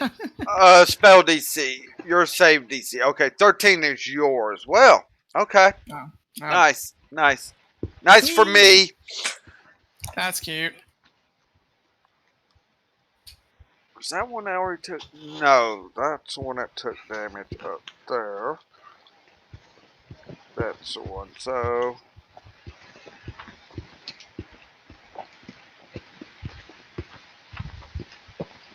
Okay. So you have it kind of, Cassie. You just throw it into one of them. It looks like they kind of did a little bit of jaunt, but they're still getting burnt from it. And you see the fire pit there kind of flaring up even higher now because of that flaming sphere there. It's like stoked to flames.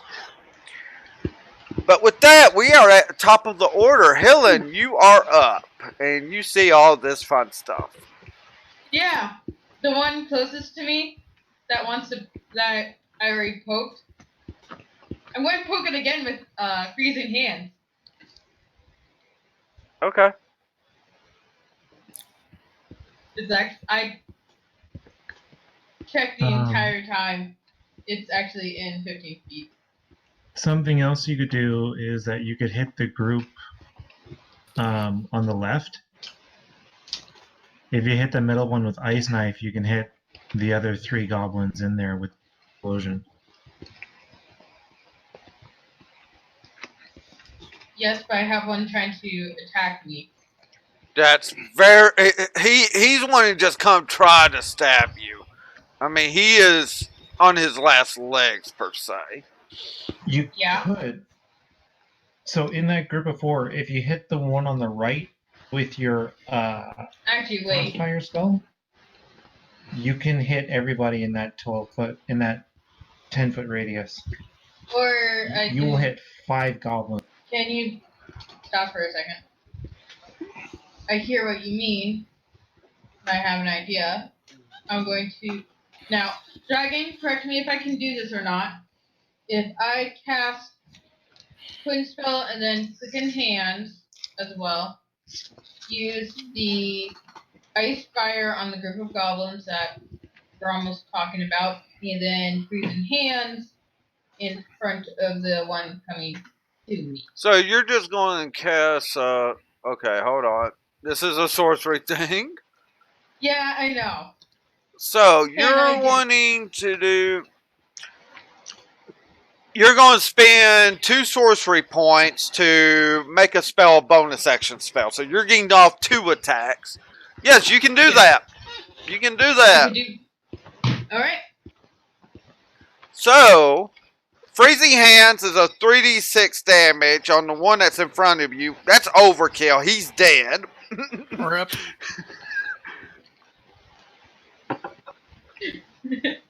He's just frozen solid. He's just Yeah, you just he's freeze him. He's frozen solid right now. He's dead. an You're ice doing cube. that one. And then I Apparently, have you really like gobsicles. She does. And now, This is the fire ice one. that will hit. And then what? 2d12? 1d12. 1d12. You rolled a crit last time, so it's 1d12. See, that's the reason I was asking.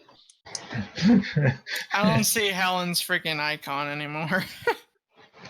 Just highlight over where it was. Ah, shit. Hold on, no. That's 1d12. You want me to re-roll it? Yes, re-roll it. Those spells, if it rolls a 1, you automatically re-roll. I'm sorry, those special spells. No. I went up 1. Well, I went up 1. okay, so you do 2 damage to that one. Let me see which one that one is again. Now you roll 2d4. And any of those hit 1, you do auto re-roll them. I forgot to tell you. So re-roll that 1. Okay. Already did. No, It was 2. re-roll the D4. 1d4. 1d4. That's the one thing about this spell. You don't have to have the empower spells for this. This is like built into it. So it's 6 Okay, total sure. damage on that. Okay, Alright. so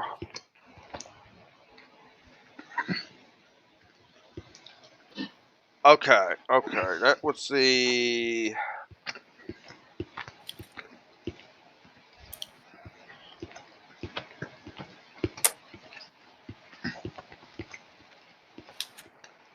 that one is dead. So alright, hopefully 2 can make their rolls and do a total save.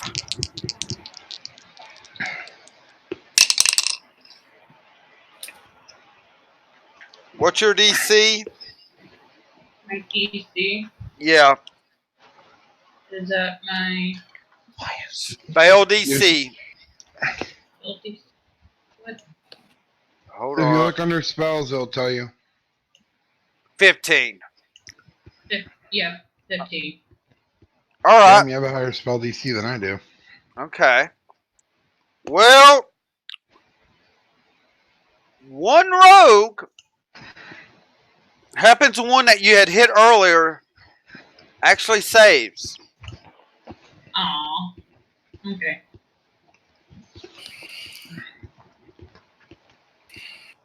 The other one, though, does take the damage. And actually, I should roll for the freezing hand one. No. Oh, hell, he would not have saved, so he's still frozen solid. Okay, so I've got 1, 2, 3, 4.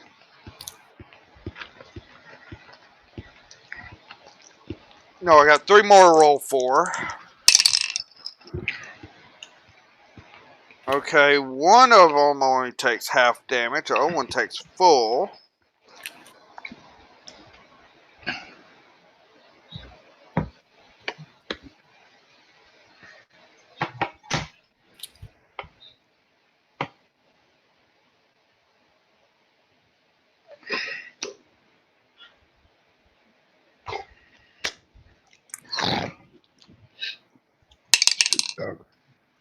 And that last one doesn't save, so he takes the full.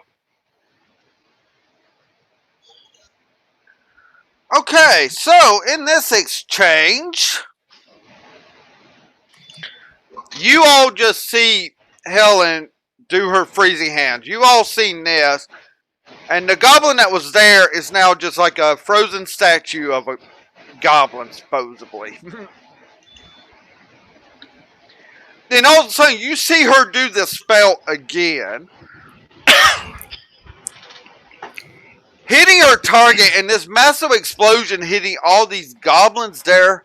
The one kind of danced and somehow did not get hit by it. Telling you what kind of goblin it is. But all the others took like some damage from that explosion. Really hard. And I forgot to be doing something because that is a little bit special damage.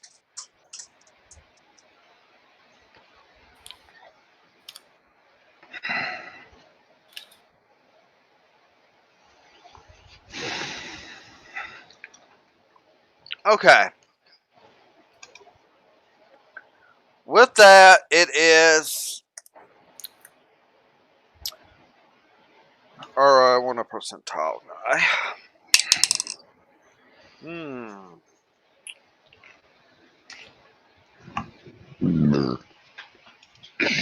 Excuse me.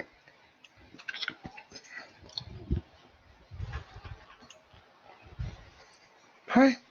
Instead of moving up like he was wanting to do, he is going to Get stabbed in the back by his buddy. moving back here, and you see him kind of. It looks like he's doing some sort of talking.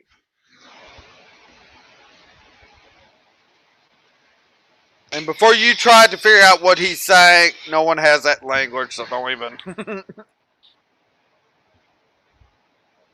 And you would have to do a knowledge check to see what type of language it might be.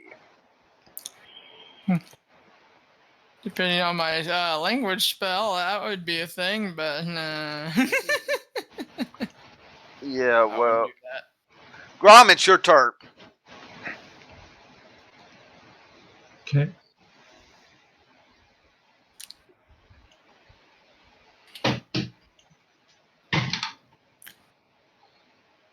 I'll just smack the one in front of me.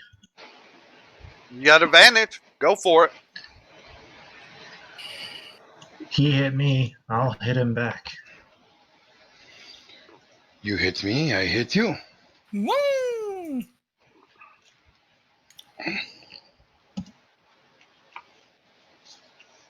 12.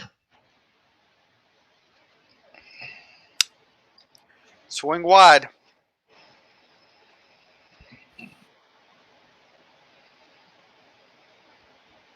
That was a miss. Anything you want else you want to try to do? No, that's it. Okay. So with that,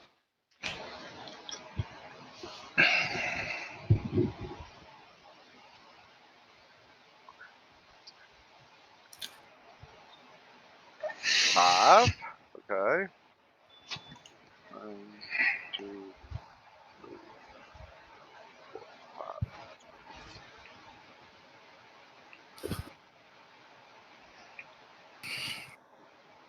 All right. 2 dagger holding goblins are right there.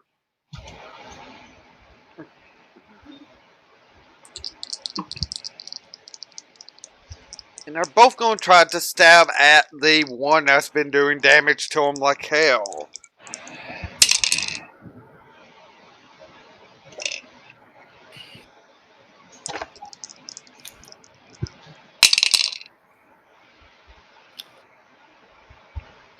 And only one of them is able to actually hit you, Helen.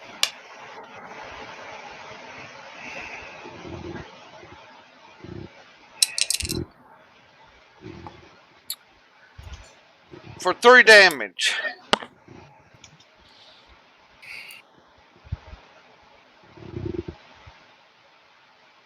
Helen, are you there?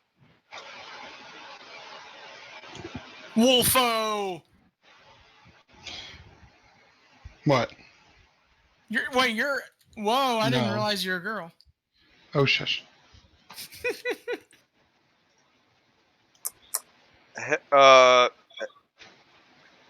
Wolfie.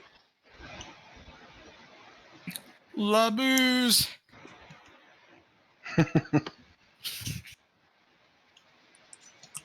If she was the heir, she would have reacted to that. So no, she's not. What's a picture of this dog? And it says, JFC, I seriously thought this was a baby deer until the little fucker barked.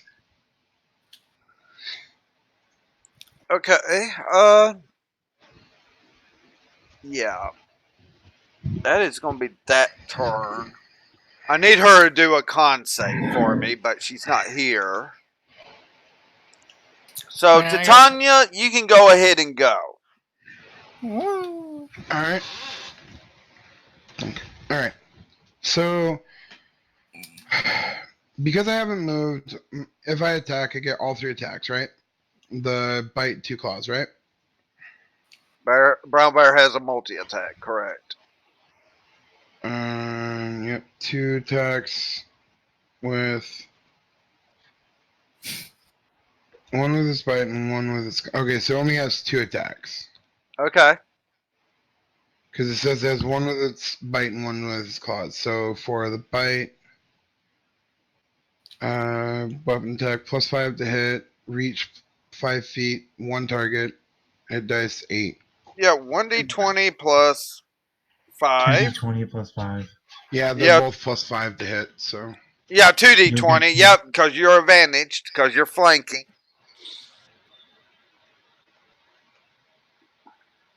all right, I'm just gonna do this. Is this will be easier. This is for the bite. So the bite was 17, and this is a claw.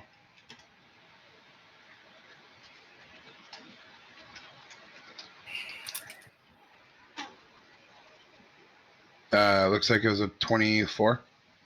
Both hit. Roll your damages. Oh boy. Alright, so damage for the bite would be 1d8 plus 4. And so we're just going to go ahead and calculate that first. That way it's. So roll 1d8 plus 4. And claws is 2d6 plus 4. It says 11 and then 2d6 plus 4, but we always roll the d6s, right?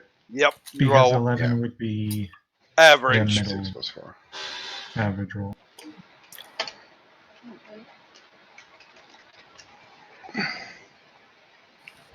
Make sure I have it right. 2d6 plus 4, yep.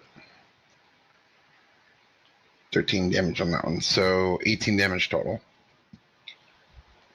This thing's still standing, but barely. Alright. I mean, not as barely as the one that was frozen solid. But one other thing, after you bite it, due to your passive perception, it tastes awful. It tastes like it's been rotting for weeks.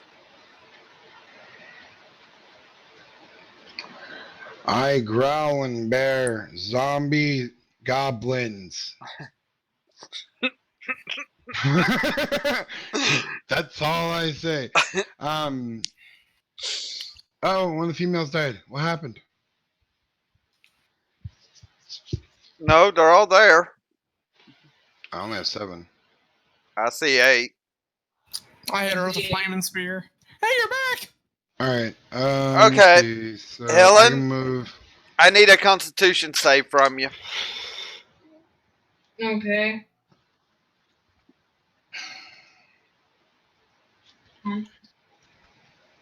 Alright, so I have one more action I want to do then.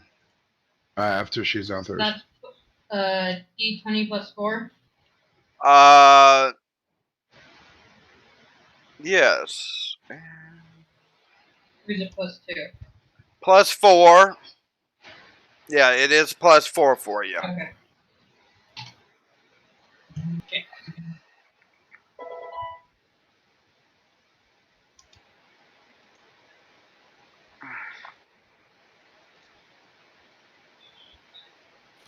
Oh, your advantage on that.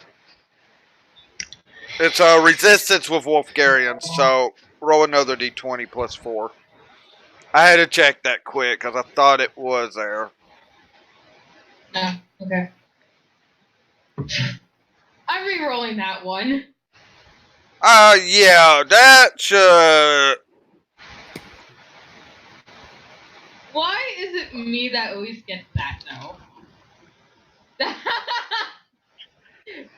I take over to using the 24. As much as I hate to say it, yeah, you resist what was trying to enter your bloodstream. Dang it. Yes! All right. I'm a wizard! So the next thing I want to do Okay. to finish up my action is for Flaming Sphere. As a bonus action, I can move the sphere Yes, you up to can. 30 feet. So I'm going to move it up. So 5, 10, 15, 20, and ram the goblin that I attacked. All right, roll the 2d6. I think you have to do a save first. It's going. I think you do Must- damage either way. I think it's a. Yeah, because it takes half as much on a successful save. Yeah.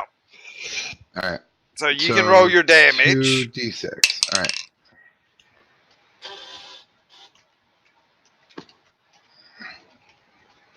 And my spell DC is 13. Save DC is 13.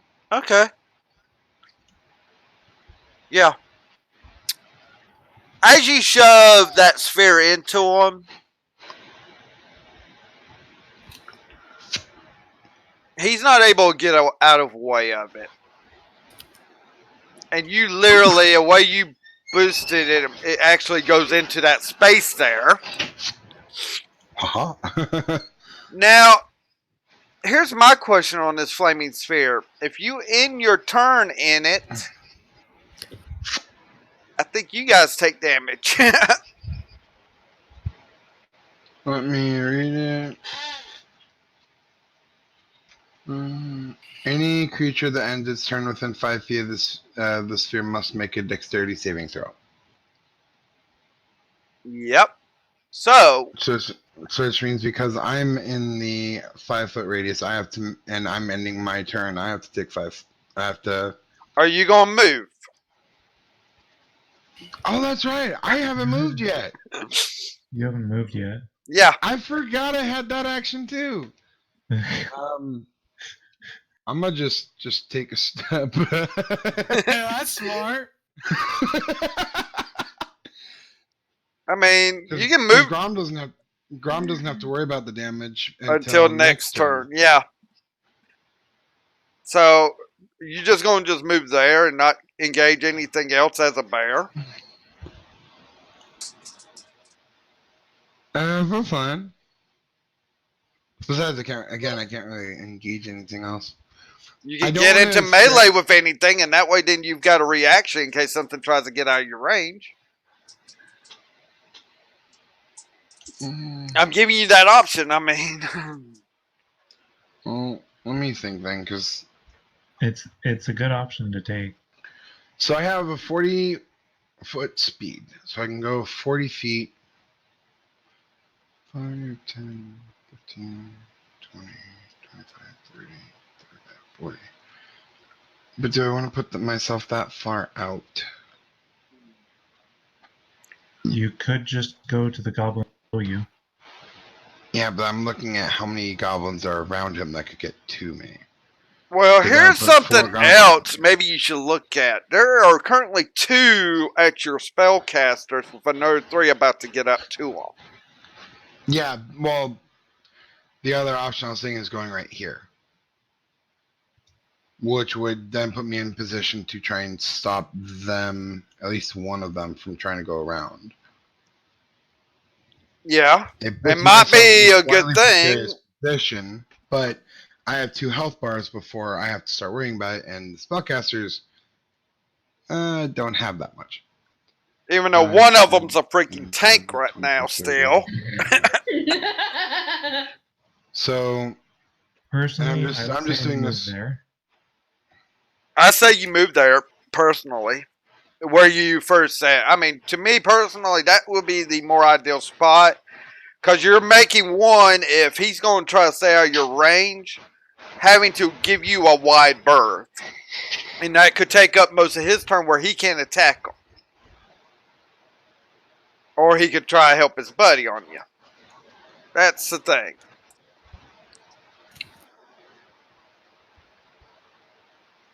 I think I'm gonna move here. It's Okay. 40 feet. Gives me plenty of range. I wouldn't delete that. Coolio. Yeah. And then obviously if he tries to get outside my range, I can then do a reactionary attack and trying to attack him with attack of opportunity. So Yeah. And plus, like I said, I have 34 health on the guy, so because I have yet to take damage from him. all right. Alright. So it is now those three guys and these three. That's right. One.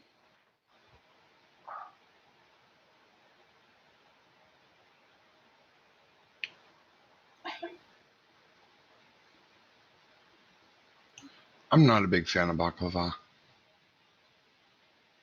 Sorry, I'm having a look at the screen for a moment. I'm missing one somewhere. 1, 2, 3. Wow, that is a really Oh, high wait a quality minute. One died. That's what it is. I haven't marked him out yet. Okay. He died from the flaming spear. That's what it was. Okay. Alright.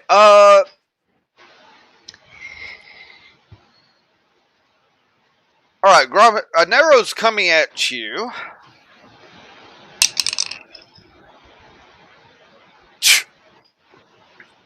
Grom, that thing just comes and just hits your shield and just shatters. It doesn't even do anything to you.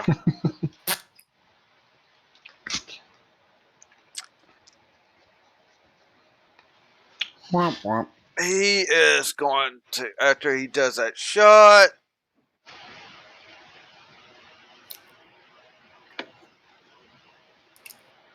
it's moving there.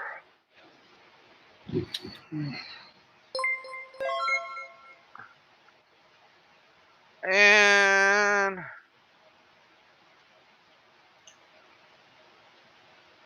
thank you for the follow.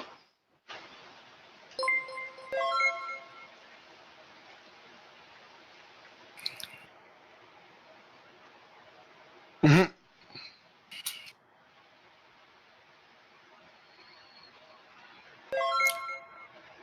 Now, before those two move, they will take shots at the wizard, or not wizard, sorceress.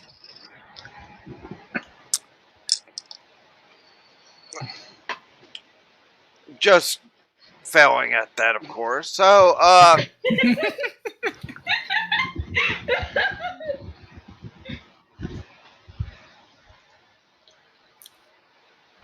with that,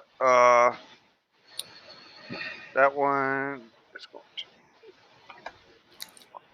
2, 3, 4, 5.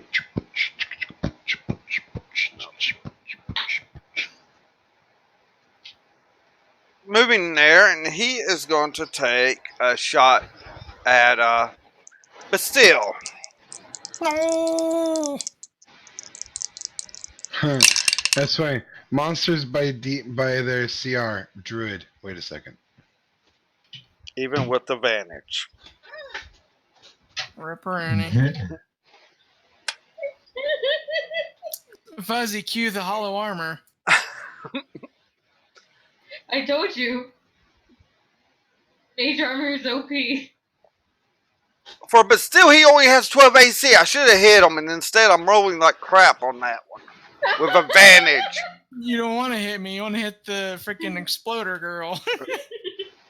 I'm a nice dragonborn. That one's there. You don't want to get. Aww. Wait, is it still in the range? I wonder. It's still in range. Yes.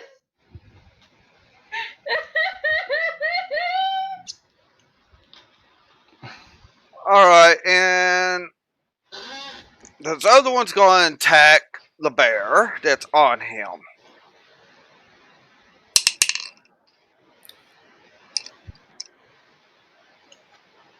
Okay.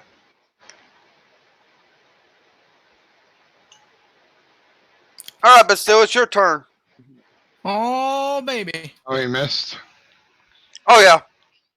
Yay! That DC of 11's helping me out, or AC or whatever.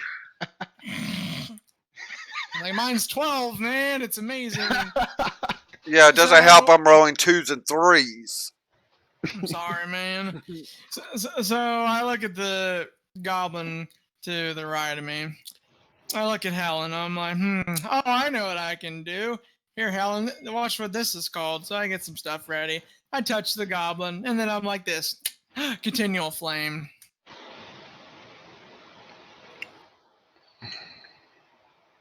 All right, so we'll continue flame.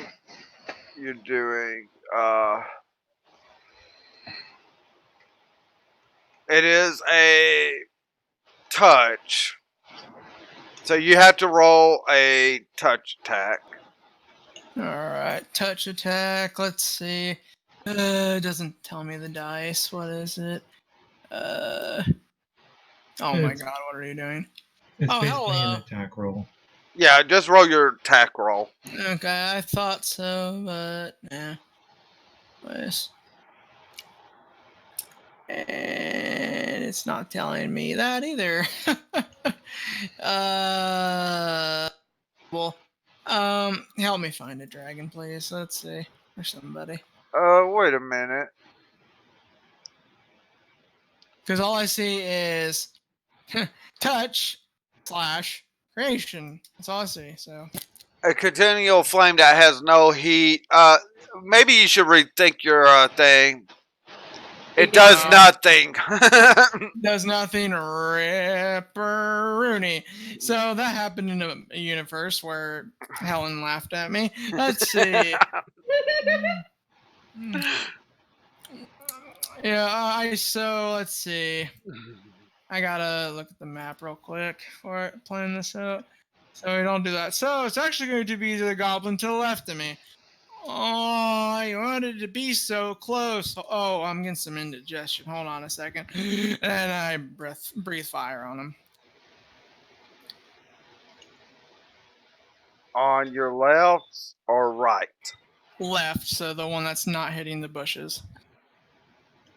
Okay. Yep. So that I have to do what, a saving throw? You have to do 2.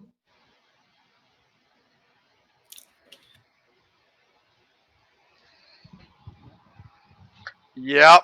I will have to do 2 saving throws because of the other fighter way back there. Yeah. Hee.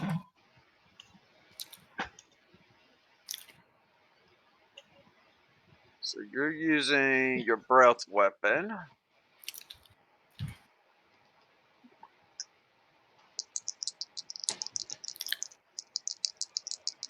So that's 2d6 damage that you do.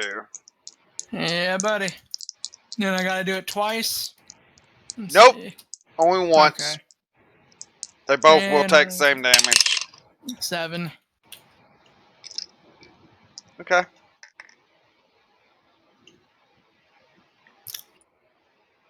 Okay.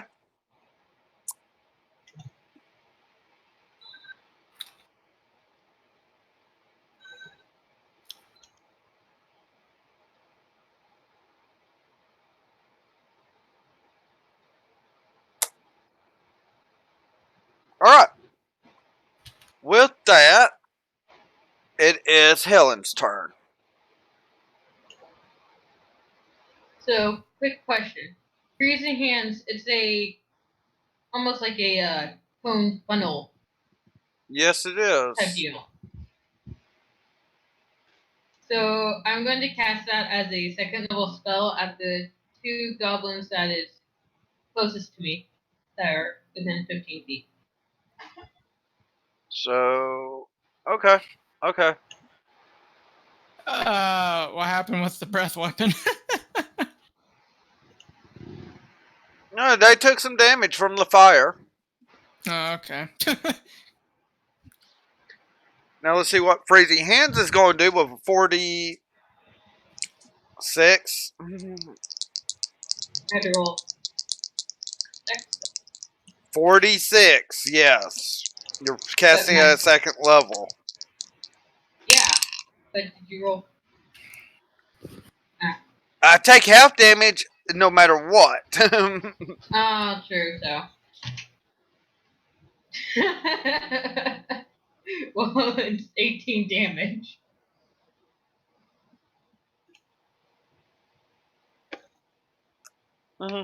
Okay. Did you save? Yeah, okay. I'm guessing no. I fucking love this spell.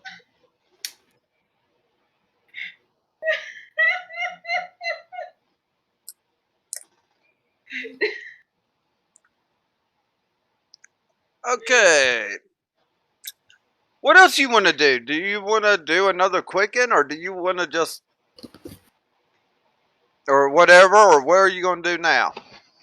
Now you are still in melee combat with 2 up there. Yeah. That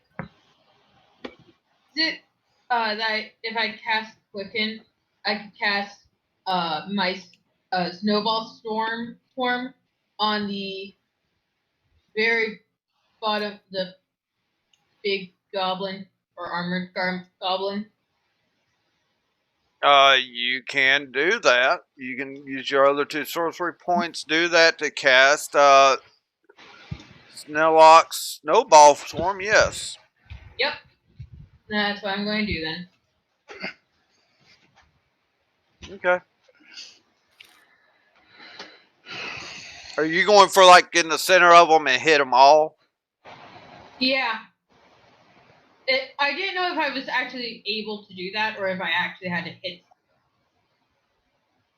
But if I could try to hit them all, then I'll do. It's an AoE field. Okay, then yeah, in the center, so I could hit all. Alright, so that's 4 rolls for saving.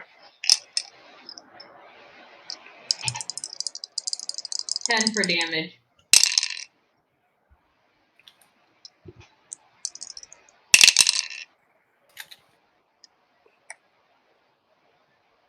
Alright.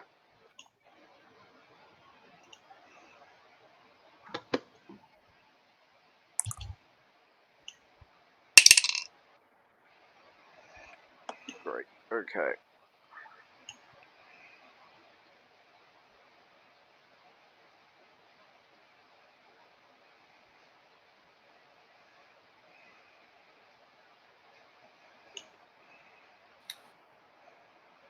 And then before the end of my turn, I am going to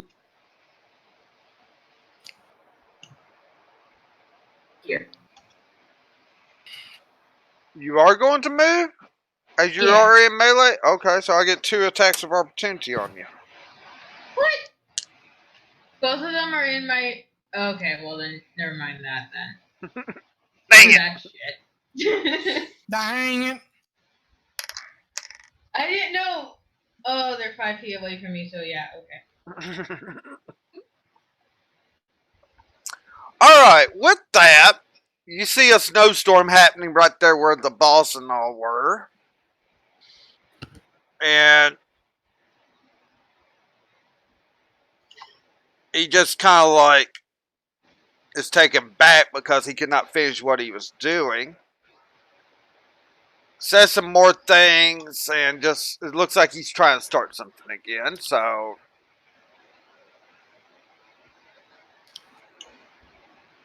with that, it is now Grom's turn.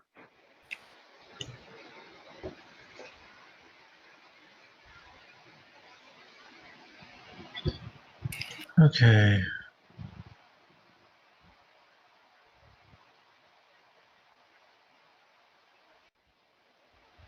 I'm gonna head over here and hit this goblin.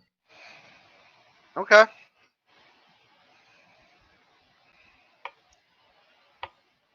How about the mages here? You know, when I see you come up, I'm like, smash that skull open. I plan to. 15. Actually, on that one, that hits. Cool.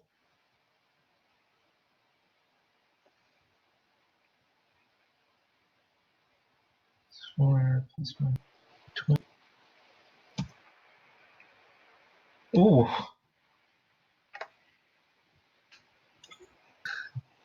Max damage on Radiant. Yeah, max damage indeed. Enough to Smash that skull open.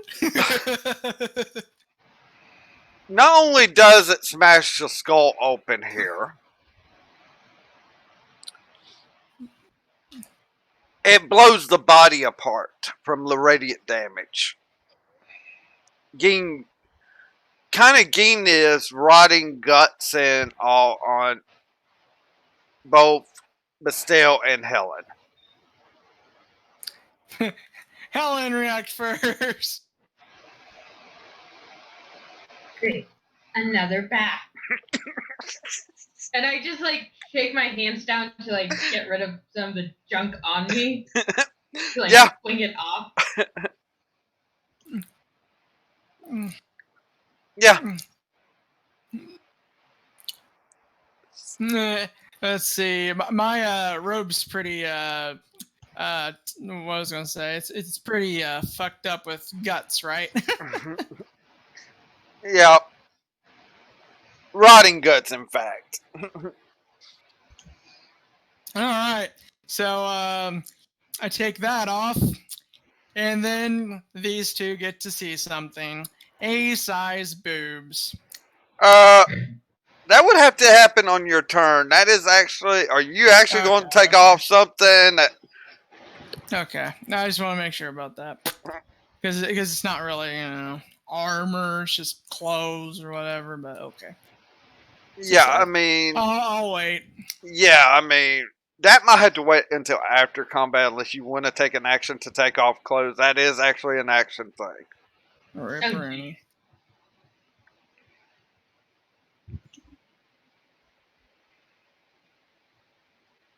So, with that, Grom, anything else? I mean, Um.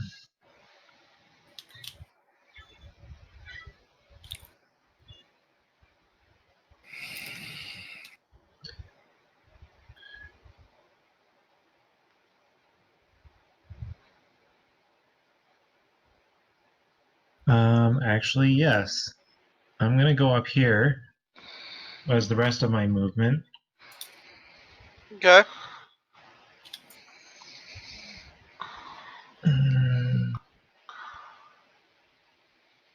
Actually, yeah, that'll be it. All right.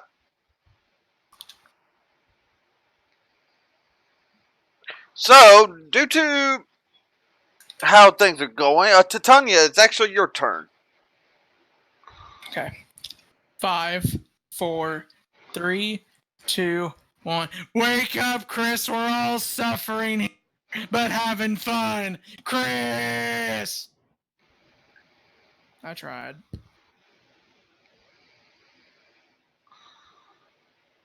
Chris! Fuzzy, your turn. Dragon, I have a quick question. Out of character. Okay. It is 2:00 in the morning for me. Yeah, I know. Is this a good stopping point and we pick it up next week? We can pick up When Chris combat next is week, and less hopefully Chris will tired. get sleep. Nope. Yeah. That's the reason why I was asking if we could actually stop now. Yeah, we can actually stop here.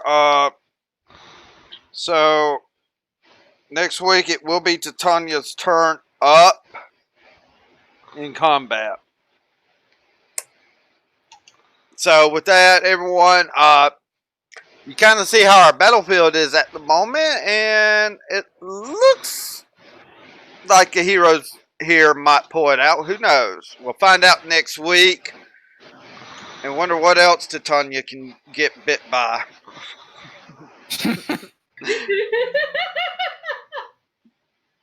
Have a good one, everyone. Can't wait till next Monday.